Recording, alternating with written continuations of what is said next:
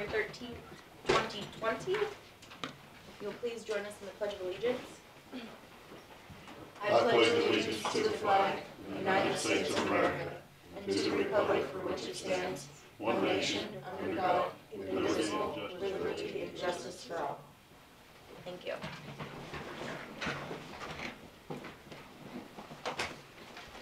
Well, first things first, I move to appoint Mr. Randy Lohman as the chair for the commission for the year 2020. Seconded by Mr. Gabelmann. Any further discussion? Those in favor vote aye. Aye. Aye. Motion carries. Do you want to do vice chairman too? Do what now? I get this. No, we have to do a vice chair. Okay. Well, who wants that? Yeah. Okay. I move to appoint Mr. Gabelmann as the vice chair for the year 2020. And I'll second. Seconded by Mr. Lohman. Any further discussion? Those in favor vote aye. Aye. Motion carries. I'm pretty good at advice, I want you to know that. Alright. So now, how about her? What, okay. Well, we'll have to go through our correspondence first. Well, I apologize for getting this all screwed up, That's usual thing. because of the first item on the agenda was Kenny Krueger. And unfortunately, Kenny couldn't be here because he had to take icy roads to Wichita this morning to take his daughter. Okay. However, Sharon from Post Rock has come. I'd like to introduce Sharon. Okay. Alexis Flug, and our new chairman, Hi. Randy Lohman, and Hi. of course, Jim Gabelmann, come and sit. The issue is, Kenny was talking, with Post Rock, and they need to dig in one of the roads out at Wilson Lake Estates. And Kenny was smart enough to say time out until we come and present it to the commissioners. And so that's what Sharon is here to do. Yes, we want to add a new service to Lot 35 at Wilson Lake Estates.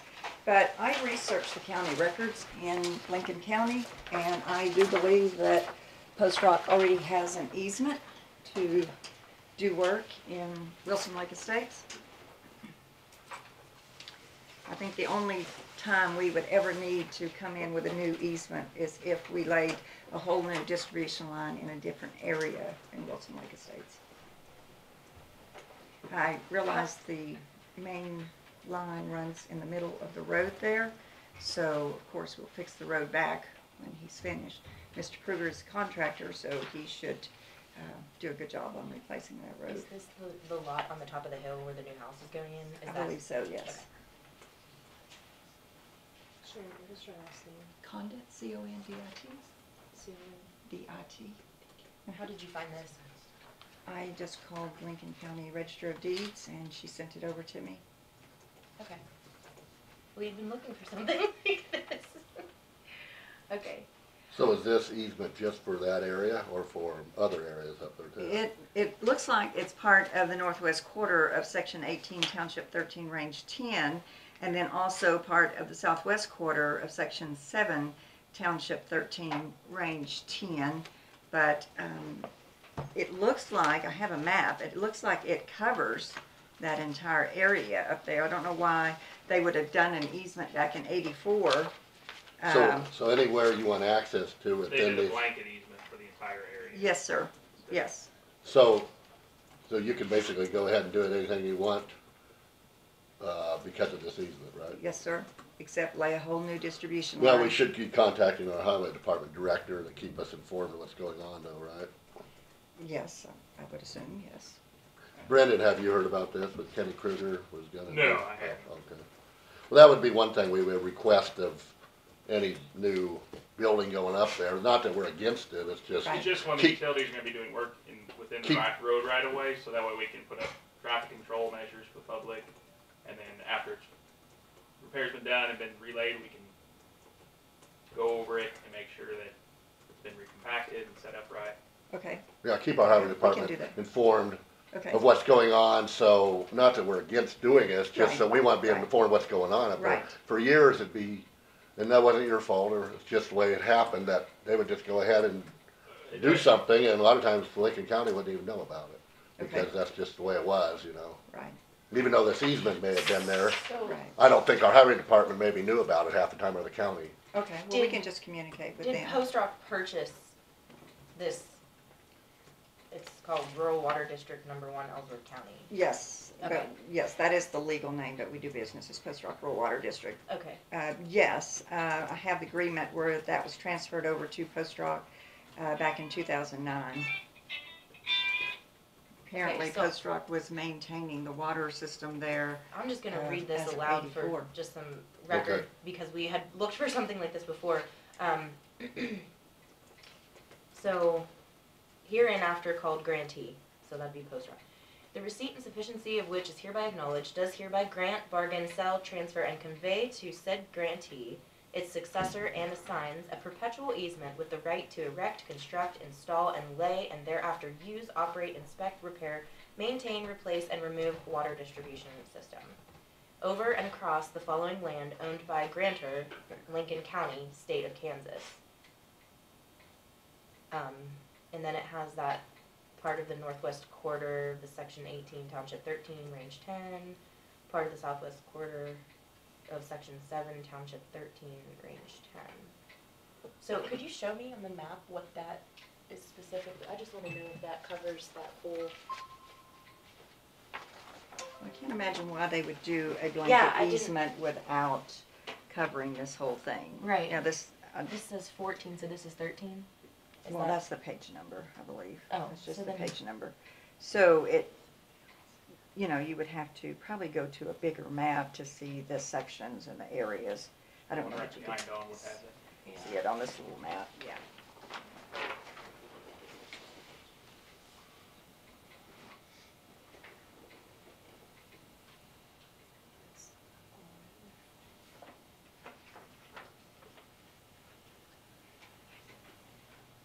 So the northwest quarter of 18.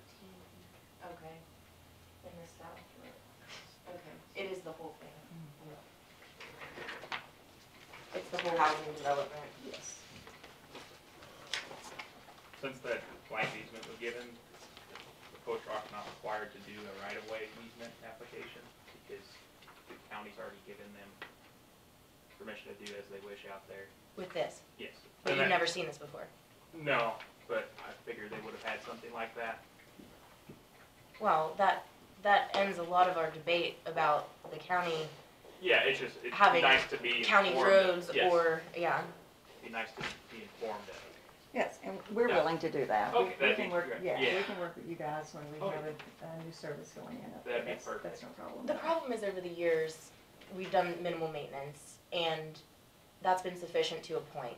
And then when there seems to be any kind of issue, then it comes back and now we're being asked to do more specific jobs that Right. require more of our time, more of our resources. But then when we find a water line that's shallow and we can't dig up enough surface of the road, or there's a meter line running through, a service line running through from the road through our ditch, Right.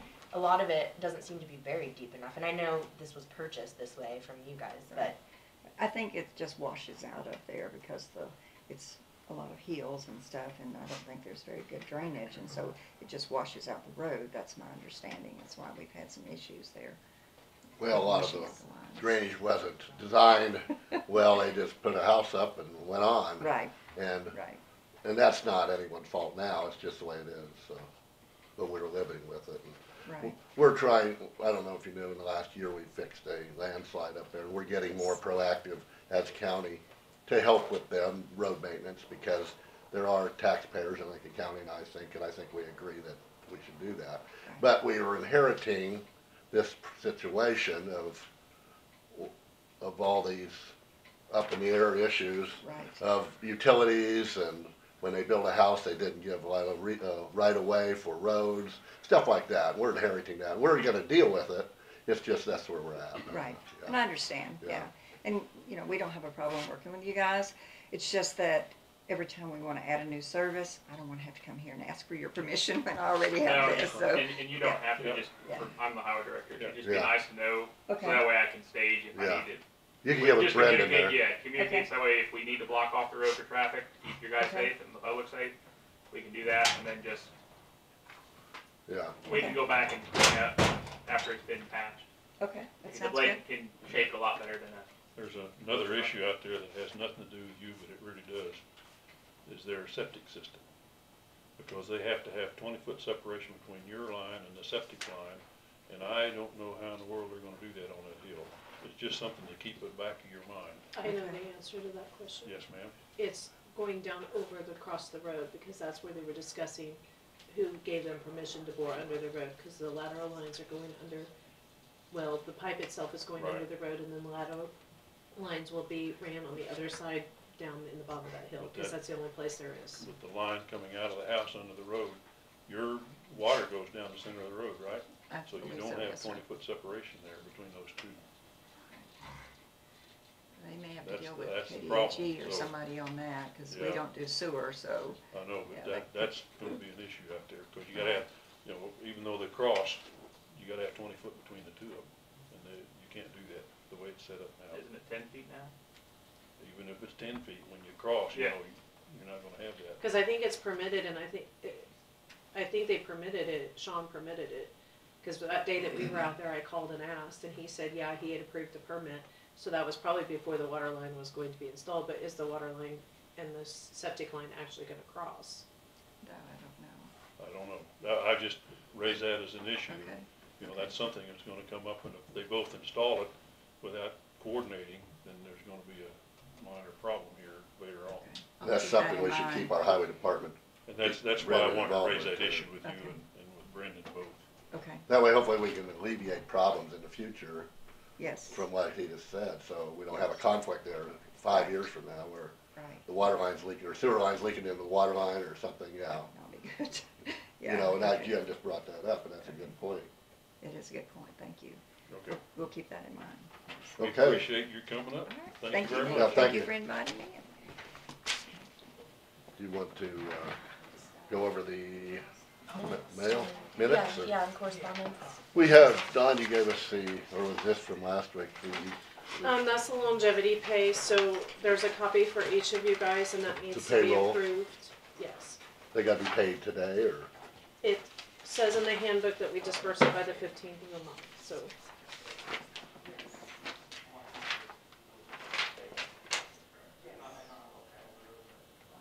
Could you tell me the calculation again? It's how many days per 5 It's years? is one day for every 5 years. And then there is also an overtime calculation, so if overtime was accrued during the year, you have to put that in and also give them half time for all overtime. Halftime to add to the Mhm. 5 This is years. To the It counts longevity toward pay. their 5 years It at counts, half. it counts to their increased rate of pay. So if you have an employee that has, let's say, $100 a year for overtime pay, you have to add it to their hourly rate and then give them the halftime for the hours, or for the new rate of pay. It's a huge calculation, This is for the longevity stuff, correct? yes.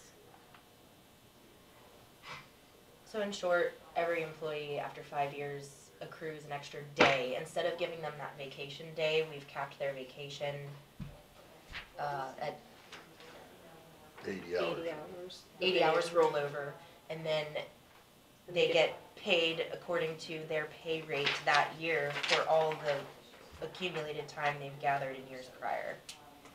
Which I do not have a problem with, except for elected officials. It's my personal. Which one? For what? I said, I don't believe we should be paying elected officials for time served. I mean, you're elected, you're being elected every election. So the longer you stay elected, why should you get paid or gain any extra financial benefit from that? Oh, yeah. Maybe we should just move that all elected officials locally could get lifelong benefits Sure. and pension. Would anybody go for that in this room? Well, just, you're allowing the feds to do that, so maybe we should do it too. You're paying them all. I'll move we approve this in the amount of $15,324.60. I'll second. What we have here is a list of individuals for payroll, like we just talked about, for longevity pay. There's approximately 1, 2,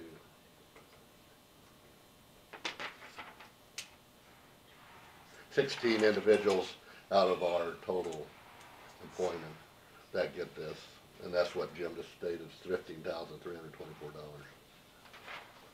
Is there any other discussion? Alexis, do you have anything else to say? I would like to omit the elected officials. The commission is not on here, by the way. No. Just all the other elected officials. Okay, motion's been, But you haven't been here for 5 years. It doesn't, did you pay the other commissioners after 5 years? Yes. Really? Gosh.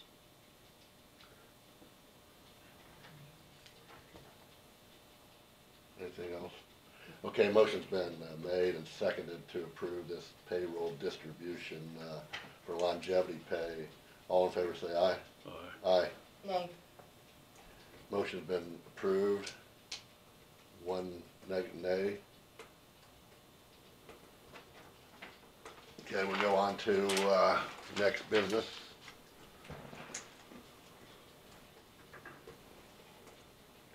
We got a letter from Joanne Schwab, Lincoln County Commissioners. Schwint. What? Schwint. Joanne Schwint. Schwind? Schwint. Schwint, SCH, like the basketball. Okay. Sorry, I just butchered her name here, You might want to read it before you read it out loud, because I'm assuming it has to do with. but, read it. ambulance. Oh, okay. It may be, Yeah, I had some correspondence about that too. I just don't know if you really should read. yeah, I won't. I It don't- may be, I won't read it out loud because it may be, like executive session information here. It's concerning, ambulance department billing.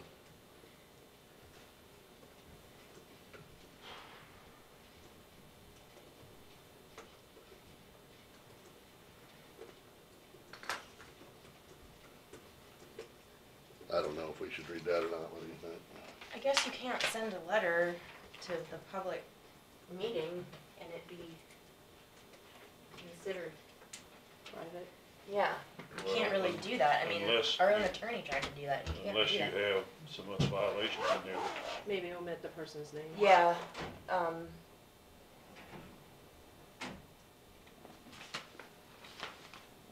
I'm assuming it's not on herself.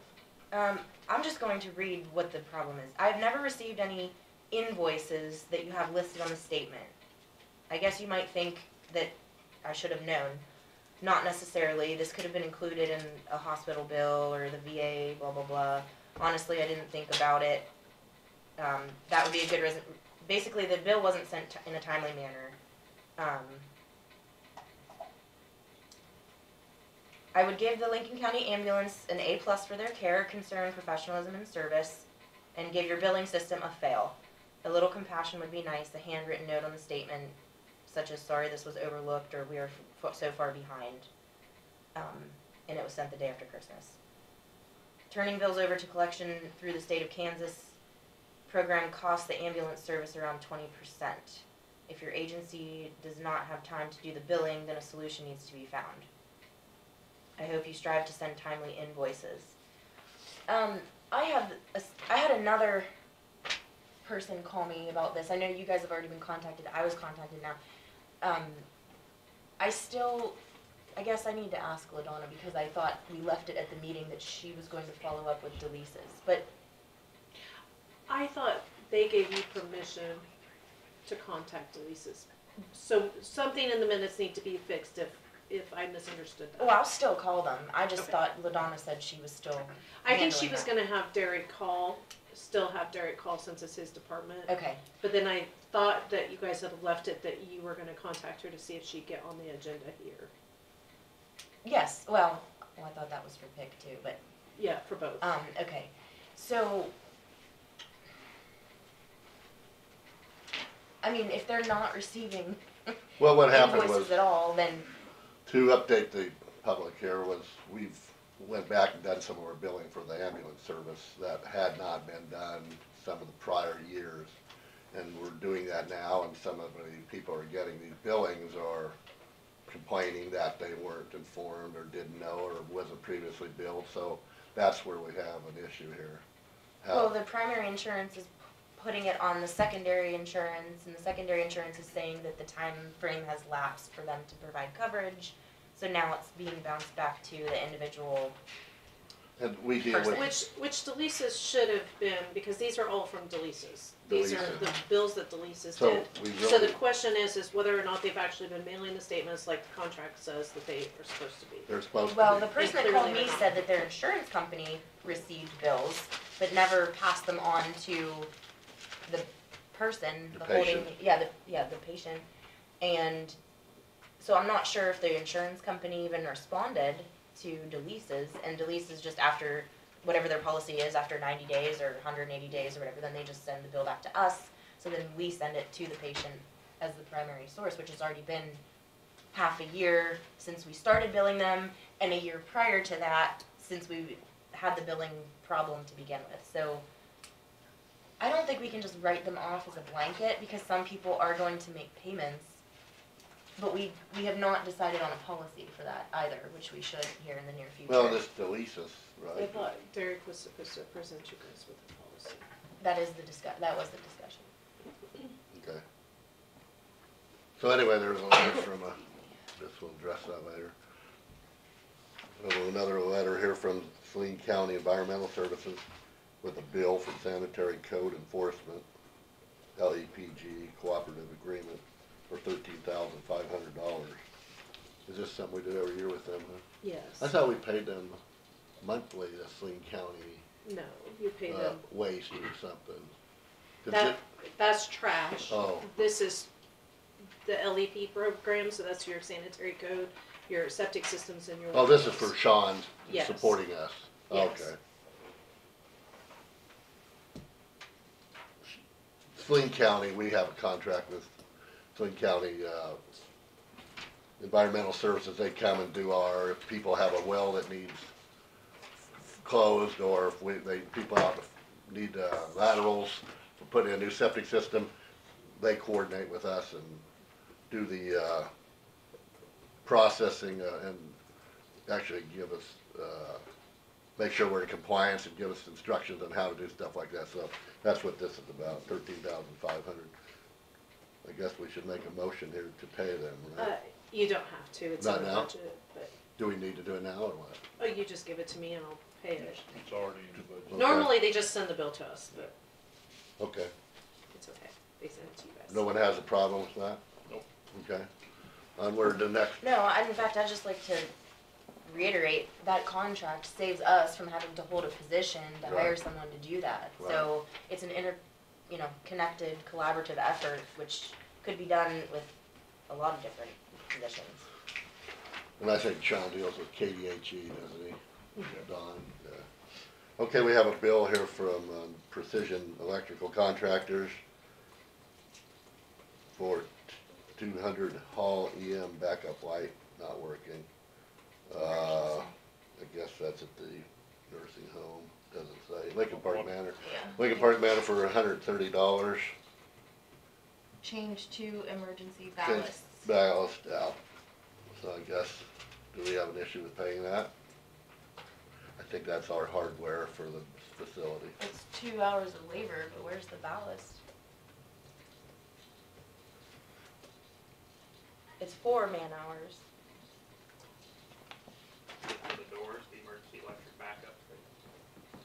Well, the Emergency lights. ballast would be in these type of, Well, an emergency would be on the thing. Maybe they're on here, the maybe wall, that's the but next we don't bill. have. Yeah. no, that's bed station, that's a call. Component Oh, of okay, what's yeah, around. right. I don't know, this is just for labor, but, I mean, we cover the electrical stuff. You guys okay with this? Yeah. We just sign this? Yeah. Did we receive any, back bills from 2019 for Lincoln Park Manor? Just whatever you have, this one's dated 2019, Oh, okay. Oh, is okay. that what you mean? Yeah. Okay, next we Just have a because bill withheld from that certain dollar. Alliance Monitoring Technologies for Lincoln Park Manor for all call wireless bed stations. A call station and some batteries for $93.80. Then another bill for $1.41 for interest. I don't know why we have interest. I think it's cause it was from September or. Oh, this is that late? Yeah, but we normally call and tell them we don't pay Okay. maintenance charges, so. So do you guys have an issue with this, paying this? All right, we'll sign this then. We agreed to put in a new all-call system, didn't we? I think that's parts for the old one, Yeah. but yes. Well, that's for the whole, I think that's for That's the, the old one, but I was just saying, we did agree, it's ours. We agreed to put in a whole new system for them. This was in September.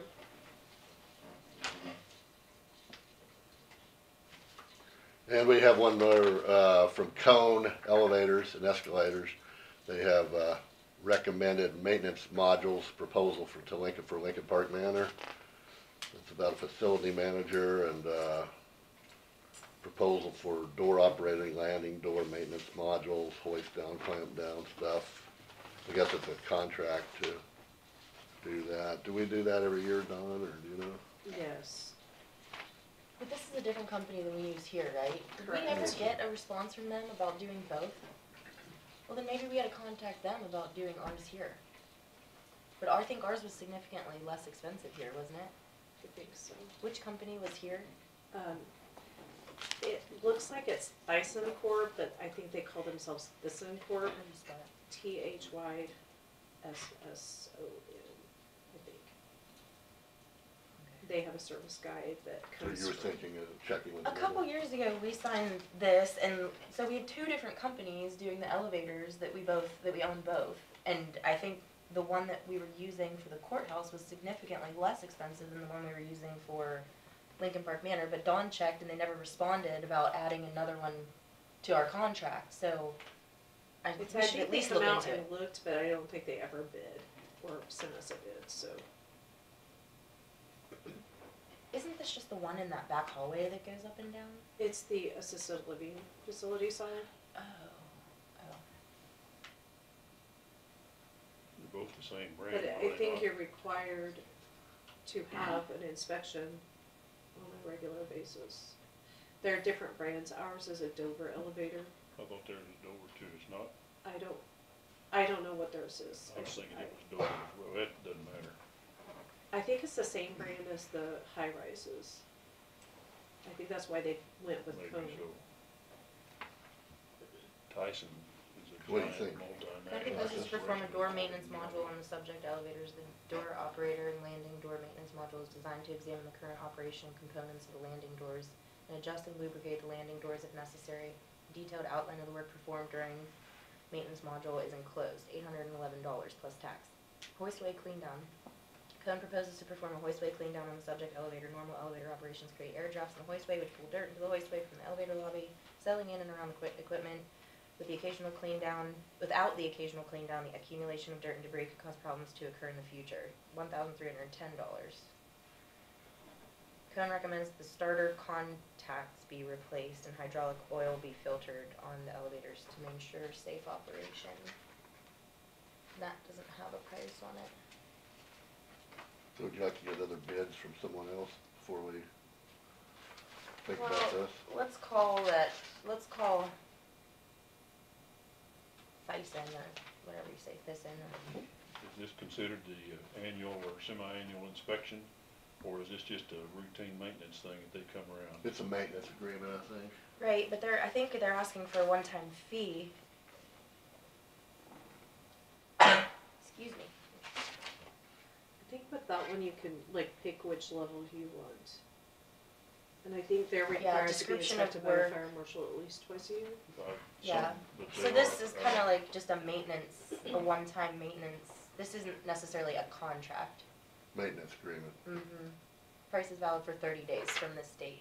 So, that was November. We need to address that in the winter. Yeah, well, let's Today? call them. Why don't we okay, so what, in the, issue of time concern here, we have the, Smoky Hill Wind Tower, Windfarm individuals here. Are you guys ready to, speak to us? Sure.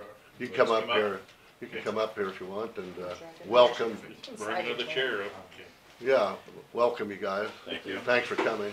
Thanks for having us, Mr. Chairman. Can I get everybody's names? before Sure. you For start? the record, Jeremy Price. Ethan Kraus? Kraus? Yes. Thank you. Jeff Pimmer. Pimer.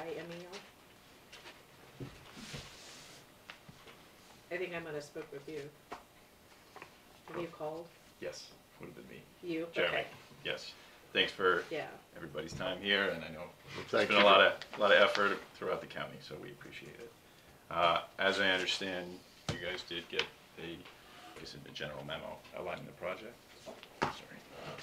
I did not bring, I got one right here. okay, any hard copies, trying to reduce papers. Just, it's all, just mine, but we can, you guys not seen it or you have? I had it in an email. You're welcome to look at it. Okay, I do have a physical copy of the preliminary plan. Basically, I don't know if you want us to give a background on the project and.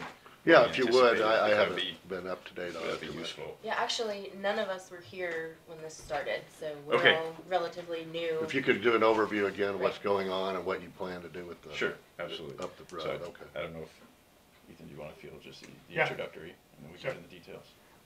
So the project was originally built in 2008. It has two halves. It's Smoky Hills Part 1 and Part 2. We're gonna do a repowering project, just basically a lot of refurbishment work. Smoky Hills 1 has 56 turbines. 7 to 9 of those are gonna get a new nacelle, hub, and blades, basically everything on top of the tower. The other 49-ish are gonna get either new gearboxes or generators, so this component replacement. Smoky Hills 2 is gonna be about half new drivetrains, and then half new gearboxes. So again, it's a lot of component replacement inside the drivetrains, also getting new hubs and blades. So, yeah, then there's one turbine there also that's inoperable, so that's gonna get everything on top of the tower as well as a new tower midsection. That's 134, correct? Yeah. Yeah, so it looks like you guys have copies, but generally speaking, we have Smoky Hills 2 and then Smoky Hills 1, so we would be obviously repowering this section in Lincoln County as well as Ellsworth. It's a different turbine supplier. And then we, if everything is in place and you guys are in agreement, would like to get started on the civil work in February. So we're in the process of securing agreements with KDOT for any improvements on the state right-of-ways, and we understand that an RMA still needs to be finalized. So we've been working with Dr. Mackay and Mr. Yost. Okay. What do you do with the old components? Do you haul them off? It's a good question.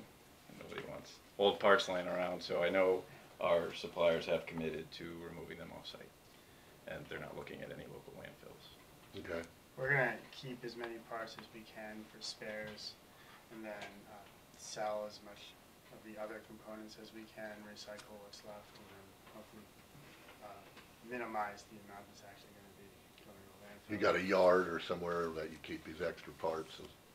Is that the one right on your main Highway 14? The O&M, Your office is there? yes, the O&M Okay. building. So, We might build out a small, like we have to build out a laydown yard for these activities. Yeah. And we'll probably Right there. keep a little sliver of one to store some blades. Or- Blades? Go ahead. Old blades? Yeah. So half the Smoky Hill 2 turbines are getting new blade sets. And since the other half is not getting new blade sets, we're just going to keep a few sets of spares. Like on our prop. Yeah, if something happens, instead of having to bring it, from across the country. You're doing some blades then, new blade sets, you said? Yeah, we're going to be bringing in new blade sets for 50 turbines. Oh, 50 of them? Yeah, so they're basically everything here is Number one. is going to get. So Smoky Hills 1 is the Now, gray. Smoky Hill 2's. Oh, Yeah, two. so Essentially, everything in Lincoln County is going to be Okay. getting new blades, and then generators and gearboxes down in Ellsworth County. Oh, okay. Yeah, with so- with a couple that are getting blades. So really, the only things that are, the only materials that are really oversized or overweight are the blades, and the nacelles. I think the hubs are normal weight. So only turbines up in this area are getting new blades. What happens to the And blades Smoky that they too. need replaced? So the old blades, we're working with a few vendors to try to, to recycle them. They're made of fiberglass. But what, if it's concentrated in that area that they need them, and they were all put in relatively in the same time frame, what happens in that area that they're going bad? Well, Ethan can probably go into it Yeah. more, but we're basically repowering. We have to select certain parts of the project for, how the project's defined, So depending on everything what. needs done, you're just starting there. No, No, You do an evaluation probably each one and determine what it needs and what it doesn't need, huh? yeah, well, in order for it to like qualify as a repowering project, we have to do, a certain amount of work. And we have some components for the project that were bought in 2016 that we're trying to use, and to use those components, we need to put on some new blades. And then, so this half of the project is using those components, and we have GE doing that work. And it was sort of a tension between doing a more robust scope of work and a lighter scope of work. Basically, in order to get GE interested in the project over here, we had to give them a larger scope of work, and then kind of keep costs down so we can still do the refurbishment and extend the life of the project. So that's why we're doing a lighter scope on the second half of the project. so I guess just if there's other blades that need to be replaced, they'd be like, as needed, kind of like our operations team does now. If one blade goes bad, we switch the blades, just start as our normal O&M activity. So forgive my cynicism, because I know it's not you guys calling the shots, but you're basically telling me there's some sort of requirement to do some sort of repower project, and you choose that based on who you're engaging with and what area you're choosing to do a greater or lesser scope of work. It's not based on, oh, these ones are damaged, so this particular area got wind and hail damage, we're gonna replace this section. It's, GE's already been contracted with parts we bought in 2016, and we need to get our federal money, so we better get a move on. Thank you. Yeah, more or less. I just want some clarification here. Yeah. Okay, gotcha. It Okay. is a bit more of a cynical outlook, but I mean, the end It's result a reality. is we need to make the finances work to do the refurbishment for the whole understand. Sure. project. Yeah. Everything comes down to money, obviously. Yeah. What, Fortunately. are you gonna need any special assistance or anything from Lincoln County on doing all this stuff? So I think if, we get With the roads? the road use agreement in place and kind of hashing out the individual. You're working that out now with Aspects. Brendan on With- what Yeah, we, we've already sent it up. to Jennifer. okay. So Yeah. that was back when I first hired here in September, and I don't know if she's commented yet. Yeah, we looked at the previous one and provided some comments, and we sent it to Jennifer, 'cause I'm not an attorney, she's the county attorney, and I think she's looking at it. So we And did, then- sorry, go ahead. And then we forwarded it to them. Yes. And they provided comments to our comments. I think we need Jennifer to maybe review those. Yeah. So we did provide a red line to some What's of the our deadline? I conditions. see you wanted to start in July, so. Or February. So February for civil works, and the blade replacement would actually take place in July. And we didn't leave you a whole lot of time I here, so. misread Road's that, gotta go in sorry. February, which So, means sorry. we need to do something pretty quick. So are roads and bridges in order right now to operate doing this? So from an on-site perspective, there are some radii improvements that need to go in just so that we can accommodate those blades. Generally speaking, I mean, I think it would be conditioned that we'd work with Krueger Michaels, do the drive-through. We're waiting on the final design plan from the engineer. I know we have a 30% design at the moment, so we can really kind of work with the details and find out exactly what's needed. I guess some clarity would be if you guys would accept the current existing letter of credit that's in place versus an escrow account. I know that was in the the previous wording, so I don't You know. know, you Who have makes a that copy of determination? That package I gave you. This one. Yeah, Yeah, so there is, letter of credit, I think, is second or third sheet now. The standby letter of credit will nevertheless terminate and expire finally on December 12th, 2028. There's one more, that's the second page of it. yeah, automatic for Oh, the, I'm sorry. for the news every year, correct. It is a condition of the standby letter of credit that its validity date shall be automatically extended without amendment for an additional period of 1 year from the present or any future expiration date, unless at least 30 days before the current expiration date. So-and-so notifies you and NL North America Incorporated on behalf of Smoky Hills Windfarm in writing by certified mail that we've decided not to extend this letter of credit.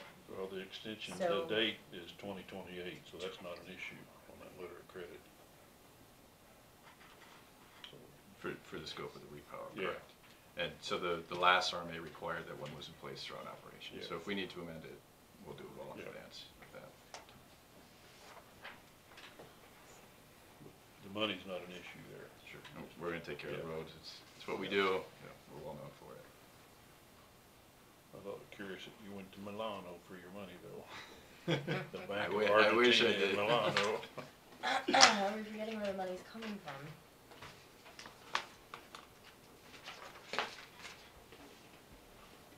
So what do you need from us?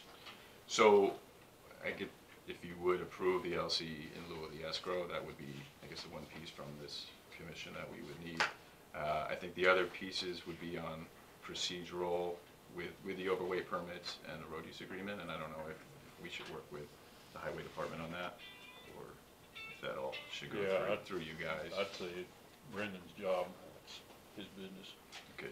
Do Now, you the want me to moving ask? permits is something that you guys need to address, cause my office issues the moving permits. When they did the initial Okay. project, they did not require me to issue moving permits for every load that was oversized. Just So- one. They didn't even charge them that. So the question is, a lot of the counties are charging the companies a moving permit per truck that's coming in. So, we've already had a couple of the companies contact us, and we told them we didn't really have any Sure. requirement at this point in time, so I guess maybe you guys need to take either formal action on that, or decide if you wanna charge them a blanket fee, or, Yeah, that was gonna be one of the questions. The same thing with the right-of-way permits for any work done within the right-of-way. I mean, we can provide a plan set that essentially outlines each improvement rather than a separate permit for each. We're happy to do whatever works for you guys, but, so those two items probably are left on my list at least. I'd say, I think in the first project, we never really ever thought about it, but now that more and more counties are expanding and the listserv is blowing up about it. I know typically we lump it in with the RMA, but What would be the purpose of charging a fee for a truck? Well, it's just accumulated When- damage over time because you're timesing it by how many loads there are. I mean, A little bit of that, but the other part of it is so like if we have a house that's moving through and they get a moving permit for it, the highway department has to go drive that route to make sure that any markers don't need to be removed. Most of those housing companies will go ahead and behind the project to put them back, but then you still have to have the highway department go back through and make sure that they did put any signs back up, that they didn't leave something laying. So I think it's more to offset the costs, but No, the county that's general right. I gets the just- money. I didn't realize they went through that. That's reasonable to me. Mr. Yost, have you done a preliminary on that area? Because I think that's what we had talked about, doing a preliminary, a mid-project and a final. And you Yeah, we talked about that. I have not. haven't done that yet? Okay. I still need to get you guys to a contract for that work. Yeah. But we have language for that in RMA. Yeah. and our transportation companies do preliminary drive-through too, so they can tell exactly what needs to be moved to accommodate that delivery. As far as the damage is concerned, I mean, that's something that we're committing to fixing through the RMA, but I understand otherwise. So if we do the pre and the mid and the post, usually the mid and the post will compare to the pre. If there's any damages that we identify, then I guess we'll work with you guys. Right. Getting those addressed. So typically in other projects, we'll do the drive-through physically with the entity and make sure everybody's aligned, and then like you said, we can do the mid-inspection and the final inspection. And throughout that process, you know, if we need to get somebody out there to do something, or you guys need to draw against the funds to fix it, it's standard protocol. Can I just comment on that? Sure. Sorry, Yeah. since I'm No, the only please do. person You're the in only the one room that with was here. history. Yeah. We had a terrible time drawing road funds Okay. out of the escrow account because there were so many people that needed to approve that. So is that something that you can help, like, direct contact information, so if the road and bridge department did? And I wanna say the point and issue was Colt Drive, and they laid in some kind of, Culvert. no, it was some kind of plastic over the top of an area that kept sinking, and put material on top, and then the highway department had to go fix that, and it was Okay. quite costly. Sure. I wanted to say like a fabric, Yeah. but I wanna say it was something that geotech. allowed you guys. Geotech. Yeah. Okay. Geotech, So, like, the highway department had a terrible time getting money, so I guess maybe us having actual somebody's contact information that can, Absolutely. Move Bring it that in process. contact? Understood, yeah, that would Okay. probably be me to start and make that formal introduction as to the process. The only thing I might suggest is, like, we either have the option of, like crediting against the security, or it would just be like a submitted invoice kind of procedure. That is something that can be processed much more easily, I think. especially, like, before we had escrow, so, like, the bank required so many different people to, before they would draw out. So, course. yeah, if you have the letter of credit, we're gonna have to do something different anyways, so. Well, What is I the guess difference in the I'm just process then? suggesting like Lincoln County submits An an invoice. Every time invoice. we accumulate an expense, we submit an invoice through our highway department. And we would cut you a check as a vendor, more or less. Yeah. We'd get And you that in our way we system. don't have to take out of the letter of credit and then refresh it. That's another way of doing it. That sounds more plausible, I think because we it's- keep track of projects like that anyhow, where you know on certain section how many people, man hours, equipment time, we can bill that way, or I'm right there. And I'm assuming that we would be required to get approval if it's something that's not an emergency prior to doing it, to know that you're gonna pay for it. I think that was always the issue before was, What's covered and what's not. yeah, Yeah, so, well, under the RMA, we'd be obligated to do the repairs ourselves. And if there was, for some reason, we wanted to work with you guys so that the county performs the work instead, we could, like, mutually agree to that. But I mean, under the we're obligated to do the repairs. So, that should always be the first step, is Smoky doing the repairs. So I'm wondering if some of the issues, and I wasn't here when this started, but you hear just the reverberation after time. Some of the issues, when everything went in, the roads widened, they got more gravel, they were high traffic use, and then as the project came to a close and it became just a rural route again, I think some of the deterioration was seen because it's harder to maintain a wider road. You're not gonna add all that new material consistently to keep it up to that spec if someone is blading it without the proper grade on it, et cetera, et cetera. So then people started saying, hey, these roads are really going downhill. Meanwhile, I think it was the drastic difference between the improvement to get semi-loads of turbines in there compared to what was the normal, you know what I mean? So the expectation from the public became a detriment to the commission and the highway department, and saying, what's happening out here, you know, we're not seeing those same, well, we can't provide that same sort of upgrade. So I think the reason, I just wanted to address what you were saying earlier, I think the reason why we wanted Kirkman and Michael to do that preliminary, mid, and post is so that we just have our own records of how this is, what happened, and what's happening after that, because you know, you may need a specific portion of the road wider for a reason, and then we may not want to keep that up for the next 20 years. We may need to kind of fix that ourselves after your project has kind of come to a close, because we can't necessarily afford every 6 inches, every 2 feet is more gravel and more time and another pass with the blade, you know. Totally understood, and that's hopefully what our final design will inform, so we can compare it against the inspection and make sure that it's reclaimed to what it was, or to the expectations that you guys want. So we need to decide the permitting, Yes. the money Correct. aspect. And what is that called, what you suggested about us invoicing? I guess that would be, like, that's just like the compensation for emergency repairs. There's a section in the RMA for emergency repairs right now. Correct. And what else did we have on there that we needed to address? The RMA, what do you, Yeah, so I guess all that would probably be encompassed Encompass that. within the RMA. Yeah, I guess a final legal review is the only other piece that's outstanding from my perspective. and today, you need anything today from us then?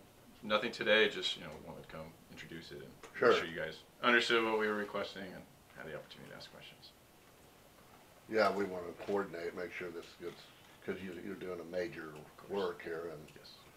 within Lincoln County and try to make it go as smooth as possible. Understood. And we would make sure to introduce, our construction team to the highway department and yourselves as well. So we have, a specific point of contact for continuity moving through the project.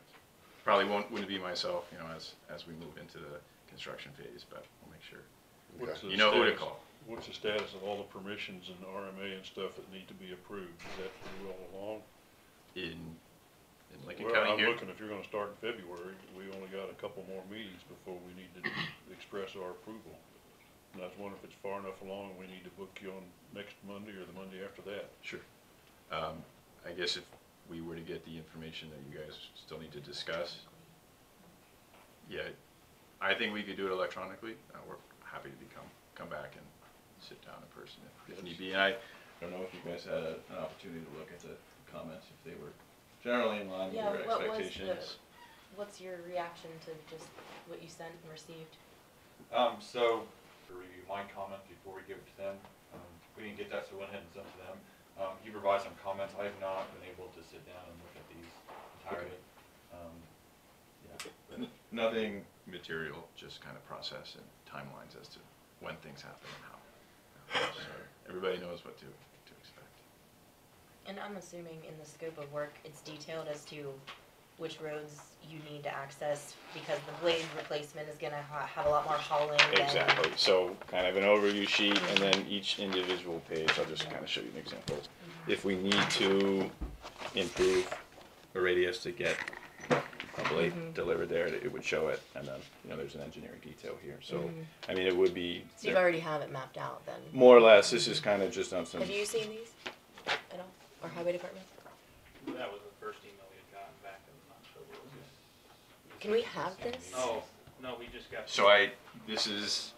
That's you want to keep them copies, right? Exactly, well, you can have it if you. Well, those if are you your want it. working copies, right? Sure, Well, so. we got the small copy, we have that. No, but this has the This is- actual. Yeah, the ones understand that we that. actually received were just the overview of pay. What he has in his And I email, didn't, just- I didn't give you the full plan set, because this was only used for SWIP purposes. Yep. So once we get the 30% design that we review internally, we'll certainly. Yeah, if you could give us. Make sure that everybody has. Yeah, one of those, please, so yeah, we could kinda understand. That's just gonna be very helpful, and we even have a course. mapping program that you could just identify certain things, even so your blademen know what's going on where Yeah. ahead of time when they're on their routes and such. Cause a lot of that is far away from where they have their hub of activity course. here in town. Absolutely. I guess just in terms of the schedule, I just wanted to clarify a little bit. So, like Ethan mentioned, we have we technically have two projects here. And it's classified based on how it's interconnected to the utility. Smoky Hills 2, which is the larger farm, which is getting the 50 blade sets, is already internally approved. And we have our contractor lined up, and they did a survey to analyze the roads and propose upgrades, and we're gonna get that drawing very soon, and we'll do our internal review to make sure we agree with it, and then send it to you guys. You'll have an electronic copy. Okay. That's the work that would start. We'd like them to come in February to start prepping. It's more the private roads which need more work, like our string roads, which are all under landowner leases. But they've identified already, some like the state highway intersection, and they have a couple of radii improvements for the blades. Just as a little heads up for you guys, Sure. roadstone that was used to build all those roads Mm-hmm. is in short supply at the local quarry. Just as FYI for you, if you're wanting to do something, you Thank you. might want to contact. Aggregate across the country is in high demand. Yeah. Well, but this is the only quarry for 150 miles, Okay. and they were digging up old piles to furnish the material for that last prime, and they had stopped making that material for almost a year. and they've just restarted it because they had 26,000 tons of it on the ground. It's not a very fast-made product, I'll say it that way. Okay. Yeah, our subcontractors have been worried about road material. So I think the ones who are doing the blade sets here are already starting to procure it. But I'll definitely relay to them that you guys have that advice. Because the road stone is a fairly inexpensive product, but it doesn't make very fast, Right. and their stockpile of it has gone considerably down. Because of the weather Everyone this buying last it. year. Yeah. I was gonna say, buy some more expensive stuff. Well, if you go to the actual rock stone, You can buy that you're looking at quartzite $26, stone $28 rock, an hour. which Yeah. is about 3 times more expensive. Yes. I was the mine engineer for APAC for 4 years before coming to the county, Okay, so so you know. a little bit.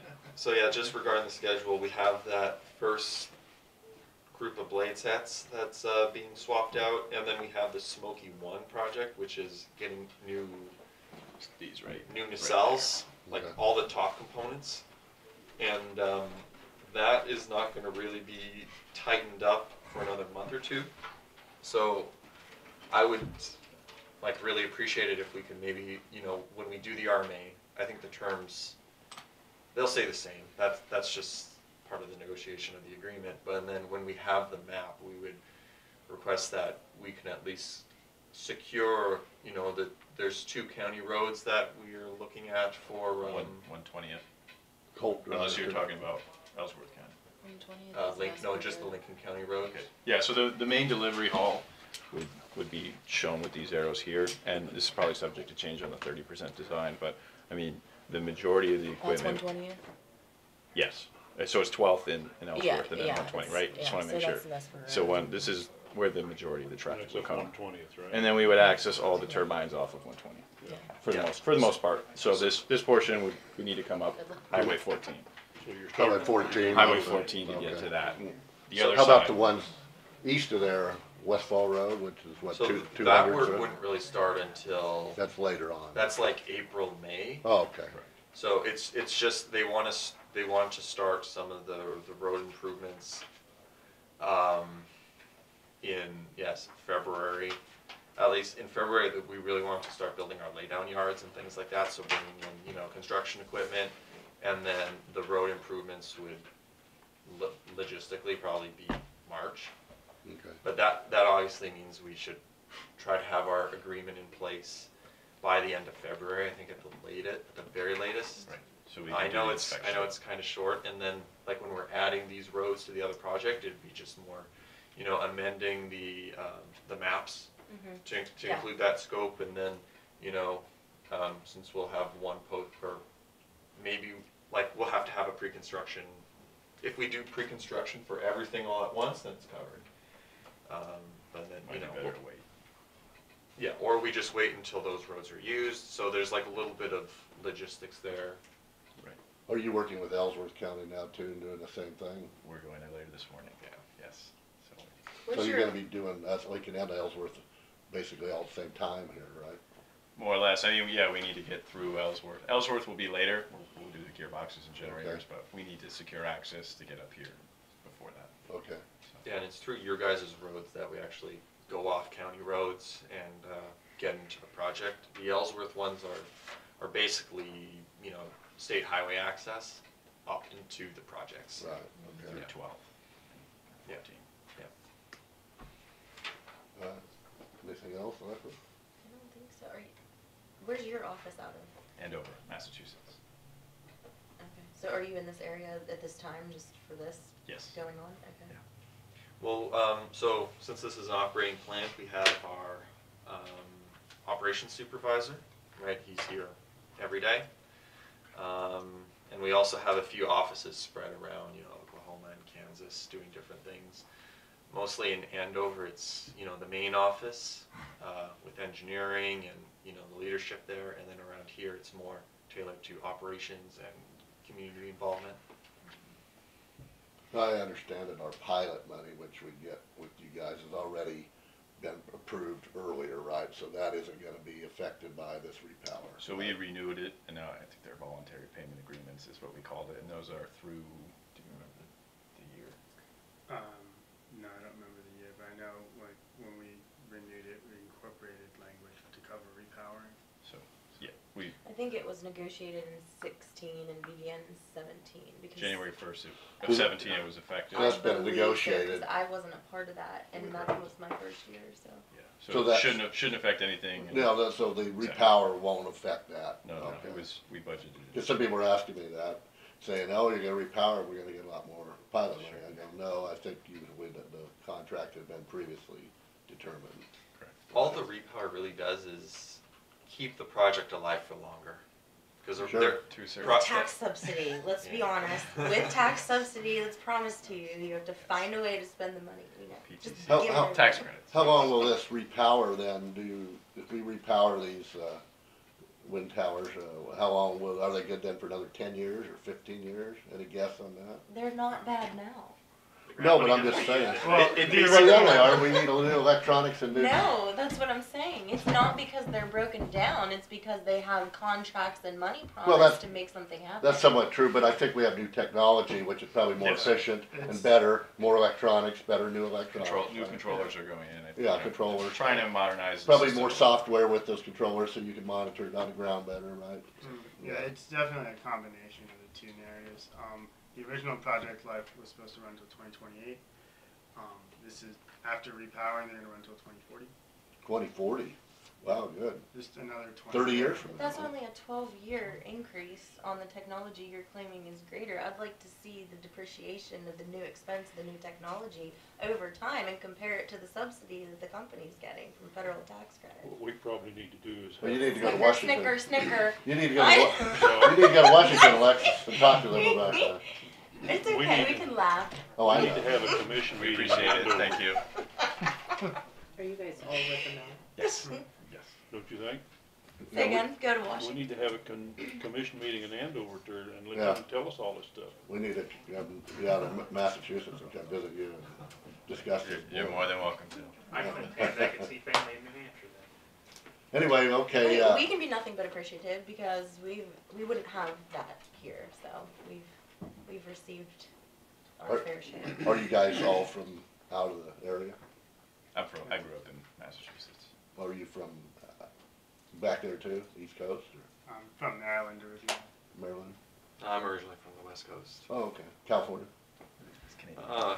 Actually, British Columbia. Oh, okay. Well, anyway, well, thanks, you guys, you have anything else, Alexis or Jim? Are you guys in Marion County? Is I know in Marion County, Kansas? Is that We the just same? finished construction of a new project there. That's okay. I thought so. And up in Allan County too, are you guys involved in the new wind park up there? There's been added. We just approved, is Allen kinda, Northeastern west. Kansas, isn't it? I thought it was, for some reason I thought it was southwest, but. Southwest, maybe I'm wrong. We have another Kansas project, a new, it's an expansion. I see there's a lot. We were one of the first ones in Lincoln County here in Ellsworth County, like in 2008.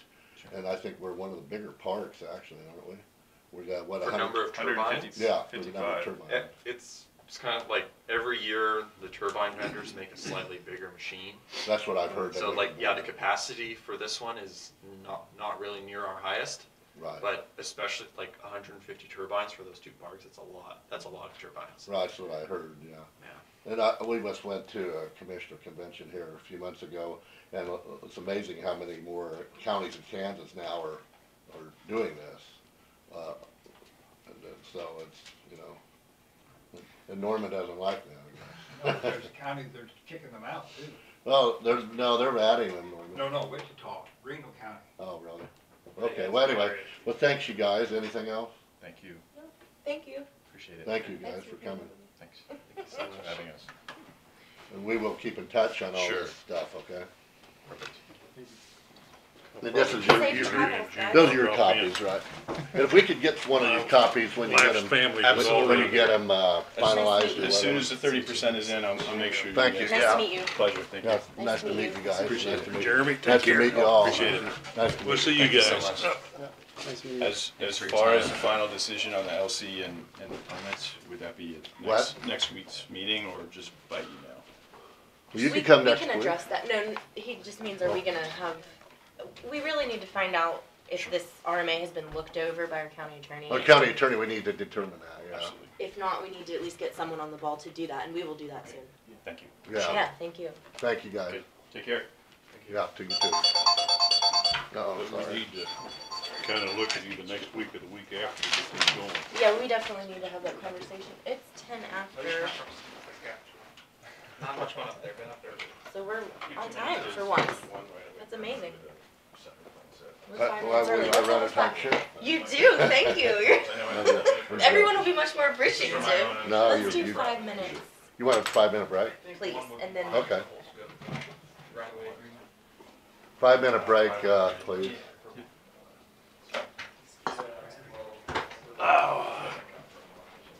Appreciate it, guys. Sorry, we gotta go to Ellsworth. He's going down for Okay. You know what's going on down the Reno County? Reno County? No, what? They're banning them. They don't want them. Really? Yeah. Why? They lied. They lied to us. Oh, you mean on the contracts or On the whatever? sites where they're putting them. The tower companies lied. They're putting them within a remote area of the Cheney Lake. Oh, It's messing up the flight pattern, wildlife. well, you think they would have coordinated that before they were building? They lied. Yeah, but somebody should be on site knowing where they're putting them and saying, hey, you can't do that. Didn't they have a project manager watching out for them? You know, they need to do that stuff if they're gonna do that. I'm not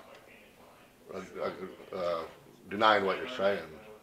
I'm just saying some counties are adding more and more, you know, and I'm not necessarily for them or against them. I don't, you know, they've helped Lincoln County, I guess. You have some, don't you, Norman, out there? Well, I thought you'd have them. Not that a first contract. Yeah. That first contract. They could pump the water out on the phone. They learned how to rewrite the contract.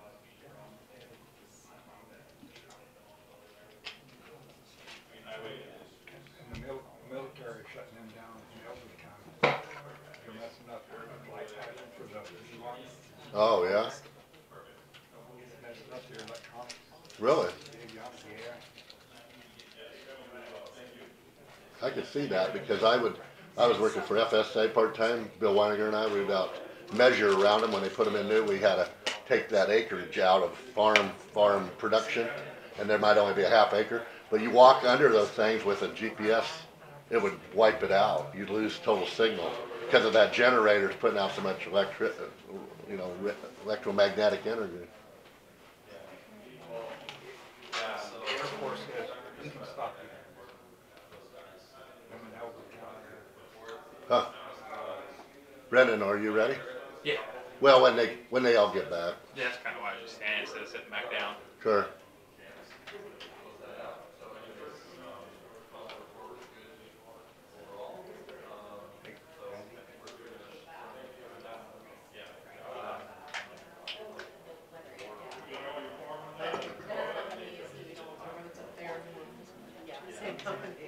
I always ask them about it. You're welcome. It's a lot easier to get through without me. Oh, yeah, we'll review this too as mail after that's from, have you seen that? I did not read this, he just told me. Yeah, about it, and I didn't either. Oh, okay. I'll just read it in the open session, I guess. Excuse me. No? I'd read it first. Huh? I'd read it first. I don't get, yeah, you can read it open. Are we back? Okay, we're done with recess then, so we'll go back to the meeting. Did you want to read that? No, let's have our session. Well, You Brendan, guys sign that longevity pay sheet. Okay. We need to My sign. name in on it. we all need to sign it or Yeah. one of us? What's She mine needs a sitting? signed copy. Okay. One for the auditors.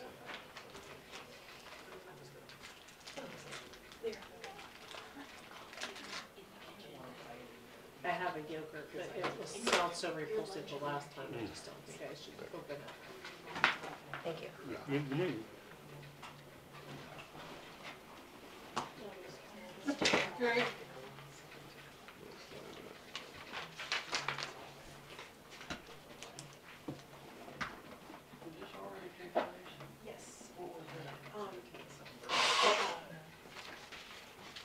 favorite French breakfast.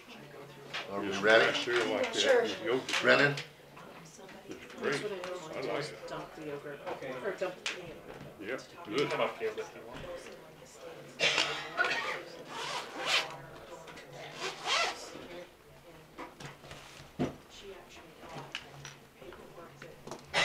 So from last meeting, the 130th and Lark guardrail, just west of that bridge. I drove there after the meeting, looked at it. Oh, the one I mentioned that someone's asked, okay.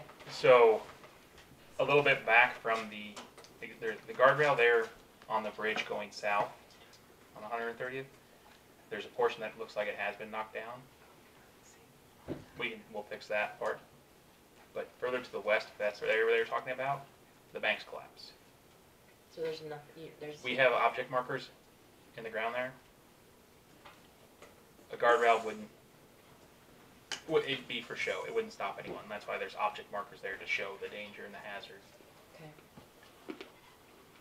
It's going to be, if we keep having rains like we have, in the future we're going to have another thing like Spillman Creek, where we're going to have to either shut the road down or remove What it. creek is that? That's the Sling Oh, River. okay. A little bit more water. No, so it is 8 away the bank, and it's a guardrail that would be put in would be just for show. It would not stop anyone. So we have the reflectors up. They've been in place. Looks What like happened to quite a the portion that's broken? Or while. missing? Of course, I broke. That's Is it still there? It's just down, like, fell yeah. in? So just for a little drawing, I'll scroll on this. So this is 130th, and this is south down here, and here's Lark. The road kind of does this. Right here is where the bank's starting to come in, and there's 4 or 5 markers through there in that section, and then right here there's another bridge that goes over the saline, and right here on this corner, right there at the edge, it looks like some implement or trailers might have hit it and So put it's it just down. been crushed over? It's Like- just the post has been broken, so it's just, this portion right at the very edge of it's laying down. That's why I didn't know exactly where they were talking about. If they were talking about here, where we have the object I markers can collapsed, ask. or right there. Well, they said just to the west. West of it? So That's what makes me think it would be this down, portion further here. down. In this part, there is a post that's broken that we'll replace. Post maybe 2. It was Can I just make a comment? So the last time we had a bunch of flood damage, and FEMA helped pay for the repair. When you come out of Beverly, the first corner to go back west, because I'm from that area, we had that same thing happen with the river, and FEMA helped us, like, fix it. So we could probably get you some Where the paperwork bank was on washed that. away and then. yeah. And it was taking away the road, and I think that's been fixed, but Okay. maybe this is something you could do there, Okay. or at least see what we did. Yep. And I think I may have paperwork still upstairs. And I'll talk to them again. Some of it would have had to have been. We did have flooding disasters, declared disasters, this past year. So some of our work, it's 18 months before they come relook at your work you've done, before any reimbursement can ever be discussed or dispersed. So I might be able to talk to them about that, and See if it can be added as a project. yes. Thank you.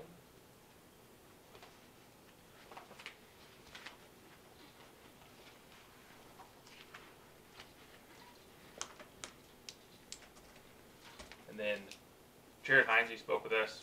He took down an old barn, just southeast of 14. There's rock there.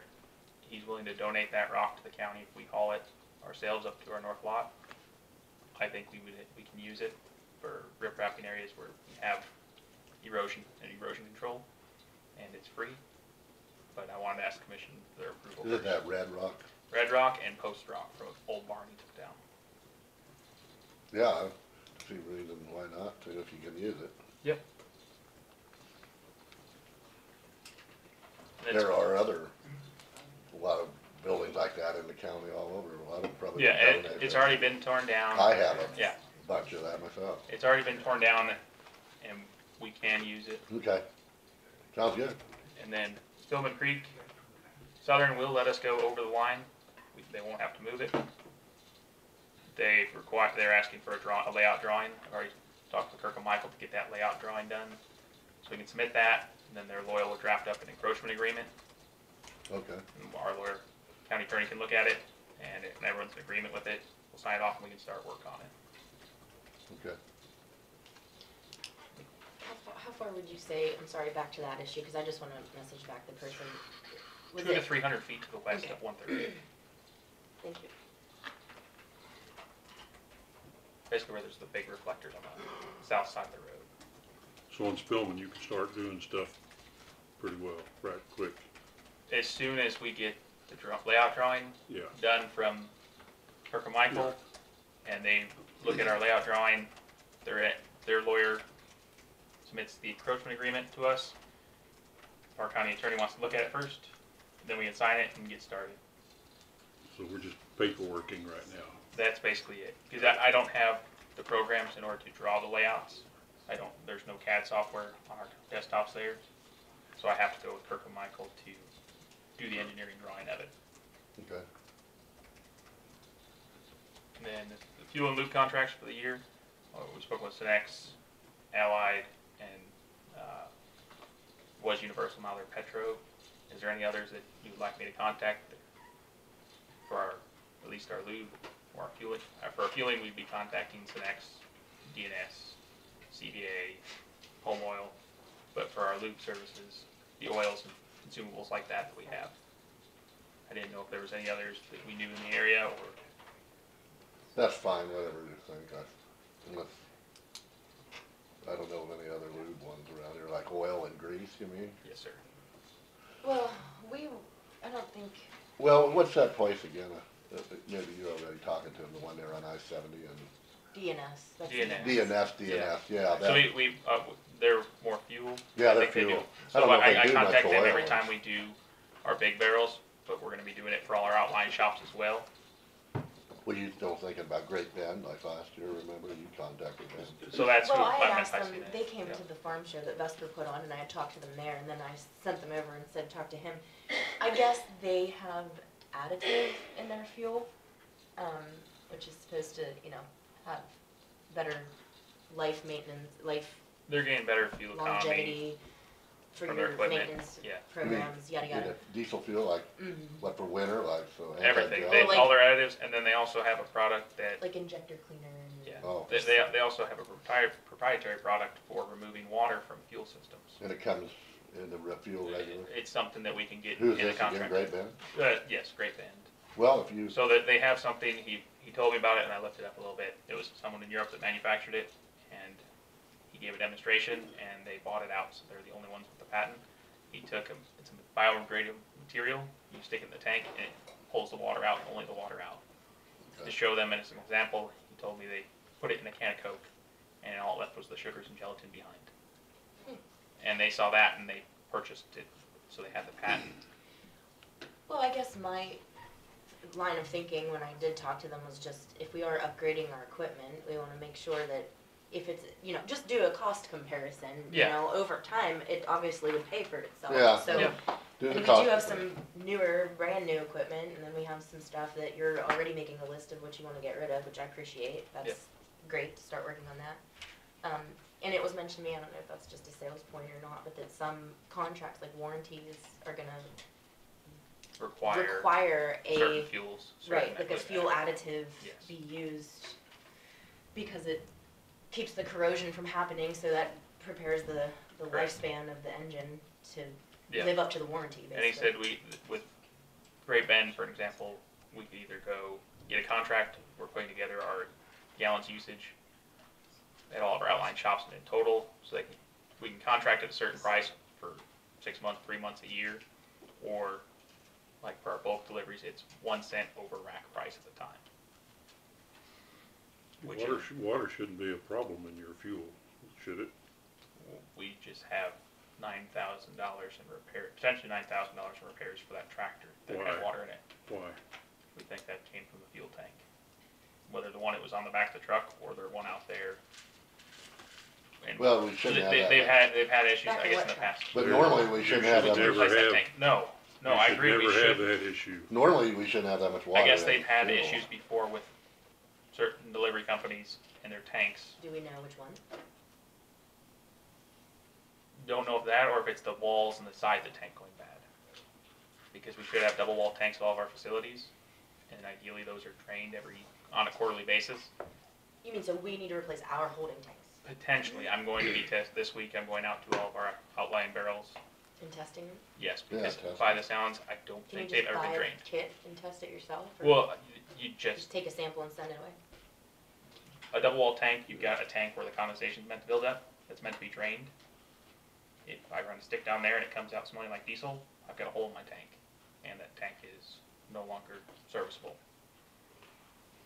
It's the quick way to check to make sure that the tank itself is not causing the issue, that it could be the something in whoever's delivering it, or is tampering with it, it's been tampered with. There are ways to test if there is water in the fuel. There's chemicals you put on a stick and put it in there, and it'll basically change color. Well, I if there know we is had water. that concern about a year ago with one of the graders, and it healed itself or fixed itself, or I It was don't a know loader. if it was a. I believe. No, it was a grader. I know Okay. it was because it was one in Barnard, because we were talking about how we haven't replaced the last two from getting all of Yeah. the 10 replaced, and And that's where the tractor came from that had the water issue. Was interesting. Barnard's. That's interesting. So Oh, check well, that tank maybe- first. Need to That's check where those I'm going. tanks. Yeah. Yep. They got problems, they need to That's a fix it. serious fault to have Interesting. water and fuel, and that's something that's completely preventable, and I think it's inexcusable, And that's. period. Well, that's ironic that it's the same outline shop, so definitely start there. Yep. Okay. I didn't know if there's anyone else that you wanted me to contact for, like our oils and grease. That's really the most regionally. Whatever That's you what- think, okay. whatever Yeah. you think, you gotta deal with price and quality. Yep. That's up to you. And I think. just, I wanna make sure I was covering all the vendors in this area, Sure, that, make sure that we're giving everyone a shot at it. I know we deal a It's lot with, the Lucas Home Oil. Yep. And that's, he's, He does all of our outline shops at the moment, right, and then I get quotes for our big transport Yeah. loads and that's as fine. it comes. He had the best quote for the outline, for the, Yeah. whatever they call He it. gives a good quote, and he's a Lincoln citizen, so I mean, it's good, but if we can save money, obviously, that's good too. And if you, like an oil and lubes and grease, if you determine what you think's best, probably that's fine with us, I would think. Okay. Well, fine with me, I mean, unless there's a big price differential. I think the biggest thing is we need some records on paper to show that there have been comparisons done, and it's not just one of those Yes. agreements that go on forever that are unspoken and unwritten. I agree, that's, It's good to get bids, that way it looks like it's open to the whole world and the public and not just one vendor that we favor all the time. Yeah. And then Russell County, I have been talking with them. I still have not heard from John Fletcher. He's their administrator to set up a meeting. But Allan, my counterpart in Russell County, I'm meeting with him tomorrow at 10 o'clock out at Wilson Lake so he can see everything. But they cleaned up the language in their agreement, fixed the spelling errors basically, and they've already sent it to us. Mhm. I didn't know if we wanted to go with that or go with the one. I'll just read it. Go ahead. Russell County, through the Board of Russell County Commissioners of Russell County, Kansas, agrees to maintaining of the road East Shoreline Drive from the Russell County-Lincoln County line to Kansas Highway 232. In return, Lincoln County, through the Board of Lincoln County Commissioners of Lincoln County, Kansas, agrees to maintain the access road from Kansas Highway 232 through Wilson Lake Estates. The maintaining of the road shall include the hauling of necessary road materials, the physical maintenance of the road, the mowing of the shoulders and roads, and snow removal from the roads. This agreement shall be in effect for a period of 1 year, beginning 2020 and ending December 31st, 2020, and shall be renewed for like annual periods unless either party provides the other with notice of cancellation of the agreement with 30 days in advance of December 31st of the lease year then in effect. And they all signed it. My problem with this is that I wanted to have a discussion with them about what has been done to that blacktop portion that is their share, because we know pretty much, I mean, you could probably pull up some records as far as what kind of maintenance we've been doing to the dirt road. It appears just on the surface as if we've done some regular, probably more minimal maintenance, but that blacktop hasn't been touched. So I would like to have a discussion about what we expect, because if this goes on for another 10 years, we're really not, we're giving and not gaining. Is kind of, that's where I Do you stand like with to have it. a discussion with them before we sign anything? I would, Do we wanna keep this here then? yeah, let me stick it in here. That's it. Yeah, I'm yeah. meeting with him, he called me this morning, asked if I could meet with him sometime out there, just so, cause he can see both areas, cause he hasn't been out that way. How long has he been there, do you know? I don't know offhand. So my question I would like Brendan to ask is, what do you plan on doing to this blacktop? Is Yeah. there a resurfacing scheduled for this year? Is there, one of the issues was that runoff, you know, from the hillside. Yeah. It's kind of running out onto the road. There's no radius Yeah. right there at the proper angle. And then even on the side that goes down toward that fill pond, that overflow pond on the other side, that kind of entrance needs cleaned up. I would say that's one thing that needs done for sure this year when the weather permits. But then, are they planning on resurfacing? What have they done? Even just ask, what have they done in the last 5 or 6 years? Because we haven't really addressed it. Maybe Right. they've done more than I know. I just Yeah, think that we should, or maybe it was that we need to call them when we right, contact them We when noticed we that- need to be resurfaced or something Yeah. like that. Have you scheduled a meeting with them? No, No. John Fletcher was on vacation, he's the administrator for Russell County, to set up a meeting with their commissioners, when I called and left a message last week. And then Allan, their highway department director, spoke with me this morning to meet with me out there so we can both look at it, and then I will call John Fletcher again later Okay. to see. So we're holding these in abeyance until we meet with the county commissioners, or until you meet, or both things happen?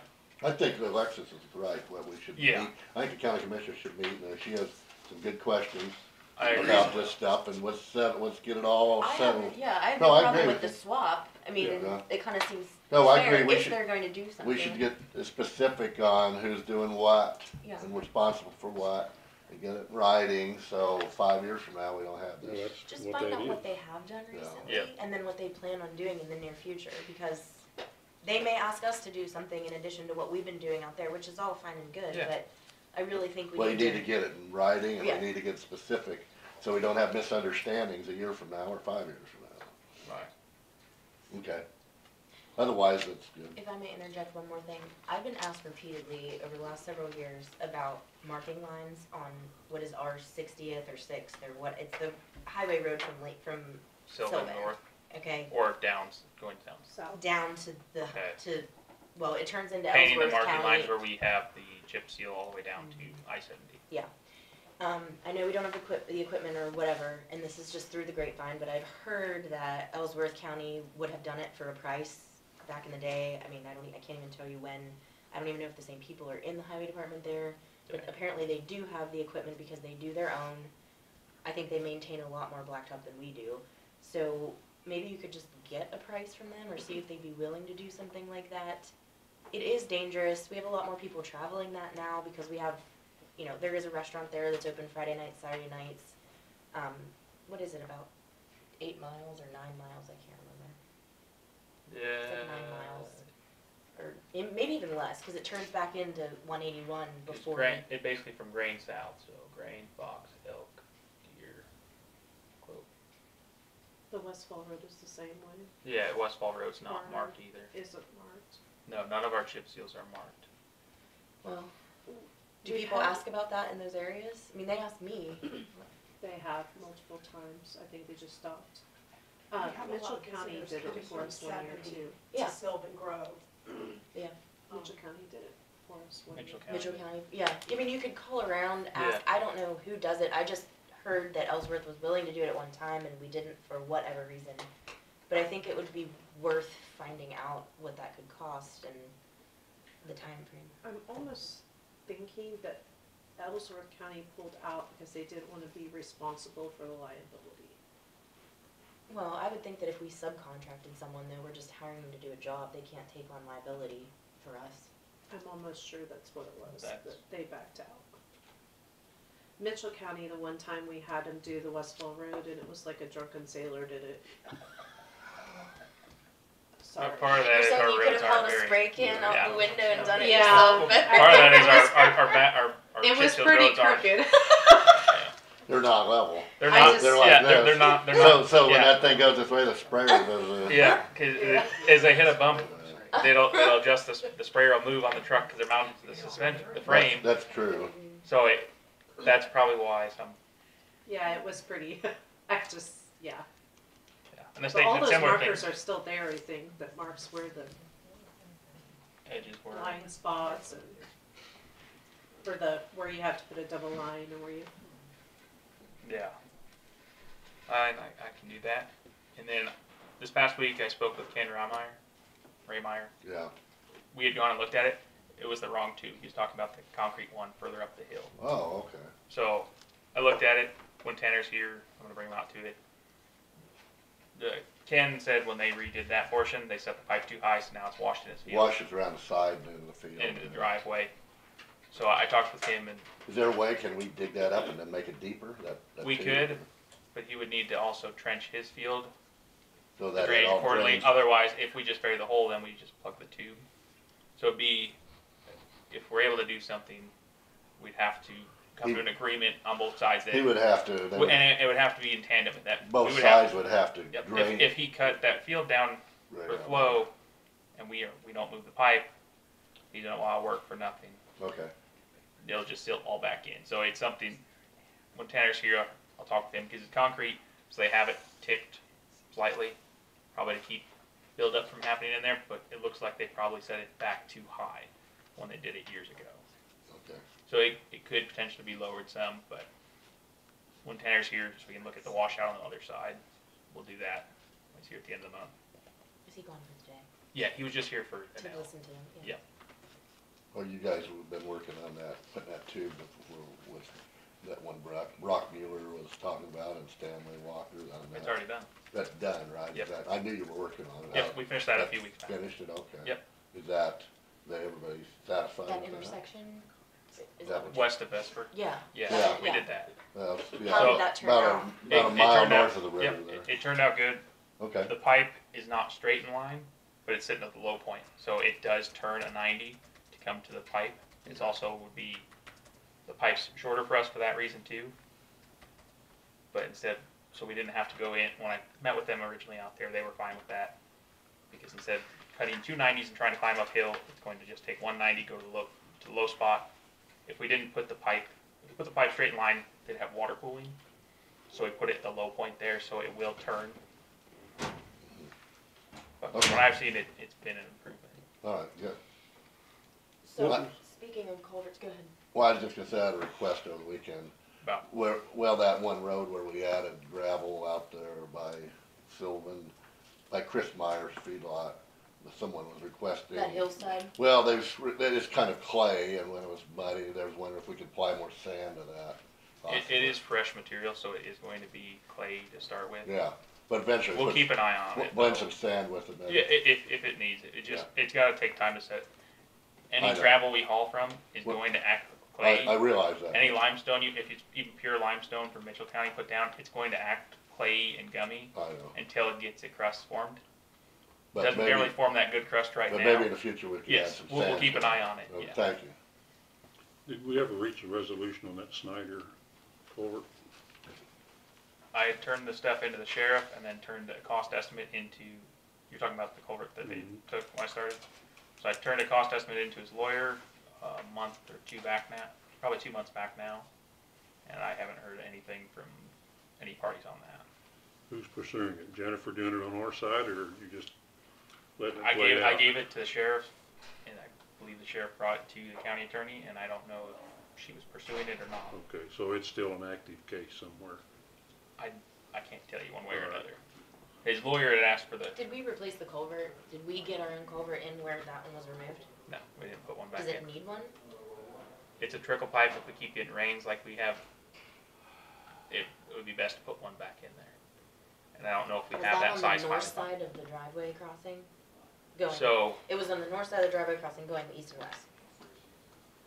yes, it was on 50th Road, Mhm. just past where it turned off to 45th up to the, Oh, sorry, On it the is lodge. 45th, not a driveway, yeah. and it was just to the north of that. There's a trickle pipe to maintain the overflow. If we keep getting rains like we do, But there is It'd a be bad. culvert. There going is one under there. 45th. There is one there, or, I'm saying, no, I don't believe there is one going across 45th there. There's one further up on 50th. This was just to help maintain the excess overflow that'd be coming towards 45th. why would they do that? Because it's lower on the east side, I assume? Like, instead of just putting a culvert under 45th in the There's ditch another drainage pond on the other side of the roadway. on the east side. So they On were the trying east to side just of 50th, divert it to across go 50th across. in the first place before, Yes. okay. Okay. Culverts. I was gonna ask.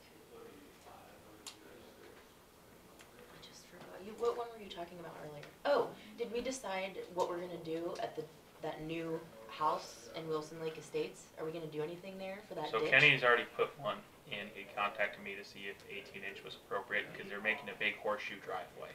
Where did the culvert go? It's going to be continuing the water flow downwards. To the, Like around the hill? bend. to the around east, that- southeast. So what about that? Has anyone worked on that ditch right there? Because that was a mess. There has been some work done to that. Majority of the work was done on the other side where we have the overflow coming at Where and the they control the water. Peterson Yes. person, okay. We still have 3 culverts for that place, right? For the lake. Well, for that house, don't we have to end up with 3 different culverts to make that drainage work? They apparently putting one in for the concrete driveway Yeah. that goes along the whole face. And then You mean we, along the whole ditch?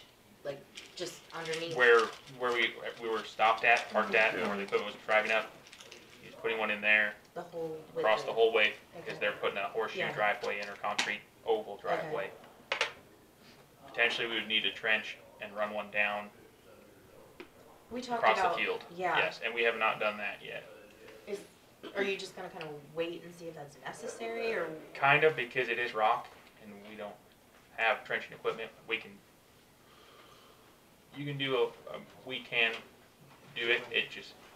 It's going to be a lot of Well, work. we talked about, there was also the issue, there is an overflow pond there, but if you run that water to that hillside, it might start cutting the hillside Correct. down.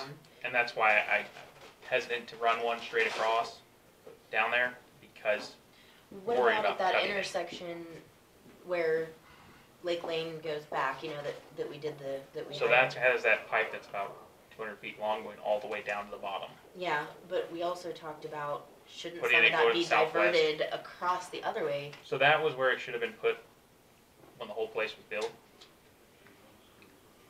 There's too much infrastructure in that roadway. Okay, so we can't go through that side at all, basically. We can, it's just, Well, there's no. gonna be a lot of people without power, phone, internet, No, I don't, electricity, yeah. and water. We kinda need to That's- see what happens when when the kind of. excavation site is settled and see where the water's going to go.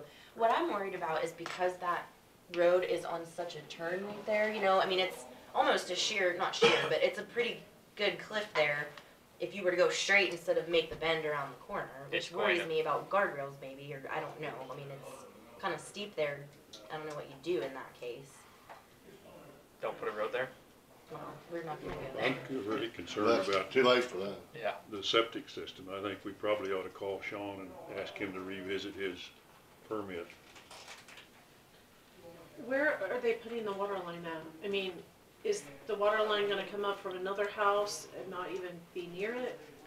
As I understand it, it's going right down the center of the road in front of, on the east side of their house. But it's gotta go to the house Yeah, at some point in time. yeah. I mean, I can text him and tell him. Just ask him. I think it's just, it's probably Sean been whistling in involved? the Wait, you dark mean here, they're but we putting ought to in a look at it. septic, they're putting in The septic system's gonna be down over that hill. on the west side? Yeah, but you gotta have 20-foot separation between the septic pipes and the water But pipes, and doesn't the I'm water not sure. pipe come through it comes through on the east side on that, Water right through comes that through the road? east on the road, doesn't it? Yeah, but So the water septic should be line. coming in from one side and going out the other side. I understand that, but we just need to make sure that that's what's happening. Because I'm not convinced in my mind Oh, that that's because the their way to do it. lot technically goes across the road down into that other side. Yeah. I just think Sean ought to take a look at it, make sure it's right. For the lot, yeah. The lot goes What drains into that other guy down below? in that overflow Well, pond what? too, yeah. Do you wanna Well, that's talk the to whole him? problem, that whole place. The lots were made in these long. Well, they, narrow- Yeah, I they guess were we can, unorganized, yeah. and it's made them out of Let me just see if It it's- was made to fit the most amount of lots into the area, not for the best amount of houses and yards. Was that lot 33 or 53? 33? 50, she said 50 something. 50s, She, 53? possibly. Anyway, if Sean's available, we may talk to him and just Okay. mention our concerns while you guys are And then sitting I'll here. just see, I texted Okay. him to see, I don't have his company phone, so. who's got the inside scoop? Well, it depends on if he has his personal phone with him. All right. And then last week, we had talked about the equipment and what equipment I thought we needed. It's still dump trailers would be our next purchase. So Over the tractors? we would use the dump trailers first. We do need tractors as well. But a dump trailer, a 40 footer, which is 20 cubic yards of material, with the barge boards on there, if we had a bigger loader, we would use those. It'd be 23.5, and that would put us right at legal load limit. We don't need a 43, and 43 footers. 3 foot doesn't seem like much, but when you're putting it behind you, and the way our gravel pits are laid out and how we use them, the extra 3 feet wouldn't be worth it. trip. Well, it wouldn't help us any, because it'd be too tight to get in. Oh, lengthwise. Yes. I'm sorry, I was thinking capacity. No, they could hold a little bit more, the 43s. But they're harder to get around. Harder to get around and higher cost. So a 40 footer is anywhere between $30,000 and $35,000 new. You talking new? New? New. Have you looking for used? I have been looking for used. Okay. So a dump trailer you get 15 to 20 years out of, best case, before it starts costing way too much to maintain it. So a used 40 footer is around, found at 2011 and 2010 for 23,000 roughly each and below. 2/3 the price of a new one. But it's already 10 years out. But how many do So you we- need? 3. Two. 2. We have 2017, a 1987, and a 1990. So you just want to replace the 2 older ones. We would have Two a third one. It's new. Yes. Okay. Because you get, realistically, Is it's that the one we just bought from? in 2017, I believe, yes. Oh, but no, that's not the one I'm thinking of. What did we just buy, truck-wise? A dump truck. We purchased a A used 2006 used dump truck. Okay. The Sterling Acetera from Ellsworth County's previously owned it. Okay. So, cost-wise, you're looking at $20,000 for a 10-year-old unit that you're going to expect hopefully 5-10 more years out of, or spend that extra $10,000 now and get another 10 years on top.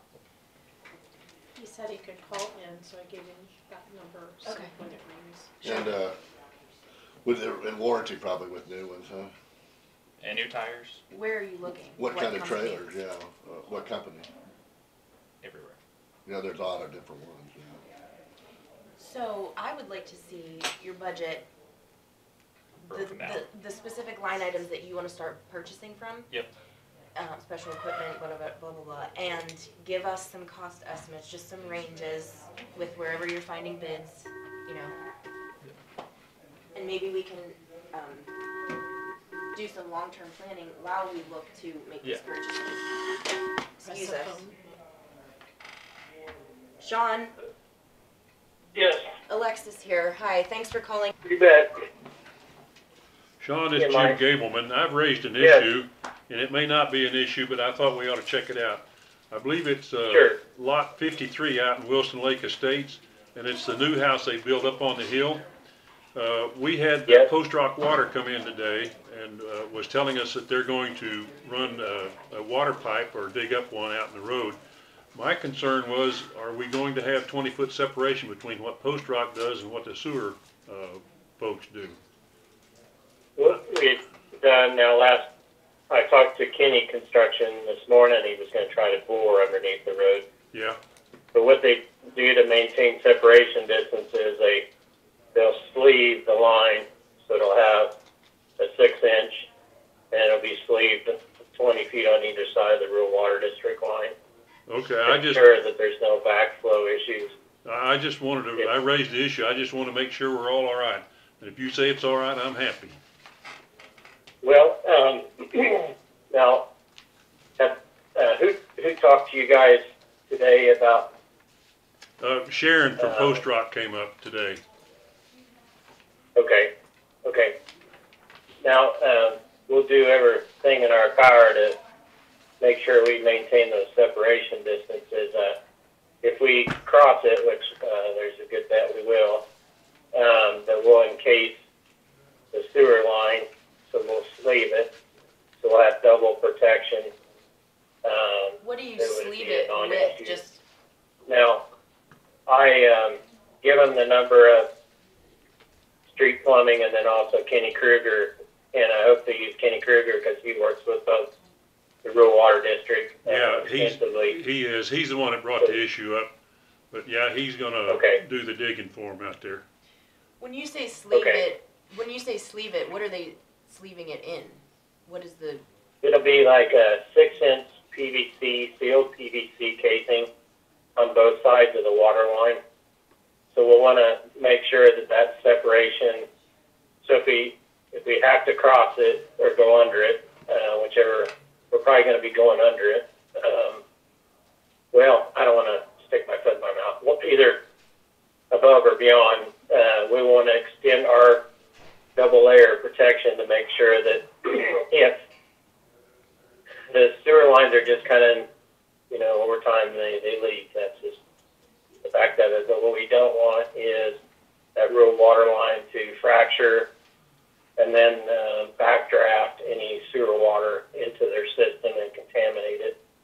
So we require our contractors to sleeve anything that crosses the rural water, whatever separation distance the rural water district requires. So some counties it's 20 feet, some of them it's 15, and some of them it's 25, depending on mainly if it's a primary line or if it's a residential, basically, which means from the meter to their house. But we'll follow whatever guidelines the rural water district wants to set in front of us because we want to make sure that we're protecting both the health and the. And Sean, you're the one that certifies that, right? Out of your office, right? Yeah, he talked to me today, and I would actually do the inspection on it. So whoever would do the work would call me when they're going to do it, and then I would go up and do the visual and documentation that it's being done. Okay. Okay, thanks a lot, Sean, for calling back. I just had a little concern. I thought we ought to check it out. Okay. Any other questions? Don't hesitate to ever call me, guys. All right, thank you very much, Sean. Thank you, Sean. Thank you. All right. Have a great day. You too. Just thought I'd check. Well, that's good. Sorry about that. No, that's fine. I know we're running a little bit short of time, so there was just two other things I had. Okay. One was, I will not be here next Tuesday for the meeting. I will be in Beloit with Caleb for the CDL test, Oh, okay. the class. Basically, this was the last class to get in before regulations change on it, and it becomes much more costly and timely to complete it. All right. And then the other thing was executive session regarding employee pay information I want to provide, or no? Not the stuff you had, the other one. Doesn't have to be. The Okay. raise for Okay. Sheldon does not have to be. The other, we do, Yeah. but we can wait till next week. Oh, This was You're not gonna the be stuff they asked for last week, the oh, pay scales. That does You're not looking- have to be executive session. Okay. Well, the first thing she brought up, Sheldon's had his 1 year of service. Sure. I'm 25. 25. 1 year 25. Okay, I move to approve the 25-cent per hour pay increase. It's Frederick King, right? Sheldon Frederick. For Sheldon Frederick King Second that. for And it one would be- for 1 year completed. And it will be effective December 26th. Okay. Okay, motion's been made and seconded to approve 25-cent per hour pay raise for Sheldon Frederick King. All in favor, say aye. Aye. Aye. None opposed? They're the same. If you want to hand one of those to Don, Jim, it's the same. Another one. And then the last handout. So the first one is just a couple lines. So those were counties that I was able to get a hold of that have already sent me their pay rates. The second one is from Saline County's website with, This little one. yes, sorry, it's hard to read. It was, Those are their stages. yes, steps or years of service. And then the third one, the long one, is what I compiled this week. And then on the right side is the total cost for basically everyone that's not management level. On line 17, or is that 17 employees? 17 employees. So I went through to see where all of our employees matched up at. Yeah. And then for some, if if they're already making more, I would recommend keeping them at that. And it doesn't have to be years of service. Like a year could be considered steps.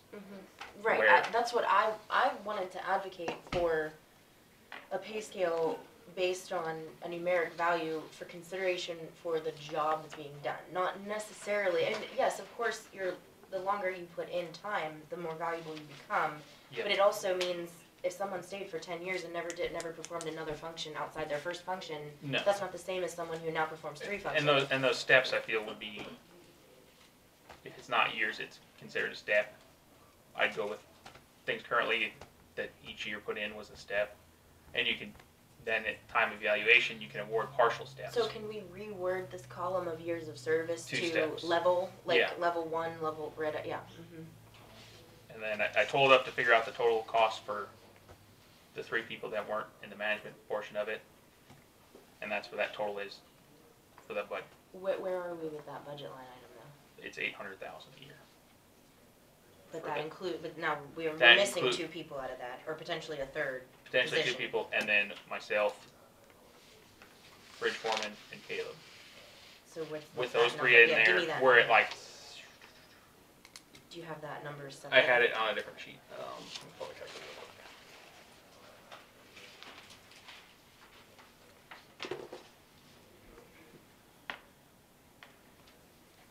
But this number you're giving us with the 17 beside it for the employee. That was 7, But so I that's could keep track. proposed according to what the steps are, where everyone What is. it is right here. But in what's current. the actual cost then? Do you have that at all? What we're current would cost actually right now, it would be a little bit less, it would be less than this. Okay, that's what I'm just making Yeah. sure where we are. And I can go back and figure that Yeah. out. This is all discussion. I'm Yeah. sorry, I didn't mean you had to come prepared 1 week later, but No. this is a good start where we can have this Yeah, that's fine. contemplation here. I want the total on the line item for the budget, for the salary. I also want the total for those positions you excluded, management positions. And then the total as the actual cost of right now for everyone and separated between management and the 17 other positions. Please. Bippity boppity. So the total, including the 3 of us in management, as we currently are, is $706,237.06. 706,237.60. 0.6. Yep. Okay. You factored overtime. And this was just at 40, flat 40. That's the actual though, for, No overtime. That's no overtime. this is actual for 2019, where we were in 2019. This is for 2020. Or 2020, the new, everyone's new rate. At this proposed. At this proposed rate, yes. This is the total. It'd be that 706 at 40 hours a week at this proposed rate, because there are differences. My Oh, employees you're aren't currently- adding in the management line item that we excluded. Yes, Okay, that's that's the the new- 706. So the management is the difference between those 2 numbers. Yes, Okay, gotcha. and that's at this proposed pay rate, not actual. Mhm. And our line item is at 8. Flat? 800. Okay. That's what it was last year. It was carried over to 2020 as well. Was 800. Yeah, I don't think we changed anything in No. that budget because we just started where we ended and pushed it. We Yeah. rolled over some of that capital outlay or whatever. Can I ask just a question? What about your new people that you have positions open for? Would you start them at the 1311 or would you start them somewhere in between based upon their experience? And how many positions do you guys have I would start at the 1311 to start. regardless of their experience? If we're gonna go to a step system, that's where we can add. They can move up at the steps based on their experience. One problem with that though is it'd be maybe hard to get good people. That would, you know, if you got somebody who's done it for 10 years and you get a good person, Well, that's they're why not gonna come for $13 an hour. Well, they're not gonna come for $12.30 an hour. We're paying them now. Yeah, that's Yeah. what he's saying actually at a higher starting rate. She's saying we're jumping from a starting rate here to a starting rate here based on this pay scale. I know. Why don't, So this you is more can com- still yeah, this do is the- more comparable. You can But- also Say do the do it. 6-month 50-cent thing and Yeah, start them and 50 that's- cents lower and say once you complete the 6 months, then you're Yeah. at this entry level. I mean, you do want to. They can be moved up steps But I'm just before saying, years like, based on their a lot of experience. businesses, if they they're picking people up off that have, say, 10 years experience here and they got another company. They're not gonna start a new entry level at that new company. No, and that's where they would be And that's moved where- up, they would yeah. be moved up to a higher step starting Right, out. okay. You know, we're still what ifing until we Yeah. prepare our pay scale, so there's no sense in No, arguing No. about something we Yeah, haven't but done. well, I'm not arguing about it, I'm But- just discussing but what what went I- on there. What I think though is if you don't intend on hiring somebody that has no experience, then don't estimate the 3 positions Yeah. at that starting pay, start them someplace else, so But- then that way they have a real world Yeah. knowledge of what that budget might actually What it's gonna fit in cost. at, if that makes sense. You're right on. I just would like to add that in Lincoln County, we have limited resources for employees Why? because of our size. The retention rate for young people is low. I mean, we may be looking at, look at what we're doing with the HR. We may be looking at entry level almost every time, and then you're kind of rotating people up and seasoning them as they go. I mean, When you shove the health plan and the other benefits in, we go way over a lot of the other counties around here. well, We're comparable, Yeah. So, not way above, not way Well- below, our wages are not comparable, the way they are. but the benefits are. Benefits are similar. They're similar for a county. They're better than private sector. But We also that's why I'm have- showing was just neighboring counties, yeah. because if I compare it to a private entity, a private company, we're not gonna even come close. But that's where our benefit package comes better. And Lincoln County's cost of living is also relatively lower. I mean, it is, just due to Yeah. the nature of our rural setting and, Well, like our housing So fluctuates. anyways, Exactly. you'd wanna add the 2 Yeah. to 3 positions, whatever you think, in there as well. So that way you know where Yep. you're at budget wise. And I didn't figure we would come with, decide on this today. I just wanted to provide this. absolutely, because this I is a won't be great here next starting week, point. That way we had 2 weeks to look at it. Yep. Because the following week will be the week before the events are due. Yeah, that's good. This is a great starting point. I wanna continue that discussion. If you could do the math breakdown. Yep, from last year, this year with the added new employees, something like this. Correct? Okay. I wanna know where we are with the actual for 2019, cause you should have that to the T. Yeah. And then we know what our budget line item is for this year, so we also wanna know, well, you also have to do some considerations with your $1,060 or whatever it ends up for one, each person, times 17 or Yep. times 24, whatever the number is. And this kind of includes that in there for the most part with these.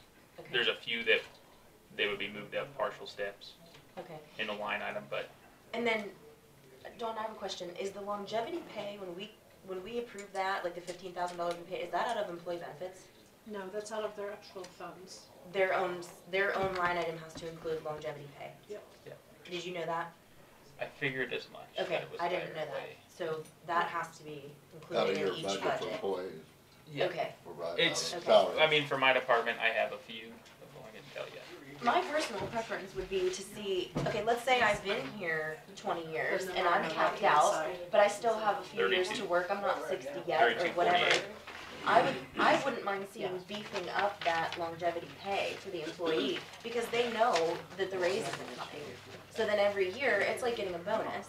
So I wouldn't mind seeing it paid out at a higher rate than even their hourly Once you rate. hit your max. Once you capped Once you out, your cap out. longevity pay could be worth more. Right, right. There's no other way Yeah. for you to make more money. Well, we can Yeah. modify that. Cause like right now, I've got employees that have been here 7 years that are they're going into their 7th year that are making somewhat, the same amount as someone that's just completed their 1-year service. They don't get any more benefits. They're doing similar jobs, yes, but it's not like we're in the private industry. Everyone gets the same amount of leave time here. It's not like the private industry where But you that's can where get we more can leave change time. the rate of pay for longevity. Yes. So that, let's say that person who has the tenure, maybe your tenure can change your longevity rate, but you may not be in, Yeah, what did we say, not years of service, but, steps. yes, you may not be in step 7, even though you've been here 7 years. Yes. So your longevity pay could mean a bigger bonus for you, but the county can actually save money because you're really only at step 4 due to the skill set that you carry with Yeah. you. Do you know what I'm saying? Yep. I don't want to discourage people from putting in more years by saying that they never can make any more money. But I No. think there has to be a fair way to do that, because if you're not going to advance your skill set, you're only worth a certain amount to the department. And that's why there's that breakdown in the years or steps. After a certain point, the It gaps spans start out, going right, further 7 away. to 10 years is a 3-year wait, so, yeah. Yeah. And I think And you can do, someone knowing you would that do ahead of partial time, steps in that, between those periods. right, But right. after 10 years, this is where that's you what would the be. evaluation and the merit-based raise is for, in my opinion. I mean, Yeah. that's where I'm coming from. I think I this just is a wanted good to have that discussion. done and bring it to Okay. commission, so Yep. that way they could look through it, evaluate it. If I get Russell counties here, I will send it to the commission. Okay. Email on You that just requested spreadsheet. all the surrounding counties. Yeah, the ones I can get in touch with and the ones that were able to give me it. But they also Or I could have go a pay dig it. scale? So Saline County was the only one that had a very strict pay scale, similar like what I presented to the commission.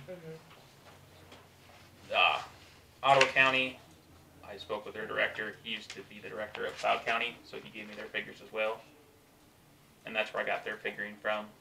And then Saline County, I talked with their engineer, and he got me turned up to their clerk's office, and he was able to point me in the right direction for where to find these. Swain County? Yep. They have a human resource officer? That's what I meant, sorry. The human resource officer, and he pointed me, it's all on their website. That's where these small numbers came from, the figures.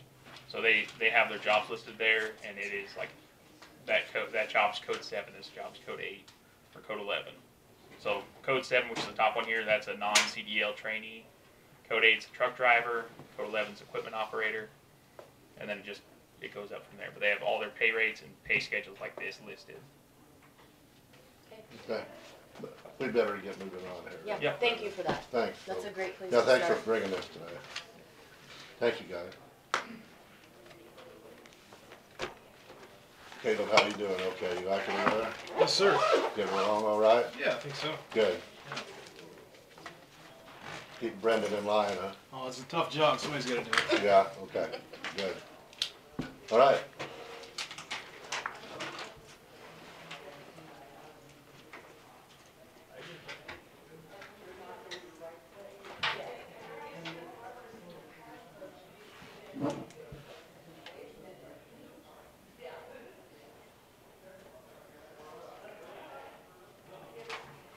I'm gonna yell at them to come in. Bill?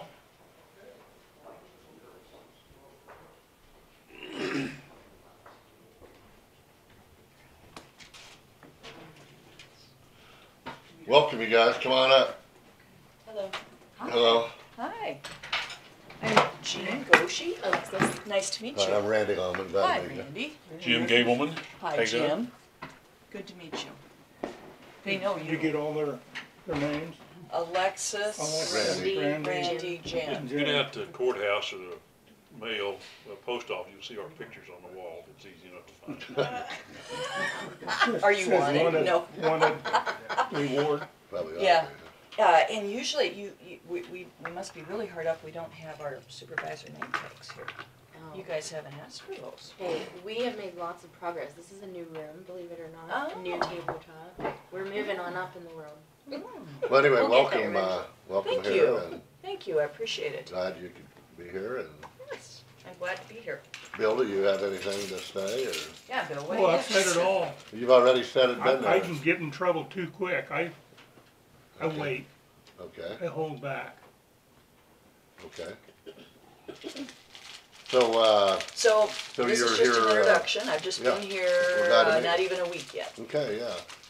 So, sounds good. So, how's hospital look so far for 2 years? It's very savable, and it's very manageable. And this is what I have done the last 10 years or so, and we'll just have to walk through. I've just started looking at things, but I think the place can do very well, but I think we may need, we could have some rough spots here, here the next 2, 3, 4 months. I don't believe in running negative bottom lines. And for instance, the last place I was at, I even shocked myself. I had a positive bottom line the first full month I was there. Now, I'm not going to promise I do that. Usually it takes me about 3 months. And they hadn't had a positive bottom line in a couple of years. So, and it's a matter of managing the expenses, and also, I'm also, my bread and butter is improving claims processing, and trying to improve revenue. And the Chimas, have some services they wanna add. So, so I also look at revenue enhancement opportunities as well. But I don't, it's, you know, it's interesting, as small as this, my last hospital had 700 FTEs. And people working there, basically, full-time equivalents. And, but I've worked in places that were this small as well. But it's always interesting. I mean, healthcare is so complicated with everything. I thought this would be a little simpler, because it was small, and we're still dealing with all the same issues that the Salina hospital We still have the deals same with. bureaucracy that the big Yep. hospitals have. Yep, have to do everything. Yeah, that's so- difficult for a small hospital. Yes, and It's we small- don't have We're the- a small county. Yeah. Yeah, Yes. with small resources. Yes, and you can't have the wing of financial people, or you just gotta try to do it the best you can with Yeah, much fewer resources, but it's still the same game. okay. Yeah. Well, good. You have any questions, Alexis or Jim? Your little clinic working out well, the early morning one? Walk in. Right, no comment at this time. Yeah. Because, I really haven't been there long enough to say anything definitively in public, okay? So now, do I understand? I will be, but, Is it getting a lot of use, Bill, or do you know? For The census? walk-in clinic, Yeah, yes, it is, and it's growing. But like everything, it fluctuates from one week to the next. what's your perspective on the walk-in? Well, I thought We it was a good need to idea. create more Yeah, obstacles it's, for it's just people another fall down service more. for people to come in for little minor things without I'm wanting fine to with walk it. in. Do we have enough patience to make it,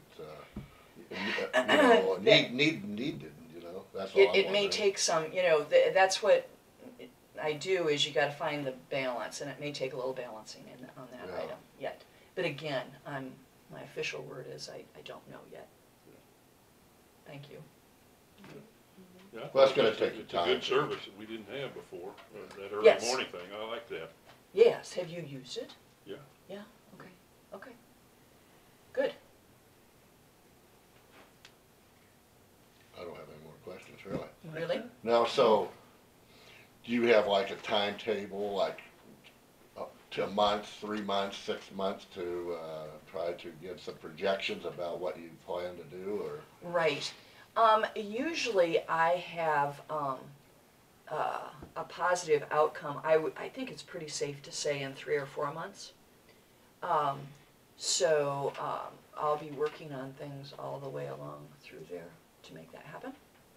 And, there are some in balancing things, there may be some rather difficult decisions to be made, and so that takes some time to figure out the best actions to take.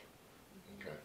Will you be our long-term administrator, or are you, assisting the board in finding our permanent administrator? Kinda neither officially. Okay. I don't plan on staying here. I will stay here as long as I'm, you need me to do the balancing. Because what's nice about that is, to the extent that there's difficult decisions, I'm kinda like a Mary Poppins or something. And so, you can blame me for the next 25 years for the difficult stuff. But then I go fly away. Right. Yeah. So, and that's kind of my expertise. I've been in a lot of places. I understand healthcare very well. I've been in the business actually over 30 years, and I've been in rural since 2004, and I understand critical access hospitals very well. So this is kind of what I do, is help communities like this, because I'm very heartfelt about it, and helping you and the hospital board understand how to keep it going and give you some options. Do you see any changes like in Medicare or Medicaid in the future? Well, I've heard they're expanding Medicaid here in Kansas Well, I've now. heard that too. I don't know how that will affect us, do you? I don't know either, and it doesn't come into place, I guess, until next January. Okay. And I'm on the payer side, we probably have, it may affect us quite a bit because we have a lot of patients that are what we call self-pay, so they don't have any coverage. And so if we're able to help them, if the qualifications to get on Medicaid are expanded a little bit, we can maybe help more people get on that so that we can assist them. You know, Medicaid can pay their bills instead of them being, you know, in a kind of an impossible situation. Yeah. So it could be positive, it could probably, should be positive. It should help assist the hospital somewhat. Yes, but More- that's a whole year away yet. Right, yeah. And Medicaid doesn't pay much, you know, Right. but it's better than nothing. So, So I was made aware that KU has been working on a statewide push to get some legislation through that they could change the dynamics of funding for critical access. Because, you know, the trends, according to what I've been presented, this is not my field, but there's some data out there. The trends show that, you know, you have these 20-year kind of lifespans of movements. And so we're coming to the end of the critical access care era, so to speak, after 20 years. And they're I think that's pushing- debatable, frankly, but okay. Okay, so they're pushing for a new style facility called primary care facilities. Do you know Right. anything about that, or have you Yes, followed and that the federal trend? government is looking at those things too, Mhm. and you actually might be in a prime position to do something like that, but again, it's way too early to tell.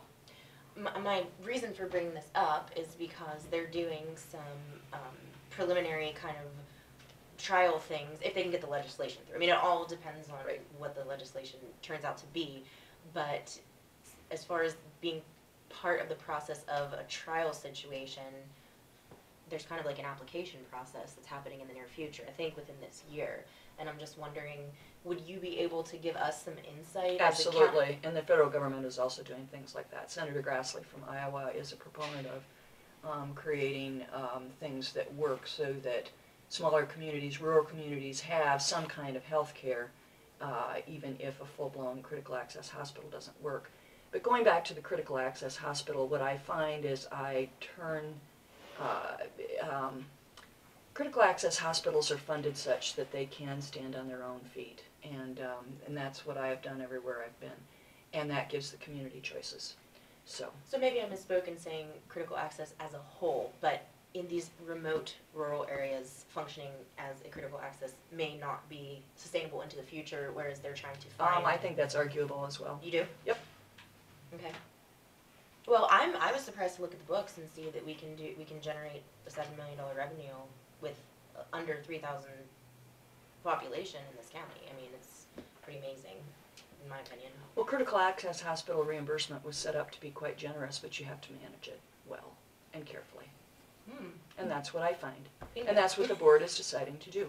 Yeah, that's awesome. Yep, And we're proud. The biggest share of our reimbursement is Medicare, right? Yes, particularly on the inpatient side, but your outpatient side, it's only about 50 or 60% Medicare, actually. Okay. And that's what you want to pull in is more of the, you know, like your Blue Cross and Blue Shields and Sure, other private private insurance. pay, Yep. yeah. Yep. So one of the things, the CHIMAs are wonderful and also have run their own business. And I don't think I've met physicians who were more helpful in their ideas and what they may be willing to do to make this organization sustainable. Good. So I'm quite pleased, actually. Have you issues with the nursing home, or is that? I don't know a thing about the nursing home, nor do I want to know a thing about the nursing home, because I understand it's in trouble, and I think you've been through that before, that if you bring the nursing home into the critical access hospital, it actually hurts your Well, no, I Medicare wasn't reimbursement. thinking of a joining of the two. I just wondered if in the day-to-day operations you had any problems working with them. I have not understand- heard of anything yet. Okay, I understand they provide a significant portion of your income every year. We've seen I'm that. not It familiar with that. was, in 2017, it was 8% gross revenue. In what way? Are they Well, they may get ill. Swing bid. Oh, The elderly patients may from get over ill and here? have pneumonia or flu and go to the hospital They for get exported. for To a me, I week or look at so. the patients, So- I don't look at a nursing Well- home necessarily, but you're talking about the referral relationship with them. Yeah. Okay. Uh-huh. Okay, And that's a good. I haven't heard a that's thing. It's a good income for Lincoln Hospital and a good benefit. to have there them. been problems that you hear of with No. referrals? I haven't, it's just, we're dealing with nursing home in the hospital as commissioners God bless here, you. so, well, we're trying to, Not necessarily referrals, but you know, the nursing home residents can choose their primary care doctor. So we've actually had a lot of them bringing in doctors clear from other counties, as opposed to using the in-house, which then generates, you know, and circulates that revenue within. So that's Okay. probably the relationship that we're ultimately referring to, is Got how it, to the keep physician. that. Okay, got it, thank you. We'd like to see patients here rather than Ellsworth or Beloit or somewhere else. Yes, Well, that's one issue here, and you probably figured that out already. We're a smaller hospital, but we have competition, which is bigger than us. oh, yeah, Beloit, Ellsworth, Salina primarily, and Hayes, that offer more services, and, they have more, of course, bigger cities. So many people in Lincoln County go to those other facilities, so that's a issue that our hospital has to deal with. Yep. Yeah. understood. And I appreciate the thoughts about the nursing home, I'll look into that. One concern I would just like to voice now, going into you serving here for as long as it takes you, I guess. There's been some talk about expansion, and I understand Expanding what? expanding the clinic. Okay, in what way was anything indicated? There's no plan to expand the clinic at this point, given our situation. If there were any plans, they are not on the table at this time. Question answered. I don't know what yeah, we are not in a position to expand the clinic. Understood. That was kind of my concern. So. Perfect. That's really all I can think of. I don't have any other questions, Jim, do you have anything? Or? No, one day I'd like to come and visit. Great. We're preparing a 5-year plan for the county, and of course, we'd like to have your input, see how you think things will look for the hospital, so we can integrate some of that. That would be wonderful. So at your Tony. convenience, in the next 2-3 weeks, I'd like to come and visit. You betcha. Thank Do you want me very to give you a call to schedule that? much. No. You'll give me a call, Yeah. whatever. And I'm open door, but I am, you know, with that, the time that I'm here in the office, I'm out working with people, and I tend to be more at my desk later in the day and evening, but, you know, but my schedule's pretty I'll give you a call and we'll work it out. Great. Day, see how it's gonna work. delightful. Thank you very much. I would also say that, I don't know this yet, but we could be, I don't even know how to put this.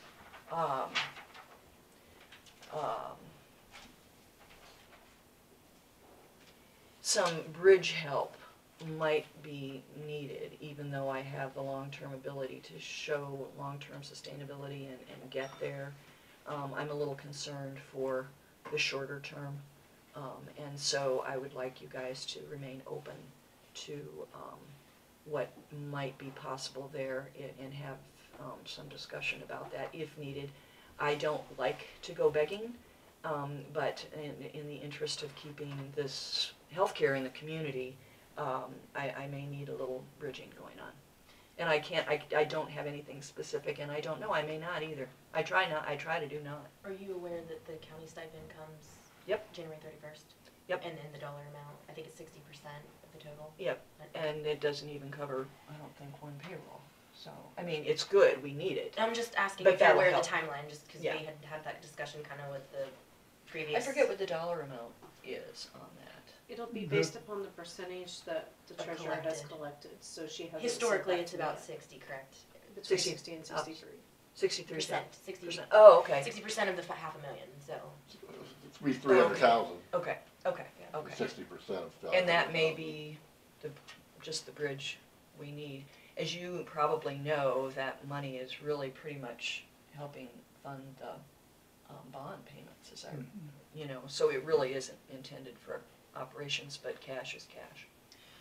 Well, yeah, I mean, I guess you can look at it any way you want. It goes in one Right. end and out the other. But yes, you know, historically, I kind of did a timeline over about 10 years looking at the tax income to the bond payment. And yeah, it's fluctuated, but actually the hospital's done relatively well over that 10-year span to be able to cover the bond payment and make use of. Do you see what I'm saying? Yep. I mean, it's been an interesting fluctuation. This last year, 2 years probably, some things have been just out of control. Just a little. Yeah. So we appreciate you coming. Yeah, appreciate Well, thank you for the visit, and I appreciate the ideas and thoughts, and Yeah, and if you have any You can contact us anytime if you need Excellent. to. We're here I every would do Monday. that. Yeah, Okay. and, we could give you a private number if you want, I could. And- Yeah, I would love that, and have you. And also, is there any, questions from the crowd out here, by anyone? Not everyone at once. I think we drilled Well, her anyway, pretty well. Well, thanks for coming, and Bill, thanks for Thank bringing, you. thanks the board for bringing her here, What's that? you guys. Thank you so much. Yeah, thank you. Hopefully you'll be very successful, I And, plan on that. and I know you Will will. you? And, I haven't been unsuccessful yet, so and if yeah. you, need assistance or help, give us a call. I will okay? be. Thank you. I'll get your individual numbers and Okay, yeah, we can do have that some other later. conversation, that'd be great. Thank you. Thank you. so I have a question before the board leaves. Have you signed your new bylaws yet? Because the last edition we received were not finalized, They're so signed. what meeting was that? Oh, The, a long time ago, I seen them. You want a copy? The Yeah. one we had Yes. at Last meeting, the meeting upstairs in the courtroom that was laid on the table at that time, that was the final version. Is Okay. did that get lost in the we might mix? get one. No, Yeah. I think you had done some additions, and revisions, but you never had a vote on adopting the new version of the bylaws. Yes, we did. I'll give you mine. They were adopted, and we can get you another copy. I can give you mine too, if somebody can. Oh, give do me they have the your date file. on them and everything? Thank you. Oh, thank you. Thank you. I didn't write my name down. Oh, I'm well. just blabbering away. Yeah, that will not be helpful to you, to see a random I could Pennsylvania guess, but. We know And yours, your number, can you 403. You ready? Yeah, 319 I'll get you a copy. 330 Alexa, We'll get it in the board 0008. packet. Yes, that'd And be your perfect. name again, That would be Tom. perfect. Oh, Thank you. Jean, Jeanne, okay, Goshi, Goche. okay. Thank you, Thank you. yeah. Pleasure. Have a nice week. Yes. And keep in touch if you have any questions or need any assistance. We're gonna do great. Okay, thanks, Bill. Thanks, Crowd. Thank you. Bye. All right, at this time, I guess we'll take a lunch. Before we do, Bill, why you don't got we- something? The minutes. Oh, yeah, the I have a minutes. correction. Okay, Okay. I actually have them open, so. Okay, Go ahead, do you wanna start? Go You had ahead. something down there? Jim, Well, I was just gonna bring them up and say we need to vote on before we get too Oh. far. okay. I'm all right with them, I don't see any Go problem. into correspondence, please, and letter from the hospital board of trustees pursuant to their bylaws notifying the commission that a member has been absent for 3 consecutive meetings and requesting the board appoint a replacement. They actually did not request a replacement, they just said they wanted to bring it to our attention. okay, So you can just strike that portion of the sentence, okay. absent for 3 consecutive meetings. That was like the first. And then if you could just, it's the first sentence under Okay. correspondence. So I'm gonna put a period after meetings and then strike everything else? I would ask that we put a comma after meetings and say which the commission questioned, letter because or Mr. Gabelmann made the point that we were all present at the October meeting, where this Give it to member in question was there as well. Then we've had November meeting, December meeting, and they were referring to some additional special meetings, saying that there were X amount missed, but we questioned the 3 consecutive meetings because we were all present in October. Okay, so I have meetings, comma, and then I added which the commission which the commission questioned, and then I'm gonna put a semicolon and then I'm striking the rest. Please. Okay. Was there anything in the HR part of it? I mean, I tried to go back and listen to the video, and I didn't know if I should put that I complained about PIC. After today, I kind of forgot I did complain about PIC, but I didn't put it in because I was I don't type when I talk, and that's my problem, and then I forget what I say. But I was all right with it. I'm okay with it. In fact, I make a motion to approve the minutes as amended. okay. Well, I'll second that. You have any other, Alexis, any other input? I don't think so. Okay, a motion's been made and seconded to approve the, January 6th, 2020 minutes. All in favor say aye. Aye. Aye. Motion carried, none opposed. Now, did you read her letter? Yes. That's, do we wanna discuss that now, or? Sure. Right? We have some more correspondence here, I don't know, do we wanna read it, or, Who, just summarize it, or what? Can I ask a question Sure. first, really quick about correspondence? Is it okay that every time correspondence comes up that I put it back up above, Yes. even though it didn't happen Yes. in order? Yes. Sure. Okay, I think that simplifies I'm your sorry job that and the we're, reading of the minute. yeah. I'm sorry that we're not organized to do it all at one time and jump around. Well, that's okay, I did that this last time and I was like, if you have a different preference, I No. normally try to keep things in No, order. you're doing a great job, Don, Okay. doing the minutes, thank you. Who terminates the hospital board member, the hospital board or us? Well, they have a bylaws which says, Well, right, do you have those bylaws? No, I don't. I don't have them right here. I don't think I have a copy of them. Because I asked the Kansas Association of Counties attorney about that, Yeah. and he said the law it did not create a provision for us to remove a member. Okay. The only provision it creates is for us to appoint a member. So I guess by all means, we can appoint when we see fit, regardless of what their bylaws say. But if their bylaws allow them as a body to remove a member, I suppose they could, because they're a self-governing organization. Yeah. But we do appoint the members or approve the suggested appointment. So I'm not sure. So we So just need to see. theoretically, they could remove somebody, but you could turn around and reappoint that same person. Right, Well, right, we that's need what I'm to- getting at. It's yeah. kind of an unending circle because the law does not provide for us to remove someone, but they're a self-governing body, so they could probably remove one of their own, but then they're asking us to appoint the replacement, and we can do as we see. But we just need to see what their bylaws say about termination of a board Yes, member. I don't believe I, I have it, but it's Oh, not. yes, I do. It's a no. What we I have, do. Right. oh, I you don't do? know why I thought I didn't, but, because I'm starting to actually put everything away. What we have here is a letter from one of the board members who had missed some meetings. And,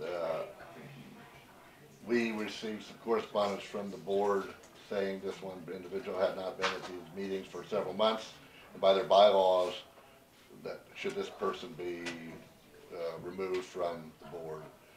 And I don't think we approved it, agreed to anything yet, but then we also got a letter from the person who had missed these meetings saying that this individual had been notified that she's gonna be, or this person is gonna be removed from the board and, wanted to know our position on it, kind of. Basically, there was no communication between this member and the board And I told him before that- the report to the commission. And I told him at the last meeting, the hospital board meeting, that came up, I said, well, why don't someone communicate with this individual? The board communicate with this individual and ask, are you planning to want to stay on the board or not? Cause that person had missed like 3 months. And get their, you know, they had good excuses out on medical and stuff. But there's still a question even about the 3 consecutive She because did not miss 3 consecutive. Oh. She was present at the October meeting. Okay. for the Well, for the regularly regular scheduled October meetings. meeting. Now, there were special meetings, Special but meetings. their Those claim don't is count. that there was no notification Yeah. even of the special meetings to that individual. Well, So it how can you depends. miss a meeting you weren't Well, aware it of? depends on the language in there, whether it says you missed 3 consecutive scheduled meetings or 3 consecutive meetings. It or says whatever. regular or special. Okay. But my point is, this person, which I didn't get to read this letter very thoroughly, but Yeah. I'm the one, I asked if I would, say something to this person, and if you're not notified of the special meeting, how do you miss it? Yeah. I think that's part of the problem. This person had notified the chairman of one Of of her a reason. absences too. Yeah. But, and it's, well, here, I'll read you the wording. It says, Article 1, Membership, Section 3, Vacancy. In the event of a vacancy on the board, such vacancy shall be reported to the Board of County Commissioners and shall be filled for the remainder of the unexpired term in like manner as the original appointment by the Board of County Commissioners. When a trustee is absent from 3 consecutive meetings, either regular or special, without approval of the remaining trustees, the trustee's position shall be reported to the Board of County Commissioners as vacant, and a new trustee shall be appointed by County Commissioners to fill the vacancy for the unexpired term of the vacant position. So yes, technically, an unapproved absence for 3 consecutive meetings, but again, I don't know how you can miss a meeting that you weren't informed was taking place because it was between 2 2 meetings, so, I don't know. And these are not signed, so whatever was said there is not true, because That's, yeah, these aren't signed, I know, it's and just, that was our issue at the time, is we don't have a signed. We'll get the signed authenticated one, I think it's set. the same thing. but they need to be signed. Yeah, right, you're right.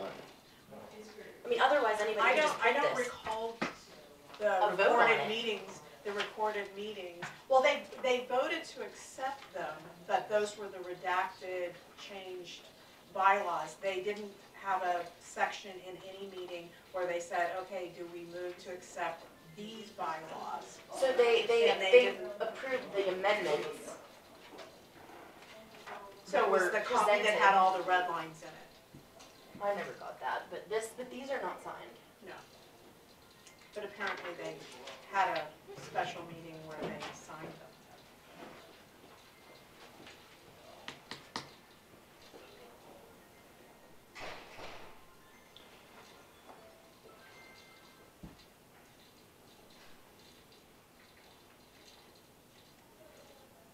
God, you have to leave by a certain time, right? 1:30. Oh, okay. Well, we, But Hannah's gonna come down and That's sit, fine. and I have my part-timer, I think, is supposed to be there kinda in and out, okay, but we'll just hang a sign on the door, and sure. I told her she's just gonna, like, basically take notes. If you make any actions, she'll record it, otherwise she'll just kinda take notes of what it is that you guys, I think we're just gonna Talked review about, the handbook and that's probably all I'll end up putting up in the minutes, is that you reviewed the handbook, but. right. I don't, Whatever you write on there, I would be happy to include it. The Okay. format's all over the road, cause I didn't have time to get it formatted, but I will. did you talk to I the just, select- there was a They few said they'll things send I, it. like, had Okay, thoughts of from the past, and I did, bring down, so this was my handbook. And normally anything that you've added or inserted Yep. or changed, I put in here. I think at one point in time after we approved the handbook, somebody About had this, suggested, or I think. K-Camp had suggested that we have a vehicle operational policy included in our handbooks. So those were kind of that, this contains like you, the department Yeah. heads, et cetera. A lot of that, most of it I put in there, and I liked your, meal reimbursement, and in fact, I quoted one of them exactly in there. Oh, I really like that, the one that has the $25 per meal, $40 per day. Okay. And no reimbursement unless you're overnight, and then you gotta have all the vouchers and stuff. okay. I like that, so I put that in directly. And I did, Alexis had asked for a copy, so I printed off. Jim had come up last week and got, and I just figured you guys would probably read it out loud anyway, so I Sure. think that's okay. we'll But review that. that way you each have although Jim gave you a handbook, but, the only thing that I really kinda have questions about or suggest, or what I feel like needs to be fixed is the holiday time given to all county employees be equal. And then our leave time is limited to a half an hour, so they have to take it in half-hour increments. But with the time clock system, most of them are taking quarters of an hour, and so I've been rounding up. I just wonder if it isn't time, since we do have the time clock system, to do a quarter hour, or we could go to where they have to take off a half a day like some other places do, but, And then the time clock, I just put, this is to be revised, cause I am not smart enough to write in a time clock policy on that. okay. So when you say equal holiday time, I mean, I feel Are like it should be 8 hours across the board for every county employee. yeah, I'm on board with that, I because the shift thing that's been going on, is at the discretion of the department head, and we now, and I'm gonna use EMS as an example, we now have a situation where they're doing 48 hours in a row, which allows them to have 2-3 jobs, and to get more leave time because their shifts have changed due to how the administration's doing it. Yeah, that doesn't necessarily mean they're actually accruing more time than someone else. I mean, I see it as a perk of the job, not as a way to accumulate more leave time. So, I struggle with the balance of, what is fair or what is right, what is, everybody can say, well, if you want 12 hours of holiday, then go do that job.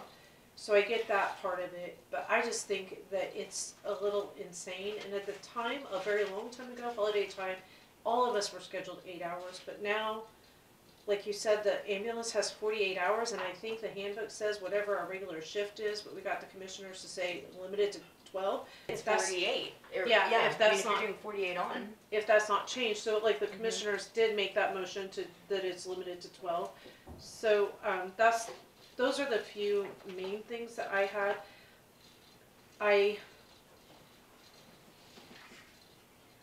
Yeah, the time clock policy, we need to kind of just put in. I just said May I make a revise that. suggestion? You're still leaving today, Dawn? She has to And we have a leave. really long session that we're planning on discussing all of this. Nothing is gonna be set in stone. Why don't we do our discussion, see what we come up with, I'll mark up the version, we the can make a paper rough you gave draft. me, then you can go through it. Because, We know you gotta go. Yeah. And I we, mean, I'd rather us break for lunch, Yeah. we're already pushing our time, so yeah, maybe do it. then Also, you can get going. One last thing back to Lorelei, what am I saying this name here? Anyway, back to What? the hospital board. He can say her name. Oh, Lorelei, yeah. Anyway, back to the hospital board, being able to remove a person. Do you have, if they remove this person, is that an issue with you guys, or do you think she should, have an opportunity to stay, or what? Do you have any input on that, or? Like we say, it's really kinda up to the board, but we appoint these people. Well, they did their due diligence by reporting the seat to the commission as technically vacant, according to their bylaws. I move to reappoint Lorelei Dole to the hospital board as a trustee. But She's now going to fulfill the term. well, I don't think she's been officially removed yet, has she? Well, Didn't according- they let her ask us to appoint somebody? procedure, I'll get the letter out, but procedurally, they report a seat as vacant, and then it says we shall refill that seat, and my motion is to reappoint. I'll second your motion and we can talk about it. Well, I don't know if she was officially removed yet, but that's what our whole discussion is that I guess the board, per the rules, can remove someone. if they- Article 1, Section 3 of the bylaws provide that when a trustee is absent from 3 consecutive meetings, either regular or special, without approval of the remaining trustees, the trustee's position shall be reported to the Board of County Commissioners as vacant, and a new trustee shall be appointed by such county commissioners to fill the vacancy for the unexpired term of the vacant position. So this letter is to inform you that Ms. Lorelei Dole, has not attended a meeting since the regular meeting of the board in September, which is not a true statement. not. And then as of the special meeting yesterday, this constitutes 6 meetings. So they're counting 3 regular meetings and 3 special meetings, but I think we were only notified of 2 special meetings. Yeah.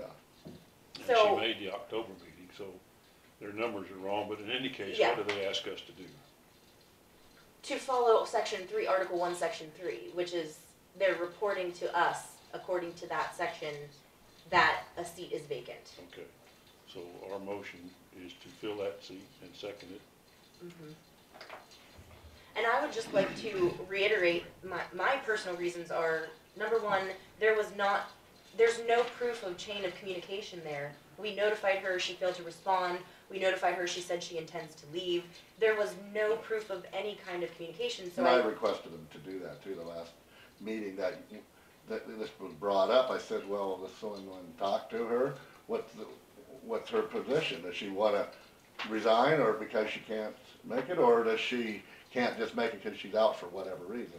And nobody ever got back to me on that, so. Furthermore, I would like to point out that her statement is, I believe it likely that the decision to have me removed has far less to do with my absence than it has to do with the fact that I have been at odds with other members of the board since October of 2018, when I first started to hear of serious and troubling issues at Lincoln County Hospital and at the clinics. I have been trying to bring said issues to light with the rest of the board for the past 14 months. And she goes on to explain some of that. So I do see that as being the major conflict.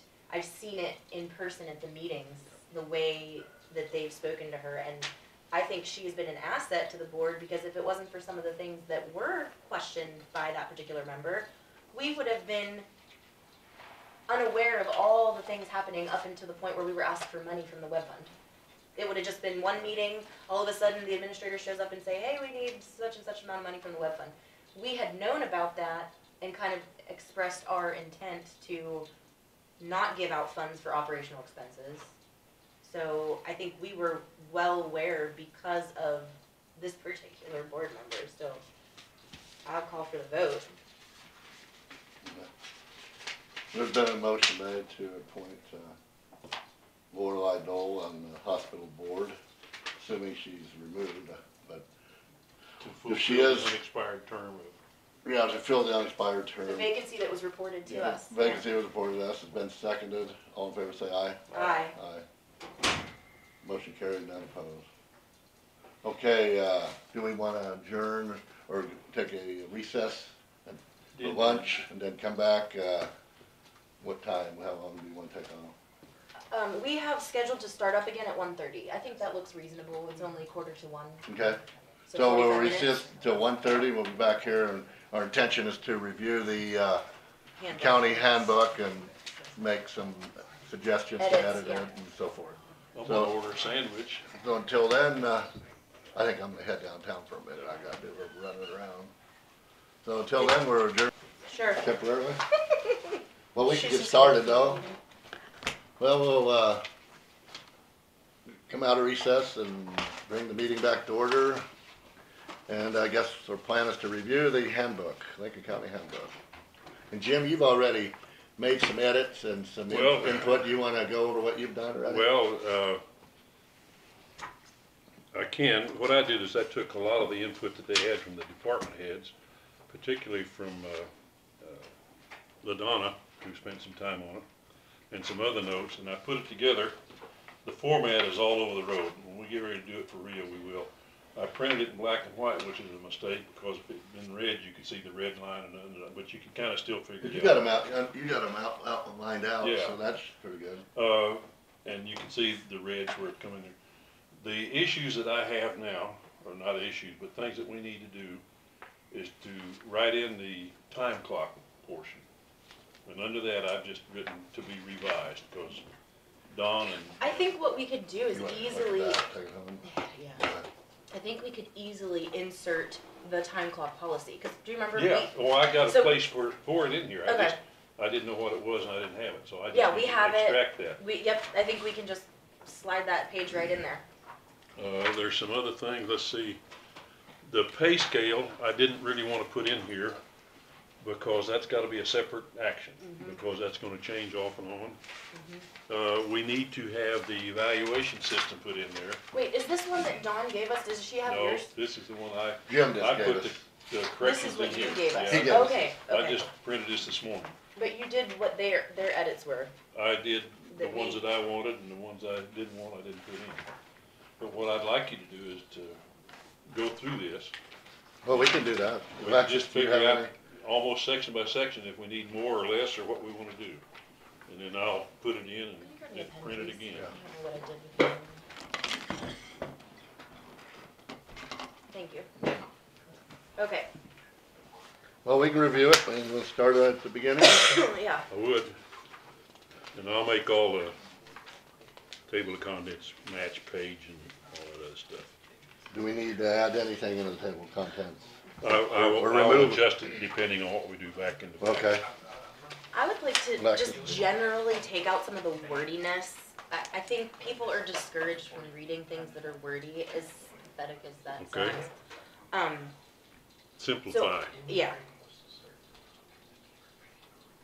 I can do that. I mean, quick I'm just enough. looking, even simple, I mean, this handbook describes many of the policies and procedures which govern employment with, I mean, that's implied, some of this stuff doesn't even have to be so, I'll go through it with dramatic. simplification then. I can do that for sure, but, let's talk about all the changes we made. So, okay. did you do the striking? Mm-hmm. Okay. And the bold? No, the bold was already in there. Okay. But there's no reason to have two paragraphs entitled employment.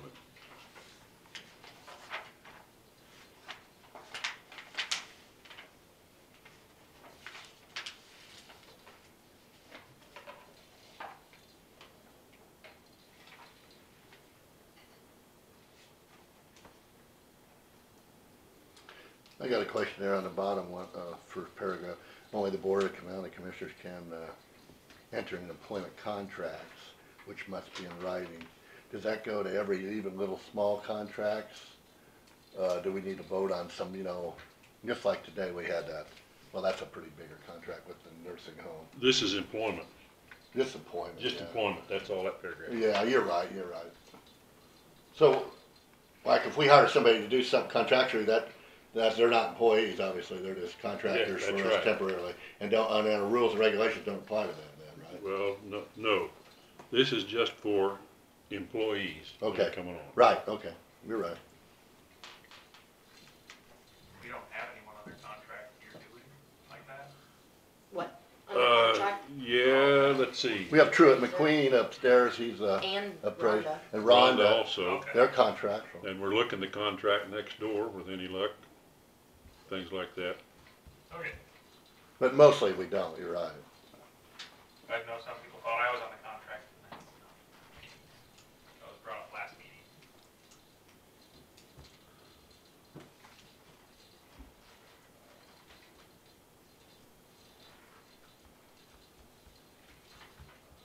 I'm gonna take unlawfully out of that paragraph. Does not unlawfully discriminate. Can we lawfully discriminate? Sure, we just make up our own rules. I guess. Depends on what the definition lawful is, right?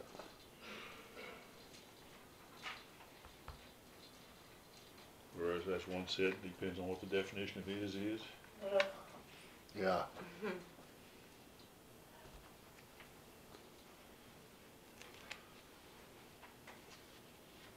We're reviewing the handbook. If you're wanting to have input, you're welcome to. Thank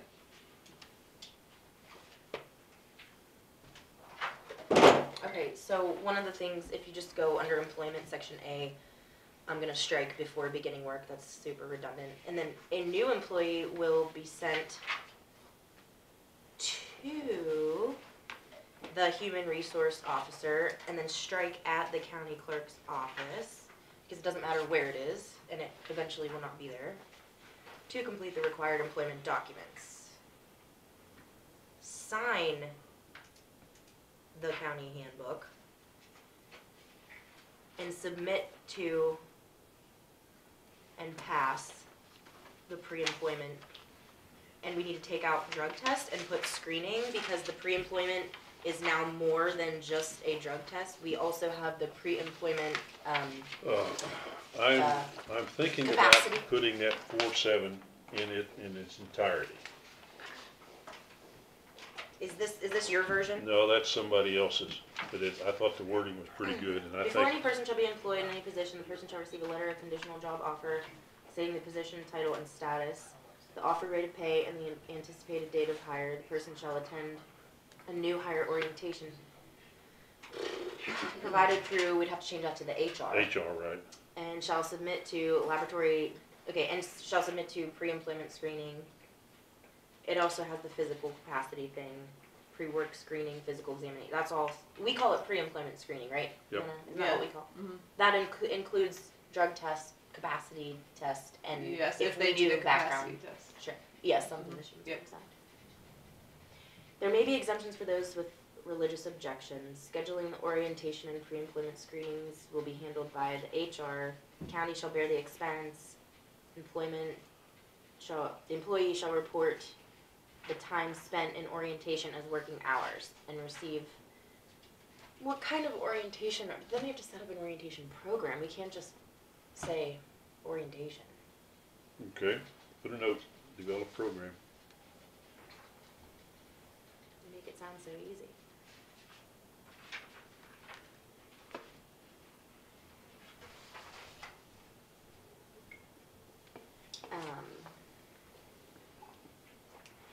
All persons of the county require a laboratory drug screen from a provider approved. Well, we do that ourselves.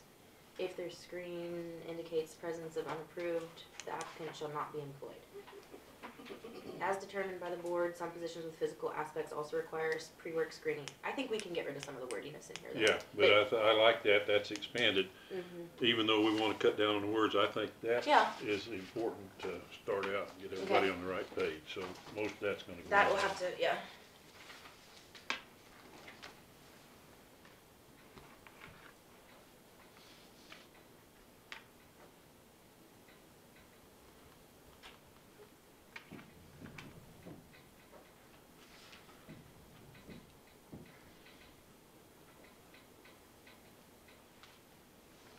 Are you just striking unlawfully?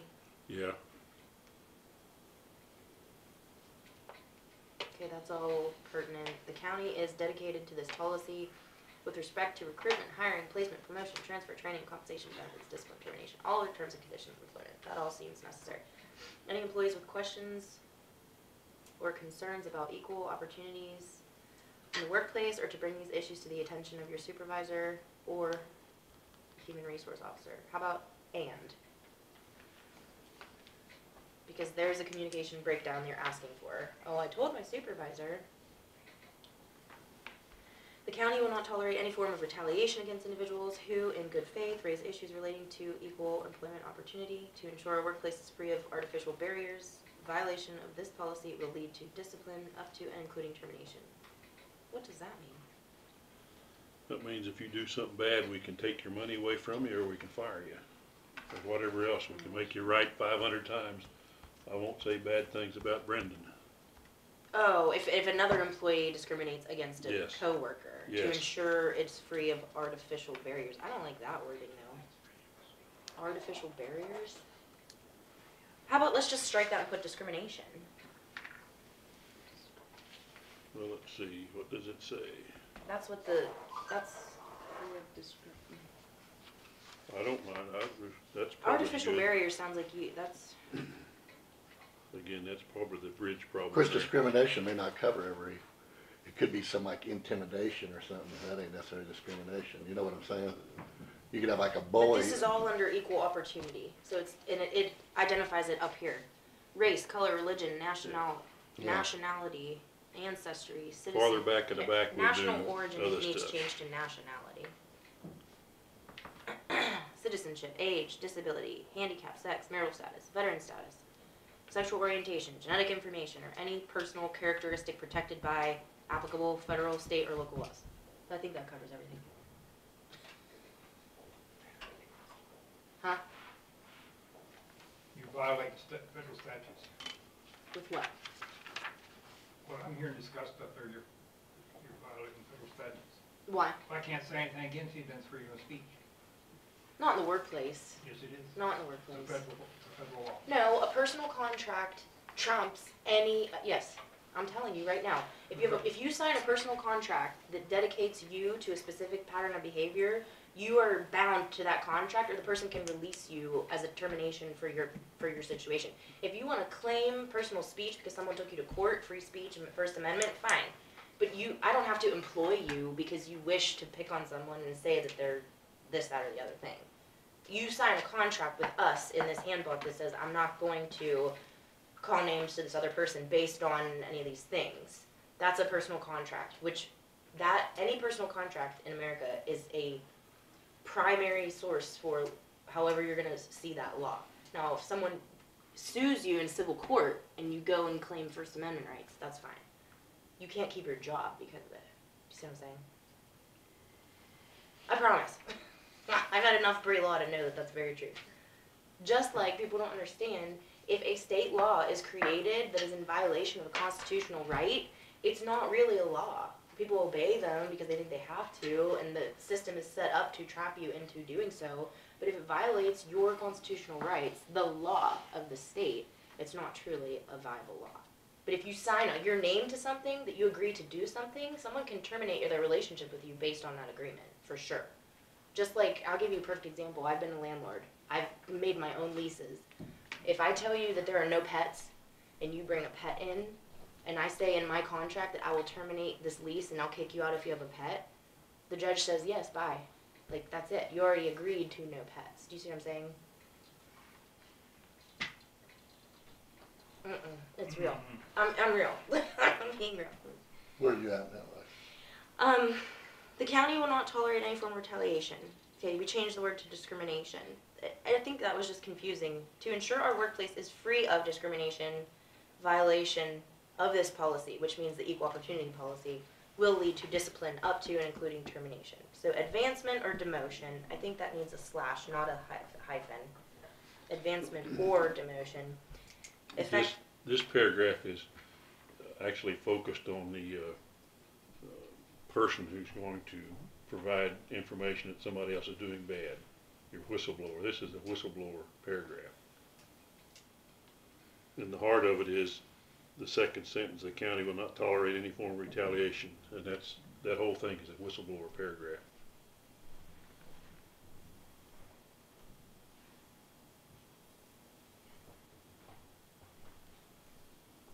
Oh, I see what you're saying. Any employee with questions or concerns about equal opportunity in the workplace are to bring these to the attention of your supervisor and human resources. Right. That'd be like if somebody's being discriminatory one way or another, and the other guy reports them then to the boss. And the other guy then shouldn't retaliate against him because of that. Right, but I don't like the word about violation of this policy. The policy itself is that it's equal opportunity. So if you're violating the policy, you're not participating in equal opportunity. Let's just strike We that could take last that sentence. whole Yeah. sentence out because we have Strike it that- covered somewhere yeah, else. that doesn't even and make we'll just sense. leave this as whistleblower. Yep. It can end with, the county will not tolerate any form of retaliation against individuals who in good faith raise issues Yep. relating to equal employment opportunity. Equal. Well, we probably should Isn't leave. it equal opportunity employment? Or EO? I'd say let's leave violation of this policy. Equal employment opportunity.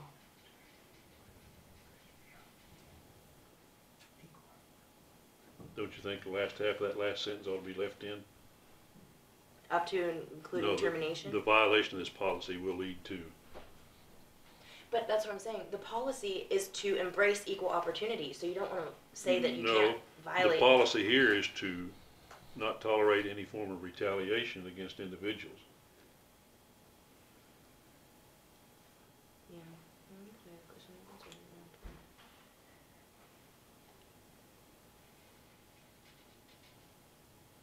I think we already stated in the very first paragraph that you can be discharged at any time with or without cause. So let's just leave the discharging at that and not even worry about disciplining. If this becomes an issue, it's going to have to be documented.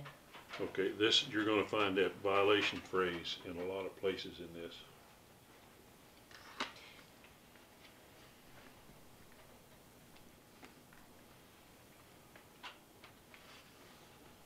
Is it EOE or EEO? EEO. Equal Employment Opportunity. So then that needs changed in the very first line because we have EOE up there. Yes, it does. EEO. We need, okay. Equal employment opportunity. Or it needs another word in there because it just has EOE. Okay, let's move on. Advancement / demotion, effective dates, advancement. Approval by the Board of County Commissioners is required for any position change. Such approval may be requested and given at any time. Effective dates for demotion. Demotions will become effective immediately following the board's approval of the change. D, pay rates and ranges. It is within the discretion of Lincoln County Commission to establish pay rates and ranges.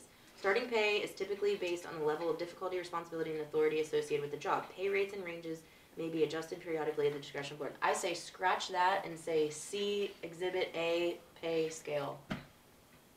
How about that? I don't know about Exhibit A, but C, published pay scale. In other words, the last sentence, get rid of it.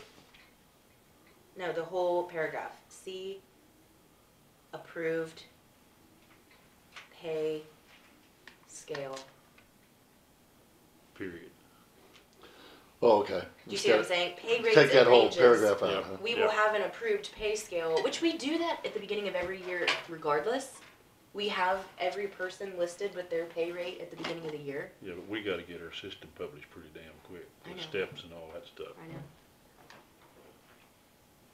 As it is right now, though, the pay rates are published annually in January for the year going forward. So, what do we call that? The resolution. It's a resolution. Yeah.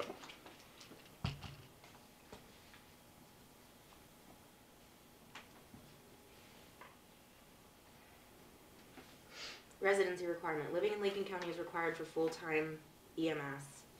But that isn't happening now. I think we have full-time people, don't we, living in Ellsworth? Which includes law enforcement officers and ambulance personnel. Residency is not a requirement for other personnel. A grace period of 60 days will be given to individuals hired to an emergency services position in order for the individuals to gain residency in the county.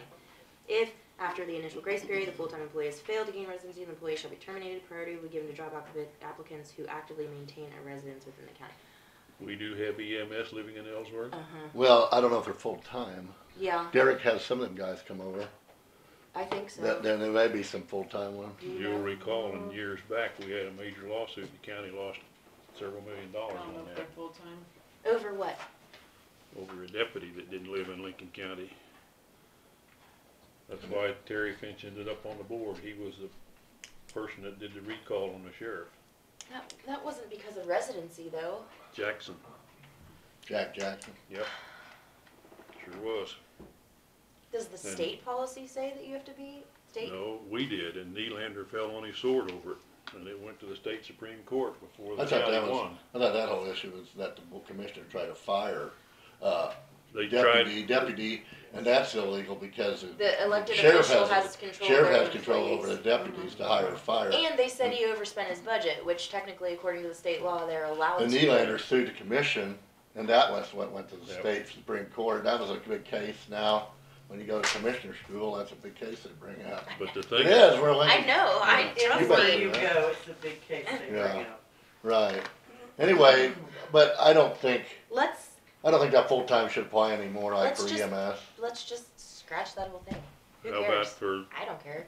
I What if don't someone lives on the county line? I mean, if they're a good employee, who cares? I don't. I kinda agree too, why does it matter? Response time. Make it- No, if they're on shift though, They like stay EMS there. has to be. But we got in the EMS shed. people on shift though. What I'm saying, if he lives outside the county, just right across the county line, he could respond quickly. Instead of Well, making the You're rest talking of like it- the Oh, fire. absolutely. Like Yeah. if the issue happens on the county line, someone living in another town, another county might actually be closer than someone in Lincoln. Yeah, absolutely. But we're saying, I'm here. I know what we have our people on shift. So if a deputy lives in Salina and drives here and he's on shift, well then he's here during that shift. If he's not on, if he's at home because he's day off, and there's a emergency in Lake County, well really he's not responsible because he's not on He's shift. not on duty. Right, not I on say duty. we Same way scratch EMS. the whole thing. I did. Okay. I agree too. Now I could see fire departments. See, fire departments are volunteer, and you want them close because if there's a fire, they want to respond quickly. Of course, they're volunteer. But this is full-time emergency services personnel. I'd strike that whole residency requirement. I Okay. think county commissioners ought to all have to live in Lincoln or within 5 miles of Lincoln too.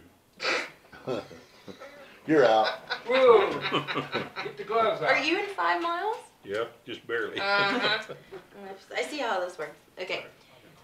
Employment of relatives. Let's call this nepotism. It has been called that before.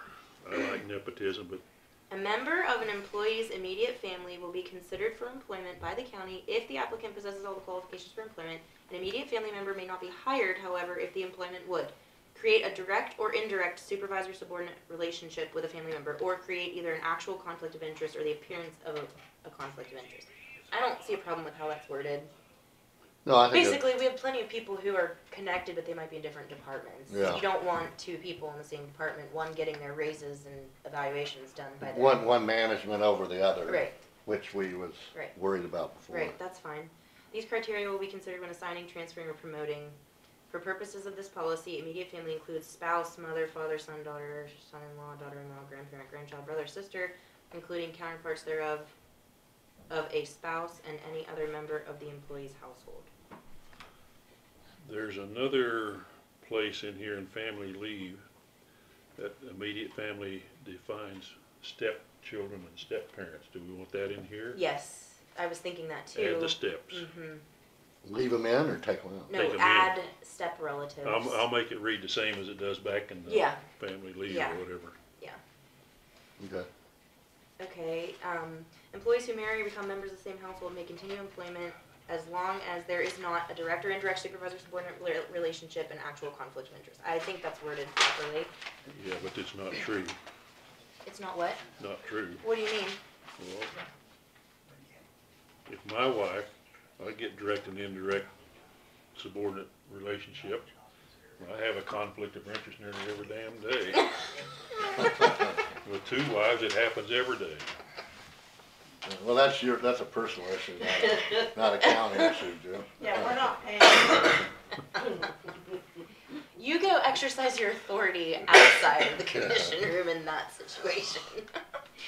If one of the above situations occurs, the county will typically attempt to find a suitable transfer position within the county for one of the employees.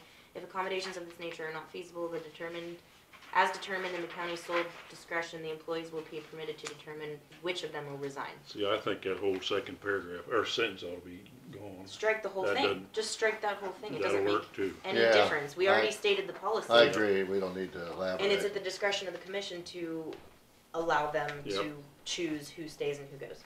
Okay. Right. Employment status, which this will change the letter that we're on, technically. We Yeah, got rid of I'll E, read, so I'll put yeah. E, And then under these, there'll be a and whole this bunch is of F. changes. We're now on F, employment status. Employee categories, full-time regular employees. Employees working 80 hours per year on a year-round basis are full-time and eligible for full county benefits. Part-time regular employees. And then don't we need to stop there and do part-time conditional? Uh-huh. Or what do you call that, conditional or contract? Yeah, or- what did Dawn call that? What's her other part-time? part-time category? Conditional As or needed, as needed. Per need. What's it called? Per Yeah, need. Part-time per need. per per need, need? per need. Yeah, Because you have, they're still employees, but they're not on the schedule. They may work like They've 2 called, hours. they're on or- call or. they're kinda like vol- Brittany does for you guys. Per right? need. And then, but then there are part-time people That who actually are have who are scheduled scheduled hours. Is that part-time. like the federal call, is it per need? I think is what they call it per need. Okay, so part-time per need. Okay, let me go back up to regular part-time. Employees working less than 80 hours per year are part-time and eligible for some county benefits as provided in the handbook or otherwise provided by law. For example, employees who work 1,000 hours per year are eligible for capers. Okay, so that's on an individual basis. Part-time per need is less than 80. And are not eligible for any county benefits. Right, less than 80, not regularly scheduled. No benefits. Okay. Seasonal employees. Employees who perform the duties of a position for a period of less than 12 months in one or more success. Employees who perform the duties of a position for a period of less than 12 months in one or more successive years. How about not in one or I don't know if we have four. any of those type of people employed. Well, we have hired summer help for one or more successive years of employment, are seasonal employees and are not eligible for county benefits except as provided in this handbook. Let's just lump per need and seasonal together, Yeah, right? yeah. Part-time per need, Seasonal reminds me of Because they're gonna farm workers coming in and picking your grapes and then So you leaving just every want summer. part-time per We need don't have seasonable? that. No, but we have hired summer help, like, Oh, we have? Like spraying. Yeah. yeah, I think the highway department mostly, We're high school yeah. kids in the Yeah, summer. exactly. Or college kids. Right. Well, So, okay. let's lump seasonal and part-time together. We don't need all that wordiness. Got What's it matter if they work one or more successive years? They're still not eligible for benefits. So it doesn't matter. So strike all of that and just put seasonal, part-time, per need, less than 80 hours, but not regularly scheduled. No benefits. No benefits. Yep. Okay, exempt versus non-exempt. All employees, strike will also be, all employees are classified as either exempt or non-exempt. Exempt employees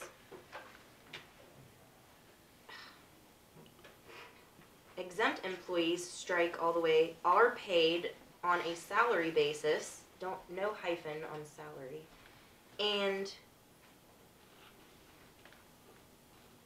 strike everything until R, not paid extra when working overtime. Non-exempt employees are, strike everything till paid on an hourly basis and Are paid extra. are paid extra when working overtime. There's about 75 words. For more information, see section 2E, overtime. Okay, 2, hours. The individual department heads will arrange specific hours of operation for each department. Now here's where we're not even abiding by our own handbook.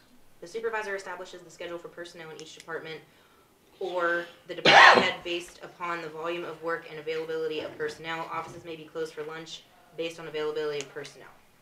So here's where when we did the time clock policy, we established working hours for every office. Technically, according to this, the individual department heads will arrange specific hours of operation. So really, according to the way this reads, Brendan has complete control over, he doesn't need technical approval. Right. Now, any elected official necessarily doesn't need our Yeah. approval, But- but how then do we want to? Derek has the same, But when a whole department goes like 10-hour days instead of 8, that's when we made a decision. Now, do you just wanna let it always just be up to the department head? I'm saying, according to this handbook, we don't make that decision. We were micromanaging because we Yeah. got the time clock. Yep. So we need to decide, are we keeping this? Well, I think we should still have or authority we- over a major decision like 10-hour days, 4 days a week, or 8 hours, 5 days a week. Well, I'm gonna give you an example. Derek switched from 2 24-hour shifts Yeah. on a rotation to 2 24-hour shifts, Back to shifts back. 48 Back hours to without back, yeah. our permission, Yeah, which but- technically, according to the handbook, he can do that. Well, He that's didn't what they approve are it. we wise. still get to exercise supervisory control over the department head, and if we don't like what he's doing, we can say, we don't want you to do that. Then all we have to say is the individual department heads will arrange specific hours of operation for each department with commission approval. I like Yeah, I that. would do that with our approval. Because Well, we should always have the final say if we wanna change something. Well, I'll That's- give that's you what this I'm saying. example. I had questioned heavily in the beginning about a 24-hour EMS service. Just why? I mean, other places don't have it. It's not required by law. Do we have to have an EMS service? Yes. Do we have to have 24 hours staffing? No. But you have a response time issue that you want to be careful about. And then they were making the argument, actually, like a lot of things happen at night or on off hours. So that was the justification for the 24-hour service. But I'm uncomfortable with not having a department head that we can talk to 4 days a week. Well, I've been saying that. I mean, we kind of just slid into having that department head serve 2 shifts instead of 1 shift. But Well, it's still just a shift where He's they're working not a there. shift and being supervisor, that's the Yeah, but thing. 3 days a week or 4 days a week, he's not here, he's in Ellsworth or somewhere else. and Actually, we can't 5 talk days to a him. week they're not Yeah, here. Yeah. counting the weekend. So I'm not sure that that's the valid use of our supervisory duties. out Well, we there. could talk to him about it and change it. Well, let's keep going on this. I think strike everything until offices may be closed for lunch based on availability of personnel. Quick question. Yeah. Like before, when we had switched my crews to 4 days a week, and then my employees were getting 8 hours for holidays, the commission didn't give me approval to adjust my hours as needed. It's like next week, we're going to work a little extra, so they don't have to use 2 hours of leave time. Do I need your permission for that? You mean because of Tuesday or because of Because holiday yes, Monday? because they would have to use 2 hours of their leave time. And then when we had discussed that, the commission gave me approval to adjust the hours as I saw. So you're basically saying, do you need permission every time you want to make an adjustment versus? Slight adjustment like next week for my employees. I mean, I really don't want to be a part of that conversation every time it happens because What it's I- going to happen. What I recommend, and I put down here, with the BOCC concurrence rather than approval. Concurrence. Yeah, which, unless we So call you're them not up and working say that's a dumb Monday? idea, we concur It's with a what holiday. we're doing. Monday's a holiday, yes. Yeah. So you're just gonna work Tuesday, Wednesday, Thursday? Yes, and we were going to put in 45 minutes, 30 minutes extra on those 3 days. So that way they do not use the 2 hours of leave time for their shift. So, you're only gonna work 30 hours so next week, right? Monday, Tuesday, Wednesday, Thursday? We're gonna work 32. That's what I'm asking. We were Because going they for get 32. 8 hours leave, cause it's You a get, federal you holiday. get, you get a We only holiday pay, get- that's yeah, right, we only I get- forgot, yeah, we you only get get the, 8 hours you get the for- holiday pay. We only get yeah. 8 hours for a 10-hour shift holiday. And you wanna know if you can work the other 2 hours, Tuesday, that Wednesday, was- Thursday, that was- Just to make make them up, longer make up for days. 50, Yeah, that way, make without up, taking leave. well, make up, yes, because that was when we had discussed, when we, my. I would 4 say days. yes, in my opinion, because, but I don't know dimes I mean, about that. that's what we had discussed, so. I mean, yeah, but. That drive you crazy on payroll or time clock? They look at the hour, the ending hour, so.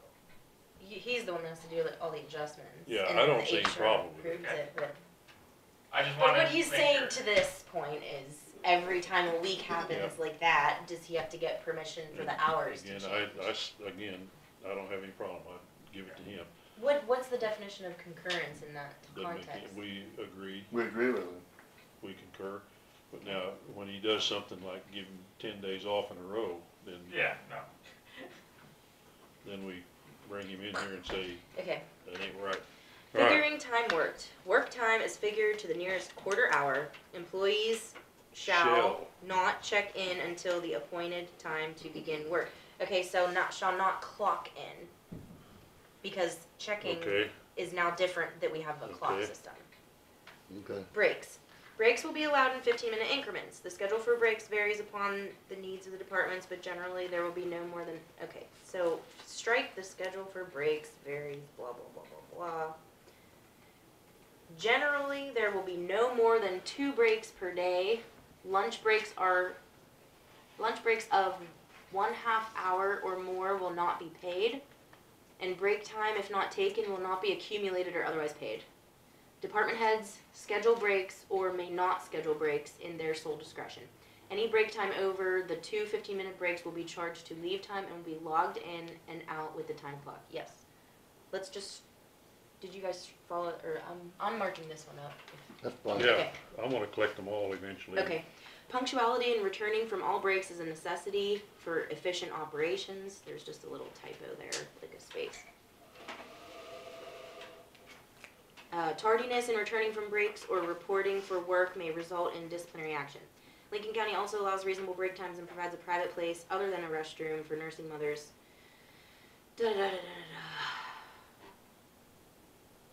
Can we strike for the first year? Some people go.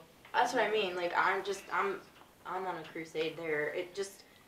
We will provide a place for nursing mothers during the workday after the birth of their children. Or, I mean, all we need is during the workday period. Can we end it there, please? Well, you don't have during work day, allows reasonable break times, which, what are you doing, you just put a period after mothers? Just after workday. Lincoln County also... Oh, after, okay, all Yeah. right. Also allows reasonable break times and provides a private place other than a restroom. Because that's according to federal law, I believe. For nursing mothers to express milk during the workday, period. The rest of that is unnecessary because it's discretionary to the individual as to when or how long she's doing that. Okay. Resignation. The county would appreciate but does not require at least 2 weeks written notice of an intended resignation.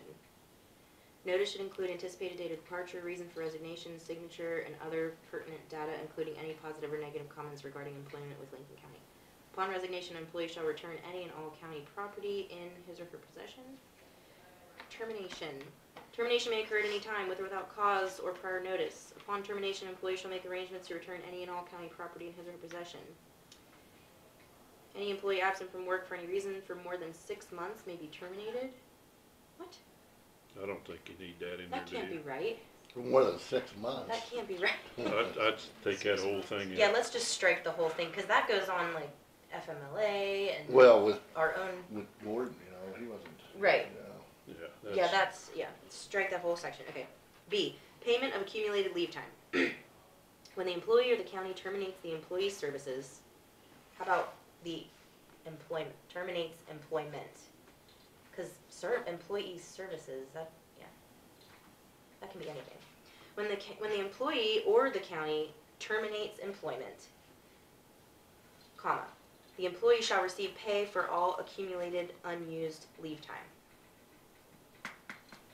Employees will not be paid for accrued extended illness time or remaining holidays. True. Leaving elected officials will be paid for 1/2 day on their last working day. Days to be figured on a calendar basis, not per work day. What? I don't know what that means. That doesn't mean anything. Oh, well, they're saying if it's your last day, you're only getting 1/2 day's pay. Will be paid for 1/2 day on their last working day. Okay. Oh, no, they're accumulating leave time. Okay, so you're getting, leaving elected, Dawn might have to explain this one. Leaving elected officials will be paid for 1/2 day on their last working day. So your leave time accumulates at 12 hours per month. What is it, 12? Elected officials? Yeah. Yeah. Except us. We don't get anything. Well, no elected officials should get anything. They That's why don't they're get- elected. They get leave time. Like Dawn doesn't have leave time. No, we don't get leave time. I don't think so. No, they don't. I'm So wondering I if don't it's know how saying to if they understand that leave, sentence at all. if they leave as in quit, are they saying if they quit, they'll only get paid for that last working day? Is that what it's saying? Half a day. If they were to just say today I'm done. I think we need to and- strike anything that has to do with elected officials because that. Yeah, let's throw that whole thing out. Subject to somebody coming back saying, no, this is. Or have a question mark there anyway, and ask Dawn, she probably knows that Well, why, elected officials are salary. she probably knows why that is in there, because it's, You're also not county employees. Right. You're elected officials, so. They shouldn't even be in the handbook. This is an employee handbook. Yeah, I agree. There should be nothing about elected officials in the handbook.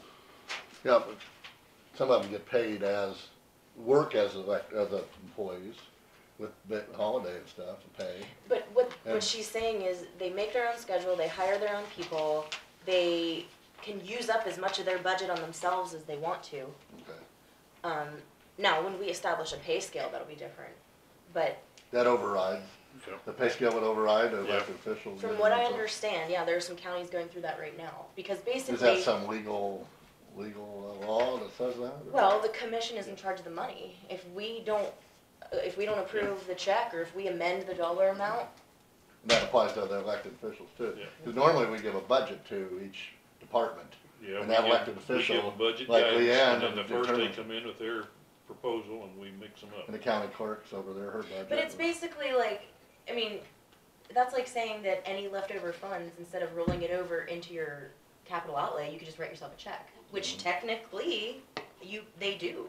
I mean, that's what's happening. So that's But if we're why. gonna go to this structured salary or pay scale, that, you're saying that's gonna override that. That's my understanding. Well, we There are better counties going determine through it that right for now. sure, but I'm not against it, Oh, I'm I'm just gonna saying, talk to I wanna Katie make sure about it. that's cause that sounds like a legal thing here, that Wow. we're, That's how Swain County has their stuff, I believe. Right, that's the whole purpose of having a pay scale. and I'm not, because- you know, I'm just asking the question here. I'm not, I'm not objecting to it. But that doesn't mean that they can't, I mean, set their own wages, but if we don't agree, then it's not in the pay scale, then you still set that pay.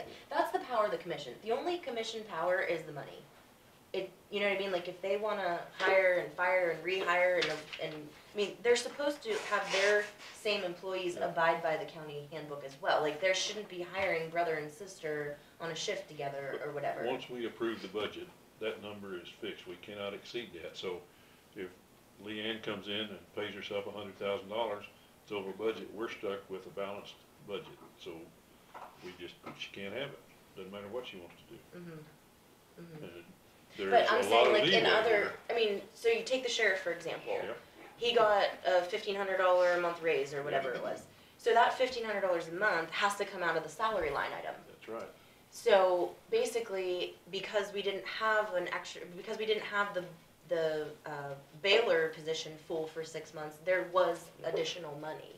Mhm. So I'm interested to see how that works into the next year's budget, because we did increase it though. We did increase their salary line item, so maybe that was how much we increased it by. But it has to equal the dollar amount. But if you have a catastrophic event, the sheriff is a good example because the state and the law tends to force us to fund him. Oh, yeah. But there is a limit. He could have a catastrophic event where he requires all his people to be on duty 24 hours a day for 7 days. We can't afford it. So either we can't do that or he's gotta find money somewhere else. Yeah, he can't bankrupt the county. I mean, That's yeah. right. We have a balanced budget. That's by law, we have to do that. Yeah. So hopefully we can get into those negotiations before it happens. But Yeah. it's not an open-ended check for an elected official. Right. Okay. Well, we can discuss, Yeah. we can continue that discussion. Pay periods will be from the 26th of the month. This was one thing Dawn wanted to change, so we need to ask her. Well, I think this is her fix. Oh, If I she already remember did right. this? Mm-hmm. Through the 25th of the following month. The date on which an employee is paid will be the last working day of each month. Okay, so I want to reword that. Employees are paid the last working day of each month. It's much simpler. Any expense reimbursements made will follow these same guidelines.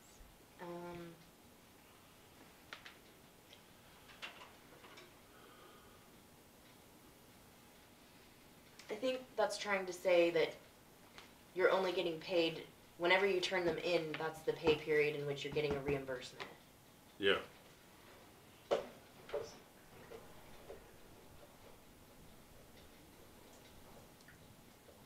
How about change guidelines to dates? And take out the word any. So expense reimbursements, take out made, will follow these same dates. Expense reimbursements will follow these same dates. The 25th through the, 26th through the 25th. All Lincoln County employees will be paid by direct deposit. Direct deposit slips for employees will be distributed on a monthly basis. Only direct deposit slips. We print those, Dawn prints those for everybody. So we know what we're getting paid. Yeah, and so what's it's just taken like out of on our a check. piece of paper. So like the receipt. Basically, and we all get those. But direct deposit slip is a name for a piece of paper. Okay. I just was thinking in the slip You- sense, I was thinking you fill it out as a direct deposit slip. It's a receipt, or. Yeah, you're getting a receipt. Like a check receipt. It's like a mock. It's like a, Only the employee may pick up the direct deposit slip unless he or she has a signed written authorization on file with the appropriate supervisor. Okay, We may change that. Like my department, go ahead. we generally pick them up for everyone, given our Monday meeting, but it says only the employee can come pick it up. Well, it says they Unless have to they give give written authorization for you to do that. So you need a sheet of paper that said, Authorize me to- Brendan can pick all these up and then whoever signs it, you can pick them up. It saves you, yeah. I've got a question. On that direct deposit slip, what if I don't have a bank account? You can't, When you You have to. sign up, No, you don't. I to don't work, have to work for the county, you do. This is the contract you sign, and if you don't agree to the terms of the contract, then you you don't have to don't be have a employed. job. Yeah, The federal government says I do not have to have a deposit account. that's not, Fortunately, this is the county, not the federal government. If you're in the state. it's, and again, it's the terms to which you're agreeing to be an employee. You don't have to be an employee. No one can make you get a checking account. But if you wanna work for us, you're gonna get a checking account, cause we are gonna do direct deposit for our system. Do you see what I'm saying? Now, if you were grandfathered in and we were just applying this, we couldn't turn around and make you, we just issue you a personal check. I can see that. Yeah. we do some checks, like if we get, Reimbursements. reimbursements, they pay you a check in the mail. Non-exempt employees will be paid only for hours actually worked per time clock records. Okay. Deductions from your paycheck.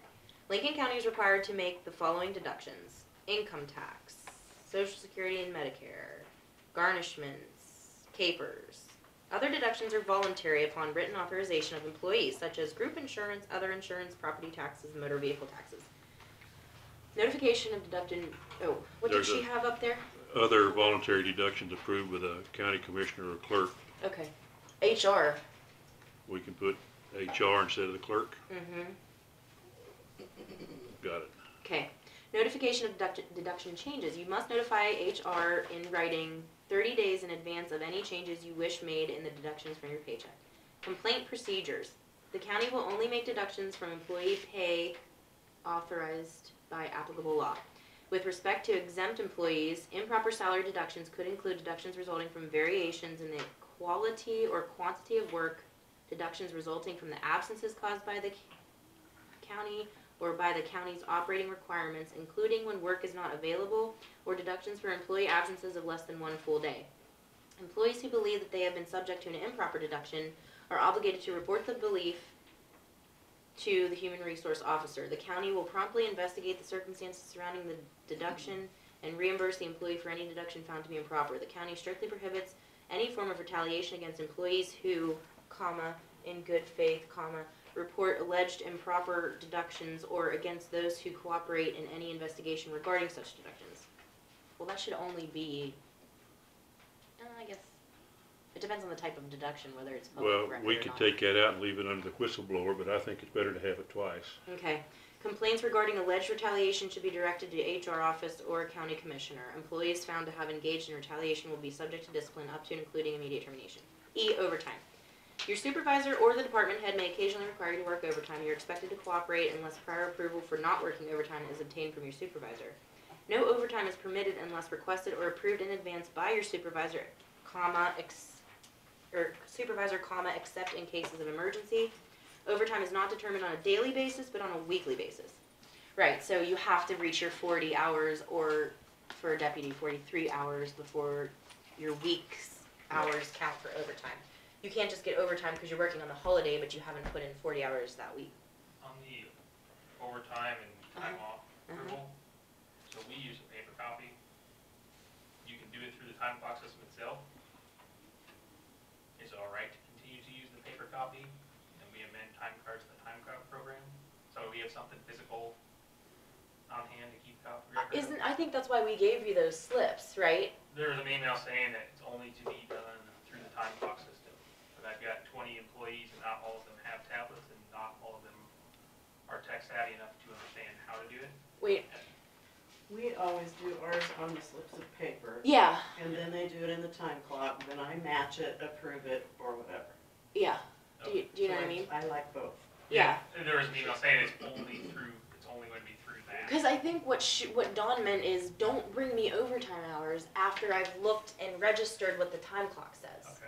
So I think she's saying you can't have someone 40 hours in the time clock and then come pay period, bring her a slip of paper that says, hey, this person had 3 hours overtime. No, 'cause you have to adjust that. We adjusted ourselves. Yeah. It was more that I want to keep, Oh, yeah, place yeah. time cards. You I have like those, the they're paper like a slips to quarter keep sheet them of with them. paper or something, or Yeah. third sheet of paper. Yeah. Okay, that was just what my confusion was. I didn't know if we all had to have it just in the time clock program, because I'll have to be punching the buttons for them, some of my employees, because they don't understand how to do that. Well, I'm assuming you're doing that every Friday or every Monday or whatever. You're checking to see. I think it's that time entered before it comes to Dawn at the end of the month. Right, like I think she's that's saying, kinda what don't she bring me meant. a month's worth of people's hours when they've been accumulating overtime every week. I think that's what she means. I just wanted a little clarification. Yeah. Right over here. Okay. Okay, so I'd like to clean up some of the overtime is strike not determined strike to on a weekly basis. We don't have to have all these explanations of what it's not and what it is, just go to what it is, I think. Right, Some of this. just state the law. Yeah. Yep. So just No delete the not and everything else all right? take away on a daily basis, and then just, it needs to say overtime is determined on a weekly basis. So in other words, if you, like Brendan's doing, if he's having everybody work 13 hours on one day and 14 hours on the next, they're not just automatically getting overtime past the 8. It's for the week. It's once you've put in 40 for the week, then you start. Get Now, time and a half. Yeah. how about the legal requirements? If you're supposed to work 8 hours a day and you work more than 8 hours a day, you may or may not have to pay overtime for that extra. You can't accumulate time unless, I can't quote it on it, but I've run into this before, and I'm not sure what the rule is or what the law is. I think it only has to do with breaks. So what I know is for 8 hours, you get 2 15 minutes and a half an hour. And it can be paid or unpaid according to the employer. So we don't pay the half an hour break. So you work 8 to 4:30, which you're technically working 8 to 4. That half an hour is somewhere Yep. in there for lunch. If you're working more than 8 hours, then it changes. Like then you have to have 3 15-minute breaks, and then you have to have an hour lunch after. So I don't know all the. Do you know what that is federally? Because I was wondering about that for your guys too. If they're clocking in and out for lunch, we're only giving them. We're not caught, we're giving the But automatic. what I'm But I'm working saying, do we into- federally have to provide an hour-long lunch then if they're over the 8 hours? There is a change there. If an employee contracts to work 8 hours a day, and his supervisor requires him to work 10 hours one day, I think the labor law requires that 10 hours to be, or the 2 hours to be paid at overtime because his contract only asks for 8. No, that's why it says overtime determined on a weekly basis. So he can But comp those I'm 2 not sure that hours. meets the law. We need to ask Jennifer because I run into that a couple times on labor laws. I know what you're saying. Well, I used to work, if you'd have, sometimes you put in 10-hour day, then the next day the boss say, well, just put in 6 hours the next day, and that would even that out. But that's probably not legal. I think it is for a 1 week's time because I'm gonna just Well, tell that's a good Jennifer to question. check that out. Jim, well, we can check that out. 'Cause But I I run agree with into- Alexis, I think overtime doesn't start till you got 40 hours in it. Is that right? It depends on, Right, Alexis? Overtime doesn't start till you have 40 hours. Right, because the state law actually says that a deputy can work 43 hours, Yeah, and I then the agree. 44th hour they get overtime. agreed. But it also, if you sign up for an 8-hour a day job and you work more than that, they gotta pay overtime. That's, I don't have any reference for that. But we just said that the hours, they're signing this anyway, so I think that kind of supersedes anything. But we just said that the department head's making the hours, so if he changes it to 10-hour days, Yeah, they but- know they're working 10-hour days. But just because we put it in our contract doesn't work because look at exempt, non-exempt employees, you get into Yeah, I'm trouble gonna- there by drawing a contract up the way we want, not according to the law. Anyway, I'll just ask Jennifer. I don't know and I don't have it. I just run into it a couple times and That's we ought why to you ask. belong to KAC. That's a perfect KAC question. Yeah, there was another question I wanted for them too. What was it? I don't know that she's an employment lawyer, so I'm not sure she's gonna be able to help much with that particular question.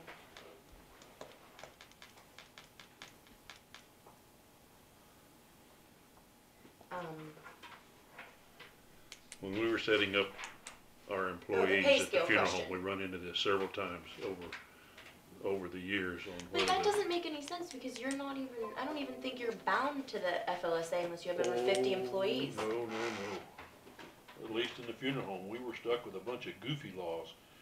Well, maybe you have your own, No, it was, the DOL, National Department of Labor, drove our train to Federal Trade Commission. Huh. But they were very strict about, I can't make an employee go do a pickup in the middle of the night if he's got his 8 hours in already.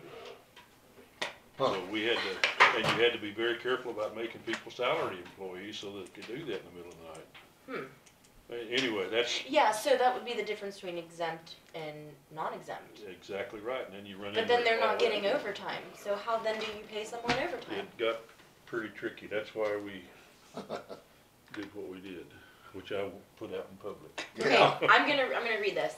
The federal overtime provisions are contained in the Fair Labor Standards Act, FLSA. Unless exempt, employees covered by the act must receive overtime pay for hours worked over 40 in a work week at a rate not less than time and 1/2 their regular rates of pay. There's no limit in the act on the number of hours employees aged 16 and older may work in any work week, so you can work as much as you want. Right. But you have to get paid time and a half of regular pay after 40. The act does not require overtime pay for work on Saturdays, Sundays, holidays, regular days of rest, unless overtime is worked on such days, which means over and above the 40. The act applies on a work week basis. An employee's work week is a fixed and regularly recurring period of 168 hours, 7 consecutive 24-hour periods. It need not coincide with the calendar week, but may begin on any day and on any hour of the day. So different work weeks may be established for different employees or groups of employees. Averaging of hours over 2 or more weeks is not permitted.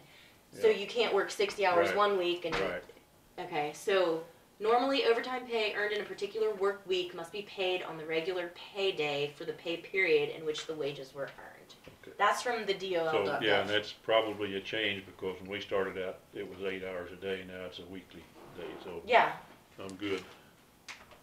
you've been doing it. It's changed because of shift work. Yeah, Yeah, how do you Yeah. do 12-hour shifts and then afford to pay every 4 hours that they're there overtime on Well, a regular shift? you can do that if your stated shift is gonna be 12 hours. But if your shift is 8 hours and you're working for, this is the old law, you're working for an airplane manufacturer and he requires you to work another 4 hours, then we were having to pay overtime each day for that other, and that's, I'm glad to see it went to a week, so my argument is out the window, never mind. No, but you brought up a good point though, Joe. They changed that, because like where I used to work in Minnesota, we would work only 7 days in a 14-day Wow. period. Yeah, We're Working on this 12 paragraph here. half-hour shifts is what we were paid for. yep, So you would have more hours front-loaded on one week than the other week, but because how they worked it out, it was not overtime. we can't do that anymore, okay. Okay, so the next paragraph needs to read, except sheriff's deputies, comma, hourly employees overtime will be paid at 1 1/2 times the regular rate for every hour worked over 40 hours in the county's 7-day work week, i.e. Sunday through Saturday. For sheriff's deputies, overtime will be paid at 1 1/2 times the regular rate for every hour worked over 43 hours in the county's 7-day work week, i.e. Sunday through Saturday. Questions concerning hours paid while attending Kansas Law Enforcement Training Academy or other training session or any other training session need to be addressed to the human resource officer. Well, are we paying for that? I thought we are paying for that. Aren't we paying for their training schedule? We do, don't we? When they're in training, yeah. But is They it a- go to KO? Like Yeah, now, we we pay for hired that. a new deputies down there now. Yeah, Yeah. but we just pay them the 40-hour work week, right? Or do they get? I don't think they get any more, but I'm not sure. Okay. Why is it 43? Holiday. I wonder why it's 43 for law enforcement. Because they know they do 12-hour shifts, and it just Oh. it saves the county 3 hours per person. Oh, did the per county week. make that rule up, or is that No, a federal that law can, that's or state law? I think it's state. Yeah, Okay. state, federal's don't The do same that. way for EMS department? No. No, EMS actually, is 48 hours. No, we could be paying sleep time if they're doing a whole shift like that, but we don't. We pay them full time. Mhm. So they get their full rate of pay for 48 hours straight. Other places do like out of a 24-hour shift, 8 hours of that is sleep or Unless they're on a call. right. So they- I mean, yeah, you so get your so time. they- Yeah. They get 8 hours overtime every schedule. But even if you're on a call, unless you were on the call 24 of the hours, still 8 of those are the probability is that you were able to sleep some part of your shift. So then you get a decreased rate for 8 hours, and then you get the rest of your 16 hours as like a full.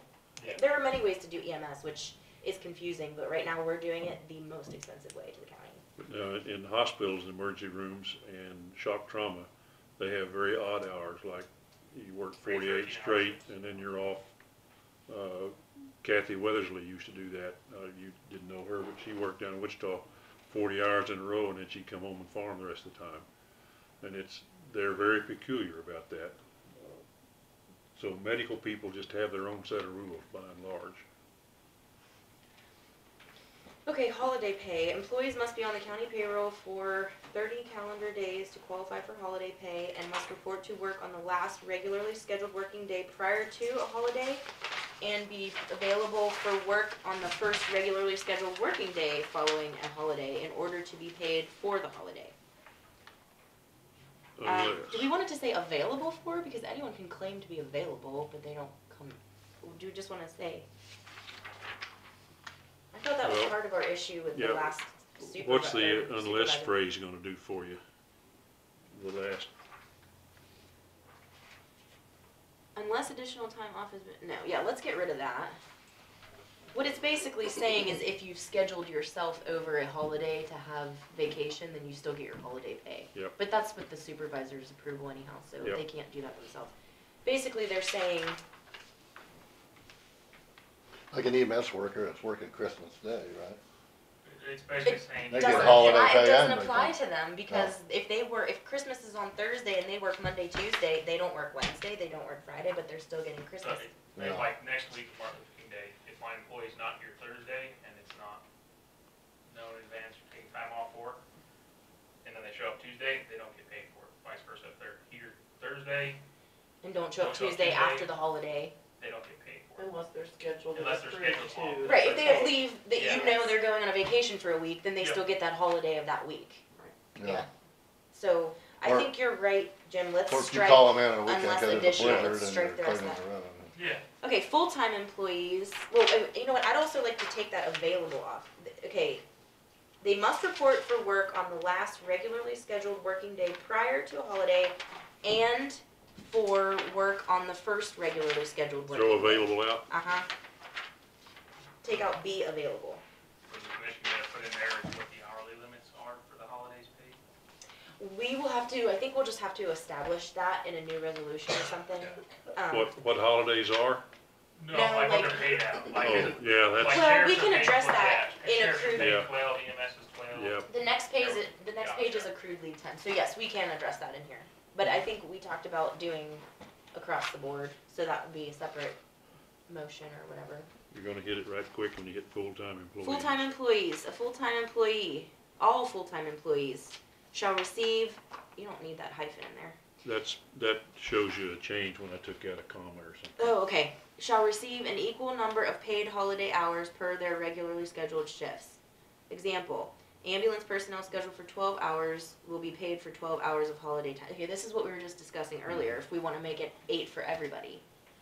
Employees required to work on an observed holiday shall be compensated at the regular rate for the hours worked. Are we gonna change it to 8? Well, this is holiday pay. Yeah, that's what we were talking about. Accruing leave time is different than getting paid for the holiday. I think everybody's holiday should be the same. Otherwise, So take out the parenthetical expression. okay.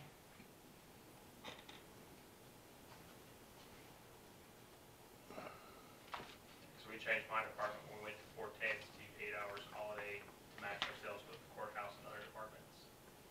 So it should say all full-time employees shall receive 8 hours per holiday pay. That's what it should say. Because actually, we'd be saving ourselves a little bit of money there, because we're paying out 12 hours. 8 hours of paid holiday hours per the regular scheduled shifts.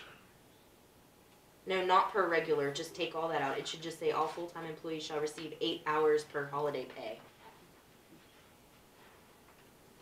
Yeah, and that's fair though. So like on Christmas Day, a sheriff's deputy and an EMS worker might not be working on Christmas Day at all, or they might be working. But that week, they're going to get the 8 hours, which will put both of them into overtime on their regularly scheduled work shift. See what I'm saying? Yeah, but that phrase shall receive 8 hours of paid holiday hours, period.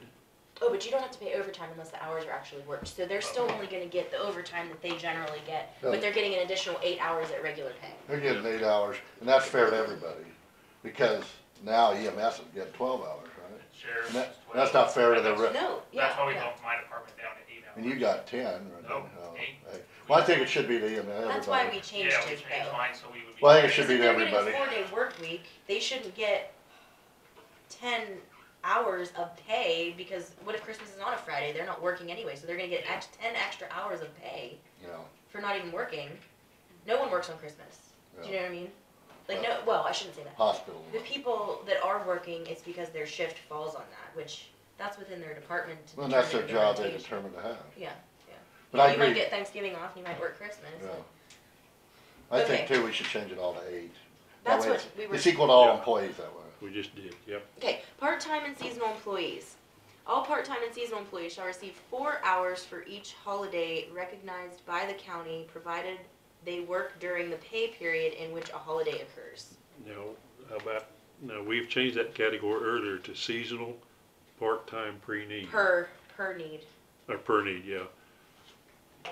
But those aren't included in this. They don't, yeah, Per need isn't gonna get any holiday. yeah, only part-time get help. So this is part-time So people just who work less part-time. than, Okay. yeah. Scheduled, So full-time, let's take full-time, out seasonal part-time. employees. Yep, seasonal Yeah, comes out to take out I don't seasonal. think- part-time yeah. employees.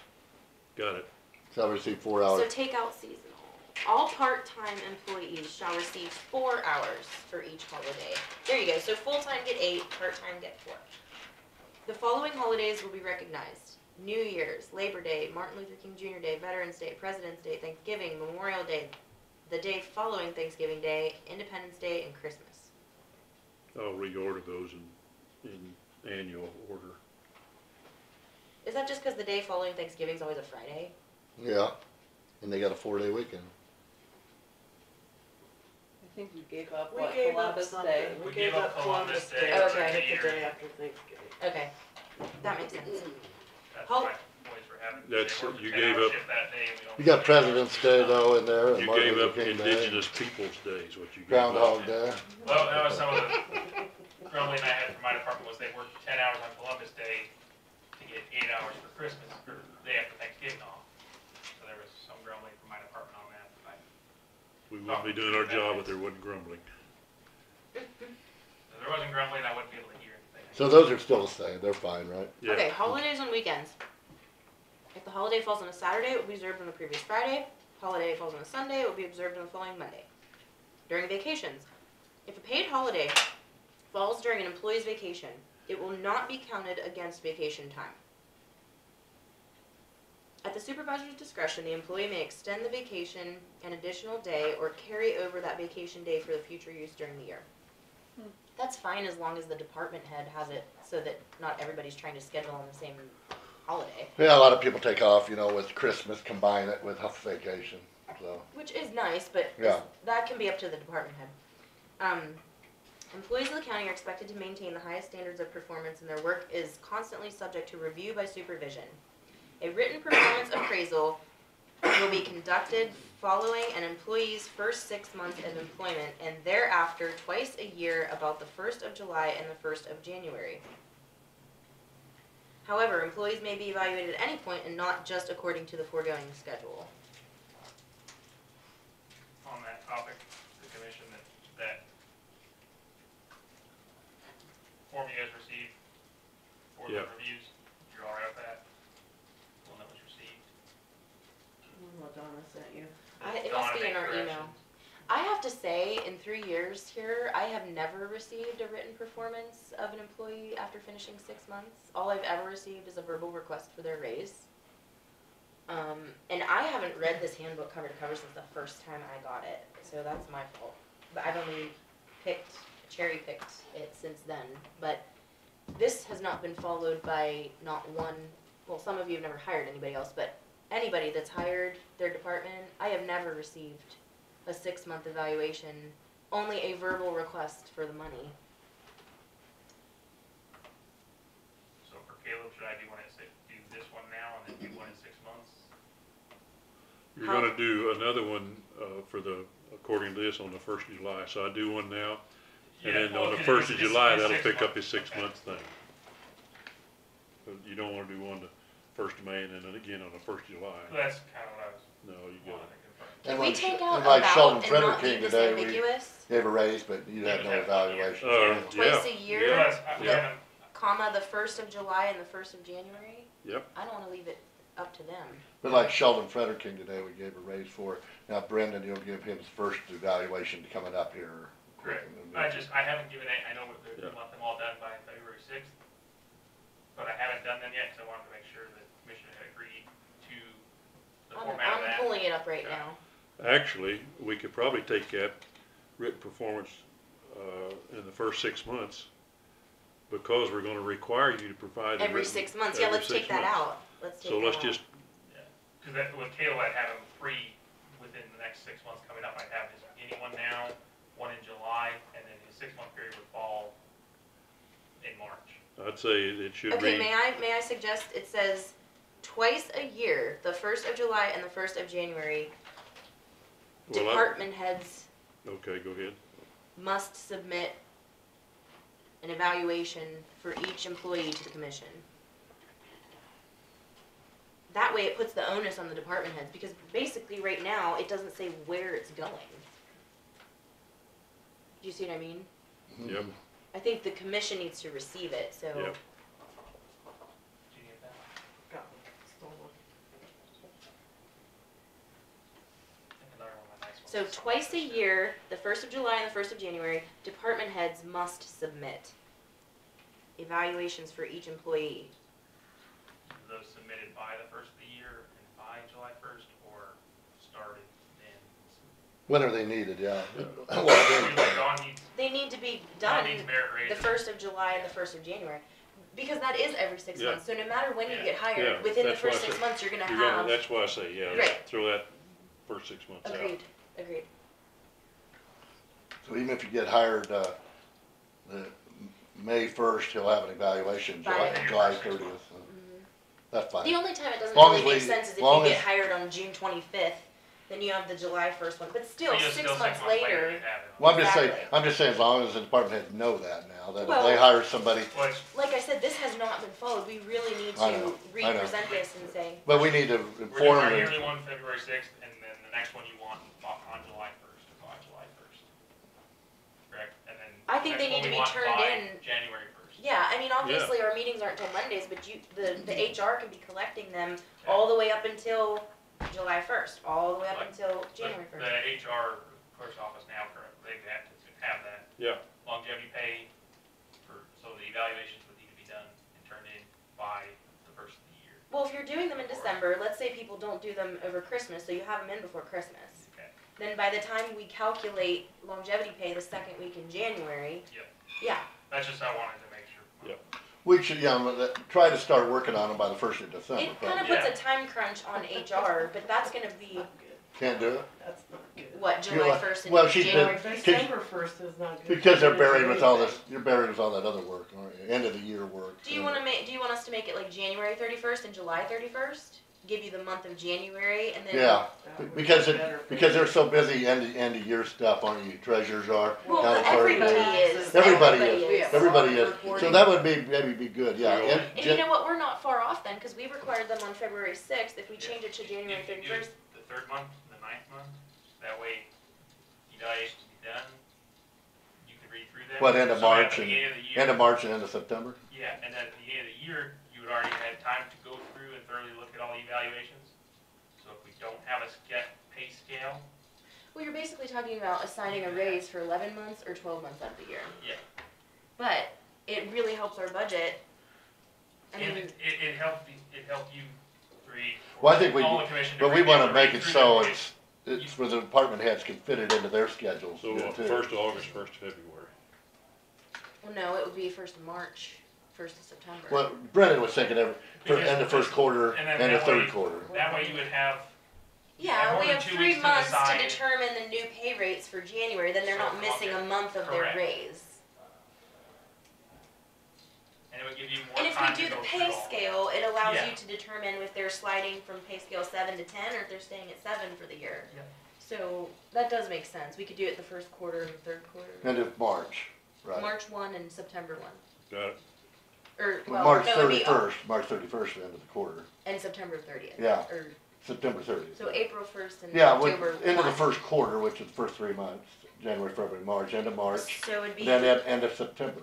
That way then too, and that's kind April of, 1 and I kind of agree with It's that. not with you, because like with every. Right, because the year end of the crunch, and year, October It's 1. we already got tremendous amount of work end of the year, everybody does, like Leanne says, they got all the tax stuff coming in, all that And this stuff. would And give the then commission plenty of time to read through the. Right, and the evaluations HR and stuff. person has W-2s and all that quarterly Right, reports right. and all, so they. This would be a good time, that's a good point. That way then we're not so busy, cause yeah, everything falls in the middle of the end of the year, so. Yeah. That's Okay. fine with me, is that fine with you guys? Mhm. Jim? Yeah, I delete in the last sentence, everything past and. Are you talking about however? Yeah, Yes, exactly. Agreed. Agreed. and then I put that sentence in the next paragraph to try to tell them how to do this. Prior to the formal evaluation, the evaluator will explain the appraisal process to the employee, provide a copy of the job description to the employee, and schedule the formal evaluation. Many factors may be considered in the performance appraisal, including ability to perform the essential functions, quality and quantity of work, dependability, cooperation, initiative, judgment, attendance, punctuality. The appropriate supervisors will discuss with employees their strengths, areas for improvement, and progress. That's not a full sentence. The appropriate supervisors will discuss with employees, comma, their strengths and Well, areas. you probably want a semicolon or a colon there. Yeah. Well, not, well, Area for improvement, comma, and progress.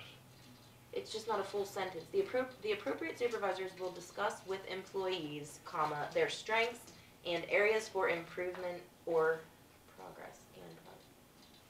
or areas, or, not and.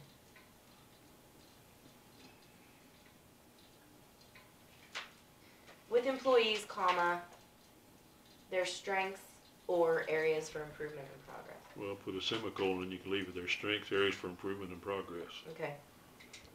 Okay, yeah, that works. We'll discuss, okay. You guys must have been English majors. I like the Oxford comma too, I'll tell you that up front. Okay. Performance appraisals are a potential factor in determining pay adjustments, advancements, suspension, demotion, and or termination, as well as other disciplinary actions. Special performance appraisal. Supervision, including the Board of County Commissioners, may, in its sole discretion, conduct a special appraisal of the performance of any county employee. Now, we have said that back under the last sentence in performance appraisal, paragraph 1. Should we take that whole special performance out?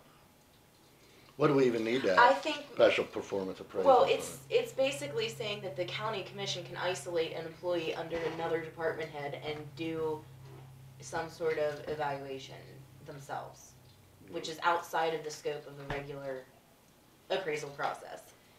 Oh, so I mean, I see what you're saying. it's really kind of unnecessary because if it's a disciplinary issue, Yeah. it should be done in executive session, and if it's a promotion, it should really come from the department head. You want to just strike the whole Well, thing? you're saying you can override the department head, because Brendan, one of Brendan's employees is really good, and we say, we're gonna give Joe a $4 an hour raise, cause he's really good, and we ain't even gonna tell Brendan about it. Is that what you're saying? That's what it's saying. Which is kinda strange. Yeah, let's take that out. Strike section H. Gone.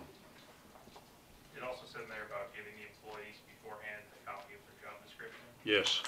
Human Resources would have a copy of that when we get one. They better. That's their purpose, is to have the employee file on everybody. Job description, signed handbook, all that. Their When- credentials. When you interview for a job, you should have a copy of that in front of you as you interview.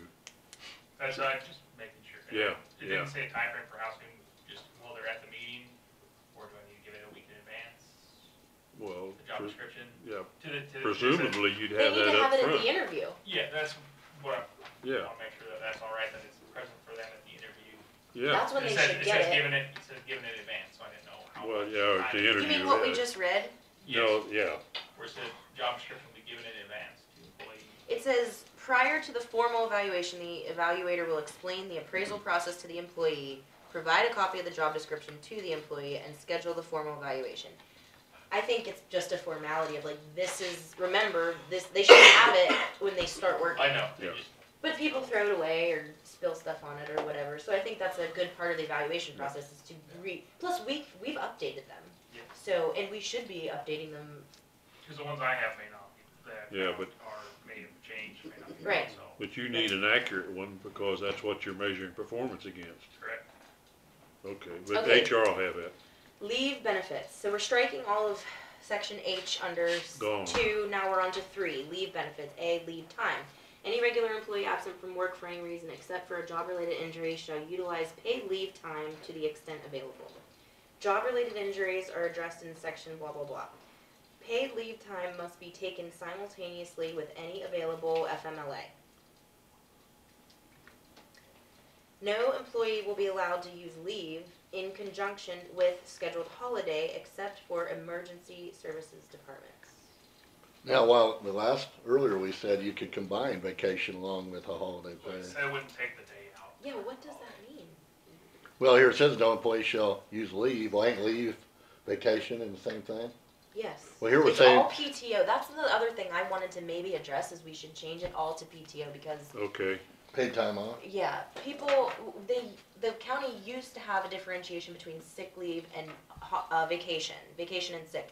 So we still have it coded as VPay or whatever on our I'll change paychecks. that, I'll change that to PTO as a Yeah, universal let's do change. PTO, but let's strike that. But we That just- is not even necessary. Well, and also, we just said The opposite. we said 10 minutes ago that we can let, employees Yeah. take vacation with holiday pay. Yeah, Come what on. that's saying is they can double dip, they can get paid for a holiday and paid for vacation on the same day. Oh. That's my understanding of that book. Right, an overlay. You can't. No, you can't do that. So if you take time off around the holidays, say you wanna take Yeah. off the 23rd to the 26th, 24th, or 25th is the holiday, Right. you wouldn't have to burn up a day for the 23rd, 24th, and the 25th. You would just burn up the 23rd, 24th, and 26th. Right. That's what we 25th. said earlier. This We one just was saying addressed that double and dipping.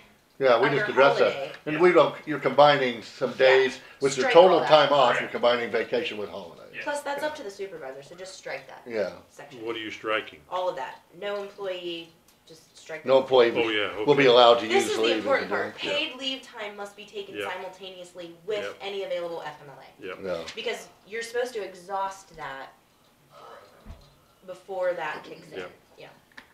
Okay, accrual of paid leave time. Here we go.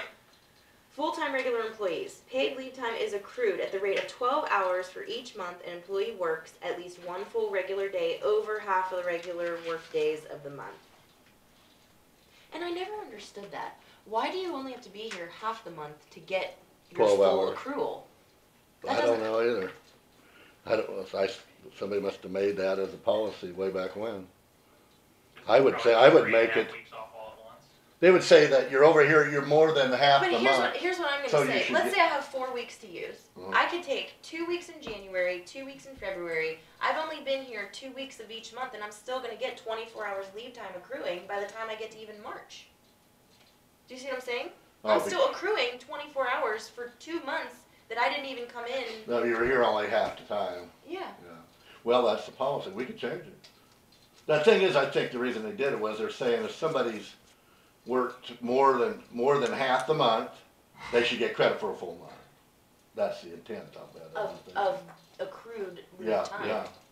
But why isn't it just Work a if full you work month. all the working days, and if you work half the working days, you get 6 hours? Well, the thing is, if you worked only half the month, how many days should you get a leave time in?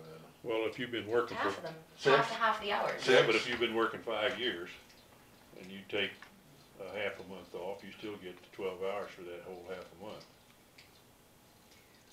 Presumably, this, starts after you've been working for a while. I think you have to work 6 If you months to be able came to work on do- the 1st of January, you worked 14 or 15 days, and then you took off 15 days, then I don't think so. Well, you can't, but You don't start accruing leave you don't time accrue until until 6 months. You 6 can't months, use then you. it. No, you accrue it. You to accrue start, it, but you you can't can't. use Oh, it. okay, Okay, so yeah. you accrue it, Well, and then the 6th month you can use when it, can or you after use it? 6 months. After 6 months of. Well, that ain't very long. So after 6 months, you could You take. can use You could the be. 48 that you've earned, or, well, 70. So we Yeah, 6 don't times. need to have that, Well, works at least one day over half. Well, I don't understand it either. Like at my 6 month period, I'll have 72 hours of leave time that can be used with that. I'd say paid leave time is accrued at the rate of 12 here's hours where, for each here's month where an I'm employee gonna works. I'm gonna cause a ruckus. Not on this one particularly. Is that a surprise? Not on this one in particular, but just go down one paragraph. The part- Part-time regular employees get 6 hours a month. Okay, they're already part-time, but it's saying if you've worked half of the available hours worked by full-time employees, which is what you're expected to work anyway, which is part-time, then you're getting that accrual. I am sure that we have part-time employees that are within that gap of working 20 hours a week and may or may not be on the cusp of accruing their 6 hours. So we're We paying never- them leave time on a We never say part-time schedule.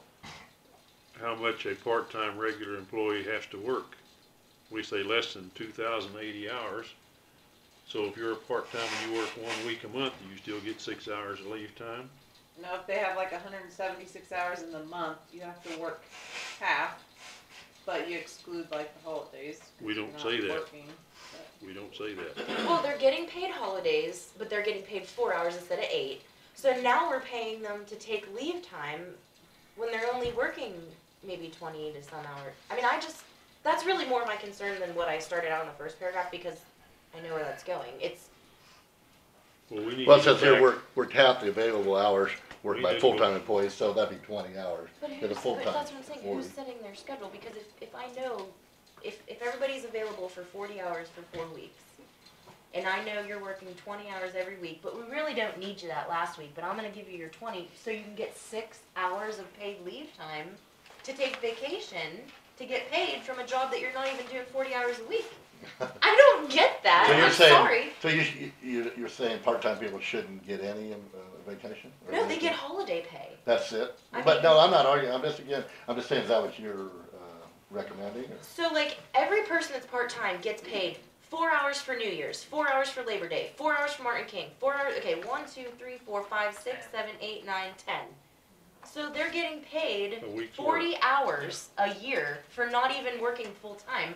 Then we're giving them 6 times 12 for leave time So on you get top of that. 2.5 months a year, you don't have to work and get paid for And it. you're only a part-time employee. We need to go back and look at part-time regular employees definition, because it says that employees working less than 2,080 hours per year are part-time employees and eligible for. There should be a minimum amount of time that you have to work to be part-time. Half of that, 1,040, 1,000. Right now, we have no bottom limit, so theoretically, if you're hired part-time, you can come to work for 10 hours a week and you're good. That's So what I'm saying. we need to go back and redefine If part-time you can employee. be part-time and still get 10 paid holidays, Yeah. even if you work as little as someone coming in once a week. Now, if you do work half the hours, which is 1040 out of 2080, then you're also getting 72 hours.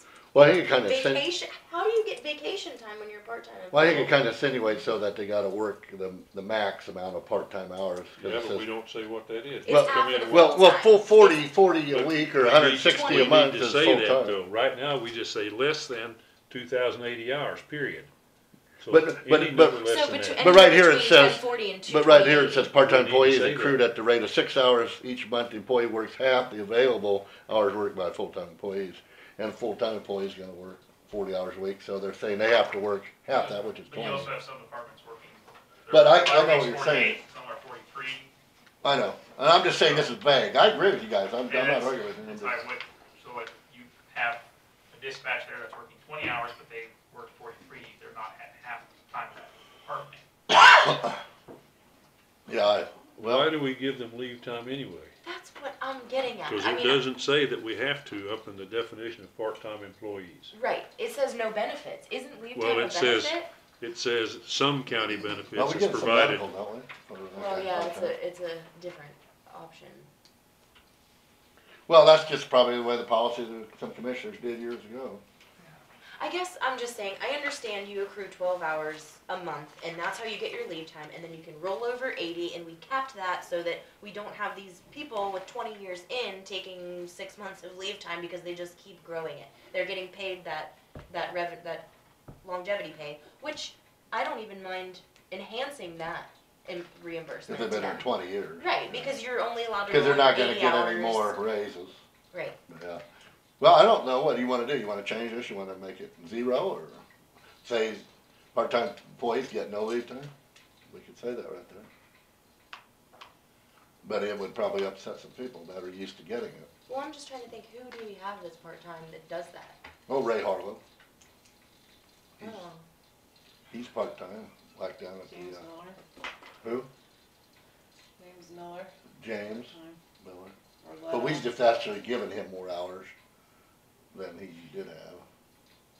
I guess I'm just having trouble understanding if you have an office or whatever that's open and someone's in there part-time, how do they get leave time when they're not there all week anyhow? How do you pay them for a time that they're not even scheduled to be there? They're just rewarding them like, they're just giving half to them what they give to a regular employee. That's what their intention is. But like he's saying, we're not even, well, we are demanding that they work half to get that benefit, Yeah. that particular benefit, but we didn't establish part-time is How many hours? 10, 20, But out of 20. they're assuming, I think, that it's 4 Or hours a 10, day 40, or 20 hours a week, or, We don't have to edit that right now, I just, that's something we can talk about more though, cause, do you see what I'm saying? well, I'll tell you, any other business, I think if you work for a big corporation, and you were part-time, I don't think you'd get any Well, benefit. the next one you're gonna see is gonna have less than 2080 and more than 1040. Sure. And then we'll see how that What was goes. And then I would, on the part-time and seasonal employees, I would delete that, and somewhere we can put a grandfather clause in for the people that are now part-time. Yeah, I see what you're saying. Any new employee hired in at part-time, blah, blah, blah. I mean, What about your seasonal employees that come in from part, or so they Yeah. consider part-time as well, but they're. I don't see, Seasonal if you're employees getting a seasonal are job, not why do you eligible get for paid vacation leave time, period. Okay. That's what it says in the Yeah, next I mean, if sentence. you're coming Don't in make just me for mad. summer help, Yeah. like how do you get a summer vacation No. that's paid when you're coming in to be Yeah. summer help? I'm just so flabbergasted. I feel like that part was written for one person only. That's what I feel like. And you know, back up here to that, for the full-time people, they only have to work half of the regular work days of the month. I think we could change that to say 3/4 or something, because I kinda agree with you there. Here's the problem What- though, if you have 2 weeks vacation and you wanna use it in a month, like he said, I've been an employee here for a long time. I wanna use my 2 weeks in January, so I'm gone for 2 weeks, then I lose my No, vacation but time. you're using your vacation No, as that's part of your not, pay. that's not. You're using your vacation as part of your pay. But you're losing your But you're accrual time for just being an employee. Yeah, it's Not not, for taking a 2-week vacation. Okay. yeah, Oh, I see. Yeah. Not fair. yeah, that's, I see yeah. what that, well, I didn't mean that. I thought if you was just gone, you didn't show up for 2 weeks out of the blue or something. Well, you're No, that using would your have to be Then you would- leave individual time. vacation. Yeah, I see what you're saying. If Right. you're using, well, if anytime you're But taking do off. you accrue leave time then when you're off on FMLA? Do you accrue leave time when you're off without pay? You know what I mean? Like, Like on medical, out on the If the medical. work, Well, that's, no, I'm not against, when you're so taking, no. when you're taking a paid vacation, that's, But what that, if you're still you're- getting paid what if you're as off an at employee, like, you're just using And vacation. accruing more. And you're accruing more time. Yes. So if you unpaid took 3 leave weeks off for 1 month, and you wouldn't get FMLA. that accrual, then, That's would you? 2 Work the months. rest. Do you see what I mean? You're Well, still should, working because half the you month. earned the vacation. But I'm just saying, Then I think. according to this rule we have in here, you have to be here half the month. So if you Yeah. took 3 months off, 3 weeks off for a month, you're not gonna get your accrual for 12 hours for that month Right, because and of you this shouldn't law. get accrual for work that you haven't done. It's actually a reward for being there. But they So work, if- but when I- vacation's when I- considered when I- work. When I When I vacation work for for years Kate- because you have a grandbaby on the East Coast I and know. you wanna be gone for a bit, why Yeah. should you be punished? No, but I know, consider- I agree with But that. I consider vacation But at you work can same change it thing. from monthly to It's just a different quarterly or- charge number. You're using your But vacation, but that's that's why some accrued at people do work. it annually. Like I get 2 weeks a year, and then after 5 years, I don't get any more till I hit 10 years. Then I get 3 weeks. right. So that's and they did it this way, from what I've heard from Dawn, because you have the cap rollover at 80, so you know how much you're accruing and how much you can use because you only get 2 weeks to roll over. That's 2 40-hour weeks that you can add. So you never get more than the year's accrual plus 2 weeks. If you want to use that much, you're not gonna get And it's 3 not months even- off. it's of not You even can't roll up for all the way all up. departments and all employees, like sheriff's 43 for a week, or do they just have to take 40 to get a week off? What do you It's mean? like, it's not actually 2 weeks they carry over, it's just 80 hours. So It's like 80. EMS, do they have to take 48 to take a week off, or do they have to just use 40? And the sheriff's department, When they take time off, if they take a day off, they have to take 24 hours. but if they wanna take a week of vacation. But he's saying, like, if you want to use up your vacation and you have 80 hours to use, technically 80 hours doesn't cover 2 weeks of their shifts because they're doing 43, or 48, and sheriff's office Yeah. I 43. think if they're normally scheduled 48. Cause that's like with me. These are Dawn I'm questions. 50. Yeah, those are Don questions. I'd leave know that. some, but. Yeah. I'm 50 hours a week, so the rest of my employees earn 3 weeks and 24 hours, so 2.5 days. I earn just a little over 2 weeks. I don't earn a full 3 weeks. So I earn less leave time to use than my employees. I earn the same number, but how I can use it, I earn almost a week less leave time than my employees. Well, you're saying rolling over 80 hours for you doesn't cover 2 full weeks of not Correct. being here. And in a year, I don't earn the same amount of physical time away. I earn the same hours, but for days worked and week worked, You I can't earn take less Monday time. through Friday and Monday through Friday and be gone for 80 hours and use 2 weeks vacation because it's not 2 weeks for you because it's 100 hours Correct. for you. Yeah, And well, that's- don't know I if think that's this in the part we sheriff's need to department. like really get into again. Let's We'll think about it. like all the leaves. Well, we got special cases. There's a bottom Like, line yeah, on that page But we got special that says cases. scheduling leave, Where are we at? right here? on it. Yeah, down here, schedule Yeah, number 2, 'cause that's- scheduling leave. I didn't break that correctly, so the next topic is scheduling, that's the next page. Oh, here it says seasonal employees are not eligible for paid leave time Yep. benefits. I agree with that. I wanna change that to per need and And per everything need, else. seasonal / per need, right? Yep, yep. Okay. Are are we starting at the next paragraph? Yeah, this is When scheduling requesting leave. time off for a scheduled vacation, a request should be, okay, not should. A request must, Shall be. or shall, be submitted to the supervisor, no, strike supervisor, put department head, to the department head 30 days in advance or as soon as possible in case of extenuating circumstances. Supervisors, no. Strike department supervisors. heads, yeah. Department heads, because that covers elected officials too. I feel Yep. like that's a better, department heads are responsible for ensuring that their departments are staffed adequately to complete the work required and may require an employee to alter vacation plans for this purpose.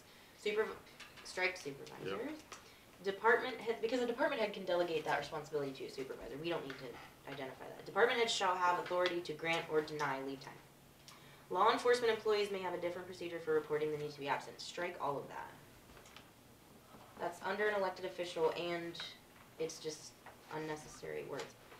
Carryover and payment of paid leave time upon termination. All employees may carry over, there's no hyphen there, from 1 year to the next, a maximum of 80 hours. Okay, so all employees may carry over a maximum of 80 hours of unused accrued paid leave time for any given year.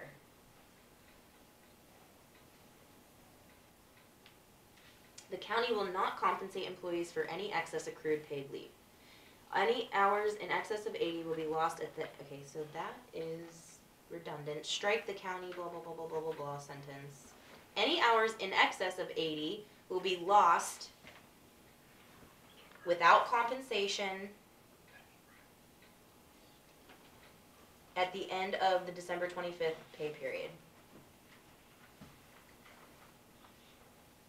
Upon termination of employment with Lincoln County after 6 months of employment, regardless of the reason, employees will be compensated as follows. All remaining leave time accumulated prior to January 1, 2001 at the rate of pay for that employee in effect December 31st, year 2000, and will be compensated all remaining leave time accumulated, and paid the balance of paid leave time accrued to the date of termination, paid at their rate of pay at termination.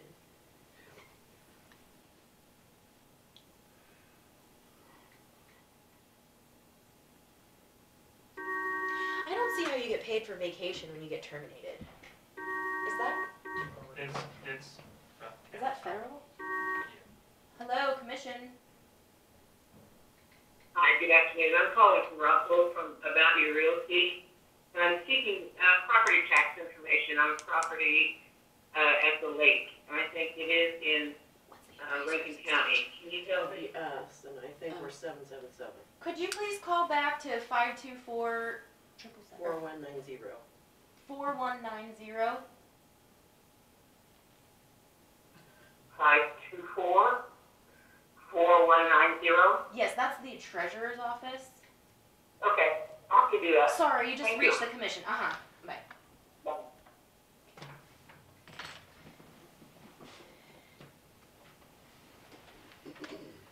Is that Because of termination. No, if they had vacation accrued and we fired them, they still gonna get their vacation. You can't cut that benefit all off. Well, That was theirs. Once you accrue it, it's they own it. It's like savings account money, right? It'd be like if they have a 401k, you can't take it away because you fired them. But employees who have not completed their first 6 months shall not. Well, yeah, be well, paid that's a unused different accrued case, leave. yeah. Yeah, if they haven't been there 6 months, they're. Paid leave time shall not be anticipated and no unearned paid leave time will be granted. What's that mean? Paid leave time does not accrue while an employee is on workers' compensation, comma, leave of absence, comma, or on family medical, there we go, there's the question we asked earlier, on family medical leave. So you can't accrue PTO. See, this has paid leave time. I think we need that's all gonna be PTO. PTO, yeah. That's a universal PTO change. shall not be anticipated and no unearned PTO will be granted. I don't understand that. Like your supervisor can, or your department head can't give you additional PTO? Does that even make sense? I don't.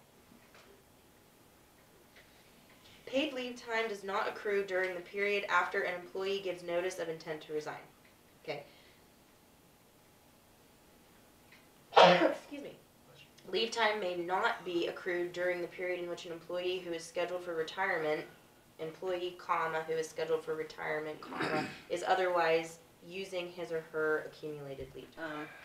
So if I don't have, say I use up all my leave time, but I know I'll be earning 12, I'll go ahead and use part of that. Like in the For the last pay day of the period month, because you know that that I'll be earning, but the- technically yeah. you don't earn it. because the 26th to the 25th thing. I think Okay. that's what that means. So so is it accruing the 1st to the 30th of the month, or is it accruing the pay, it should accrue consecutively with the pay period? I think we get it on the 25th. Do you know what I mean? It should actually. Should be it We concurrent with the can't pay use it till the period. 26th, technically, like I think But it's. so go back to where does that say? Accrual. 12 hours for each month an employee works, at least one. So it doesn't say. Well, it says after they've done half of their month. No, I'm saying Yeah, but we gotta- technically you should yeah. only earn it between the 26th and the 25th. You don't earn it You till don't get it on the 1st. No, you don't earn it till the end of the month. Because then you, like she's saying, you could try to overlap and say, well, I'm not getting paid until the 31st, so I'm going to use my leave time on the 30th I'll just go ahead and for the use- next but month. You're not really earning it. Yeah. So I'm gonna put period of accrual will be the 25th through the 26th. Are you back here under accrual Yeah, and paid? Okay. back on, yeah, Yep. on full time. So every 26th of the month, you earn the 12 hours from the month That's right. prior. Yeah. Yeah. Okay, but right now it's on the 1st of the month. It's just like at the end of So- the year, you use your, what do we call that? By the 25th. Well, no, that yearly raise you We're get. in That essence last week changing we our voted fiscal for. year to the Yeah. 25th. Well, that, we should get what we gave them for. What you're supposed to Well, get we're in the budgeting future. for this year, they shouldn't get for last year. Right, right. Okay, Paid so extended can we illness. just strike that whole sentence? Paid leave time shall not be anticipated, and no unearned paid leave time will be granted? I don't even know why you need to address that. We, Can we It doesn't strike? make sense to someone that wouldn't know what it means. And I think I understand And I what you're don't- saying, and I but don't we know can what it fix means, that too. when we say that it accrues according to the pay period. Okay, Yeah. paid extended illness. Paid leave for an extended illness will be available to an eligible employee after he or she has used 24 hours of regular accrued paid leave time to cover the absence due to illness. Okay, this seems to be a problem with people understanding this, because we had a lot of questions, It is. particularly from your department. Because they thought it was 3 days, they had thought, so they're like, do we have to use 30 hours now? Oh, well, I'm talking about even prior to Okay. that. Here's the thing. When you're sick, you're sick. So most colds, flus, whatever you come down with is like a 24, 48 hour thing. So that's why it says if you're going to be gone for 2 days because you're sick, that's your PTO. You use it and you come back to work. They thought If it was you- still their vacation time, and that they don't. That's they why I have want to use their the word vacation PTO. time, and then they have this sick leave. They think that this sick leave is an additional benefit. And it's really. No. It's all doesn't have PT. No, it's a Yeah. lot of it. Yeah, no vacation is sick. A lot of it's kind of boiled down to is things haven't been explained to them appropriately over the years through prior things. Oh, I understand So that. they thought they had 12 hours of vacation time and then 4 hours of sick time. And why do they have to use 24 hours, or why do they have to be gone 3 days in order to use their sick time because they're sick? And that's I explained to them it's PTO time, and then it's Extended illness. Right, and the extended illness is not just a benefit. It's in the case of a chronic situation You where don't you get have paid out that appendicitis time, or- and you went to the hospital, got your appendix out, there were 2 days, you were sick, went to the hospital, spent 2 more days recovering, you end up missing a week's work. Need a You're only doctor's gonna note. lose, yeah, you bring in a doctor's note. Does it say that in here? I don't know, but I think. That's what it we does, need. somewhere in here it does. and we bring that to HR, and we just put that to the department heads. I think you probably Also- need to HR. It's gonna go through HR because that's not your normal leave time. You're approving PTO. Just PTO. This is, so okay, so you go, oh, well, they've missed, what is it, 24 hours, okay? So they've missed 24 hours, which is, they've worked 2 months to accrue 24 hours. They were sick, they used it. Or now they have this issue where they're gonna be gone all week. And they didn't know it because they were legitimately sick. That's what this is for. This is not to be added onto the PTO as like additional time available for whatever you want. This is in the event that you actually have an illness. Does this cover a family member? Tell me, when we went through that before. Say your daughter is, and you're the only parent, and your daughter got appendicitis, and you have to take her. You're supposed to take 2 days off that you have accrued That's it. time. Yeah. Then, if you need more, you apply for this. Okay. See, And the but- commission can But I don't approve think it. we list that family member in here. Yes, you do. Do we? Point Yeah, that out. somewhere families let in me there ask- too. Paid leave for an extended illness will be available to an individual employee after he or she has used 24 hours of regular PTO. Yep. And don't even use that word accrued, because I think that confuses people. Not to back up too much, but it said for taking PTO time, go to department head. For department head, where do we get? To the commission, and HR. It's a collaborative effort, Yeah. because, like, if it's just regular PTO, we don't even need to know about it. But if this is PTO that turns into FMLA, we Yeah. approve that. So you're gonna come in and you're gonna say, Janice was at home sick for 2 days, she took her regular leave, now Yeah. she's gonna be gone the rest of the week, can we grant her FMLA for this? I think you'll see that covered It in was more for paragraph if I 2 want to below. take a day off at some point in the No. future. Regular Come PTO. here to you guys first and tell you, make you aware of it, or Oh, I see what you're saying. Like, do It- department heads need to get pre-approval for their PTO? Oh, go down and look at employee requirements, paragraph 2 on the next page. did I jump the gun on it? Yeah, let's go, let me continue here for 1 minute, please. I'll step outside then. Absence due to illness. To be eligible for paid extended illness, an employee must also be eligible for FMLA. Okay, the extended illness must be a serious health condition within the meaning of FMLA, and the employee must otherwise comply with all the requirements of FMLA. Paid extended illness leave will be counted toward the employee's FMLA leave entitlement and will not increase that entitlement. In no event may any leave of absence exceed 6 months in any 12-month period. That's what that 6 months was stating in that. We didn't need that back there. They're saying the FMLA cannot exceed 6 months, or then. I think we have an employee. When you get back to the FMLA appendix, That's why we didn't, yeah, exactly. all that's back in the FMLA appendix, we gotta make sure all that's the same. Okay. Okay.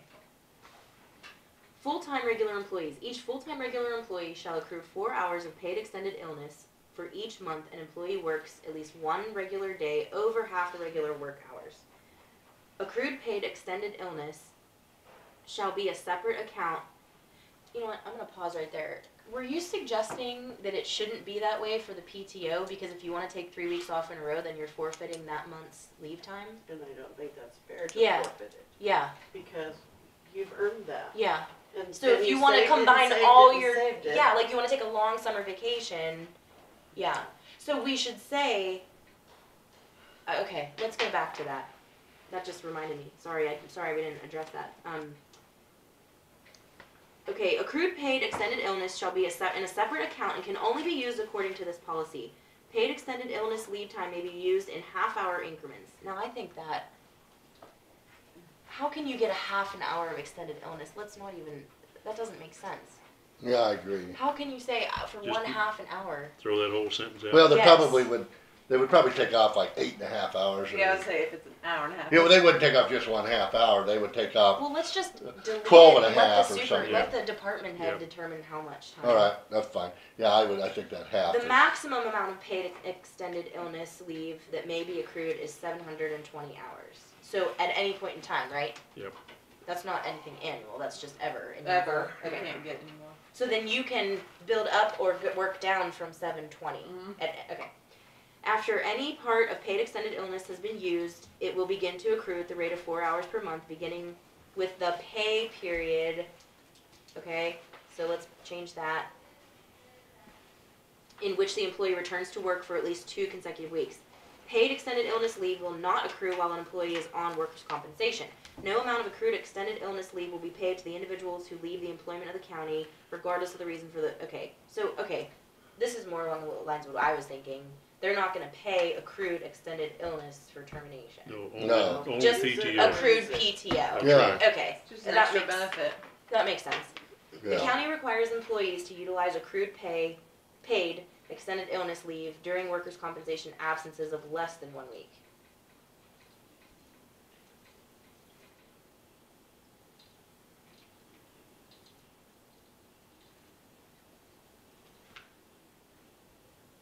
But you can't, Workers' comp, that's a whole different deal, huh, Yeah, compared I don't to, understand what that means. well, I guess you got workers' compensation absence.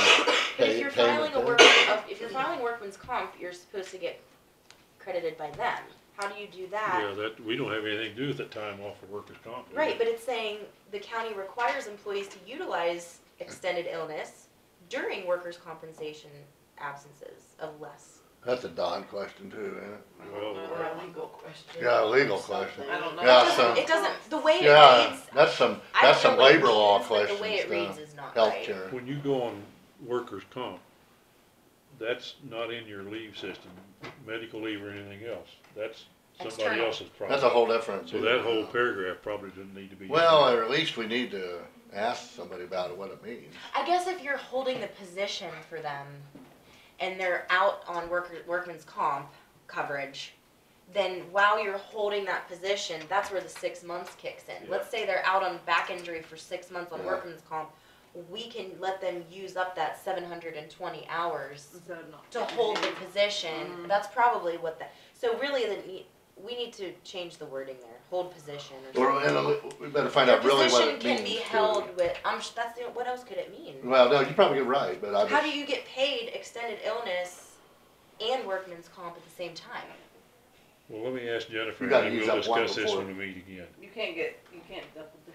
you Yeah. can't double dip. Right, that's what I'm saying. It Yeah. can't mean what it sounds like it means. So I think we need to use something like the words of your position can be held with extended illness hours until you return from workman's comp absence. Does that Well, make sense? I guess. I'm confused. All that, workers' comp, extended illness stuff and how many hours is confusing me. Part-time regular employees are not eligible for this benefit. Seasonal employees are not eligible. So let's combine that into one sentence. Yeah. Part-time and seasonal. I'll do that. Okay. And We're not eligible for this benefit. We can take a couple pages out of this book. I intend to. Okay. Employee requirements. A healthcare provider certification that an employee has a serious health condition for which extended illness leave is needed. Must be provided to HRO. Must be provided in accordance with FMLA. Such leave is subject to the approval of the department head, but exceptions to this requirement can be made by the Board of Commissioners. Okay. Can we put that under section B? Do you know where I am here? Yeah. I think that should be before we get all this other explanation. This should be the Alright. primary. It's paid extended illness leave. A I'll healthcare move it. provider certification that an employee has a serious health condition for which extended illness leave is needed must be provided in accordance with FMLA. Yeah, that's a prerequisite Yeah, right up front. that should be the Yeah, first thing you look requirement. at. Mhm. Okay. Then it describes on how you accrue the time. Hell, yeah. Okay, leave without pay, section C. A full-time regular employee who is authorized to take time off work but has no accrued PTO available to cover the absence may be placed on leave without pay for up to 40 hours per calendar year without change in full-time status and full-time benefits. However, any unauthorized absence, whether for a single day or part of a day, shall be deemed an unexcused absence and may result in disciplinary action up to and including termination. You wanna take out the qualifiers about days and parts of days? Yes. Is that the 40 hours, Plus, I'm gonna be honest, that's up to the department head. If the department head doesn't report that person was unexcused, I mean, you should always, as a department head, be approving their absences. If they just don't show and, don't tell you why. I mean, if you don't report that to HR, it's gonna go by the wayside, which, I mean, maybe you know the circumstances or find out later it was something they didn't. You can still send me a quick text. I agree with you, but I think that should be up to the department head. You know what I mean? I think we can't be sitting up here going, and did that person notify you? You're supposed to give 30 days. We for can't leave. micromanage all this stuff down at that level. Yeah, let's do what you said and strike whether for a single day or part of a day. And I'd recommend striking the all of paragraph dog, cause that's gonna be covered back in appendix A, Where are we at? the D, next paragraph down, Family yeah. and medical leave? Yeah. Yeah. Delete the That's whole all a thing. separate, yeah. That just says we do good work, It's basically just look further. yeah.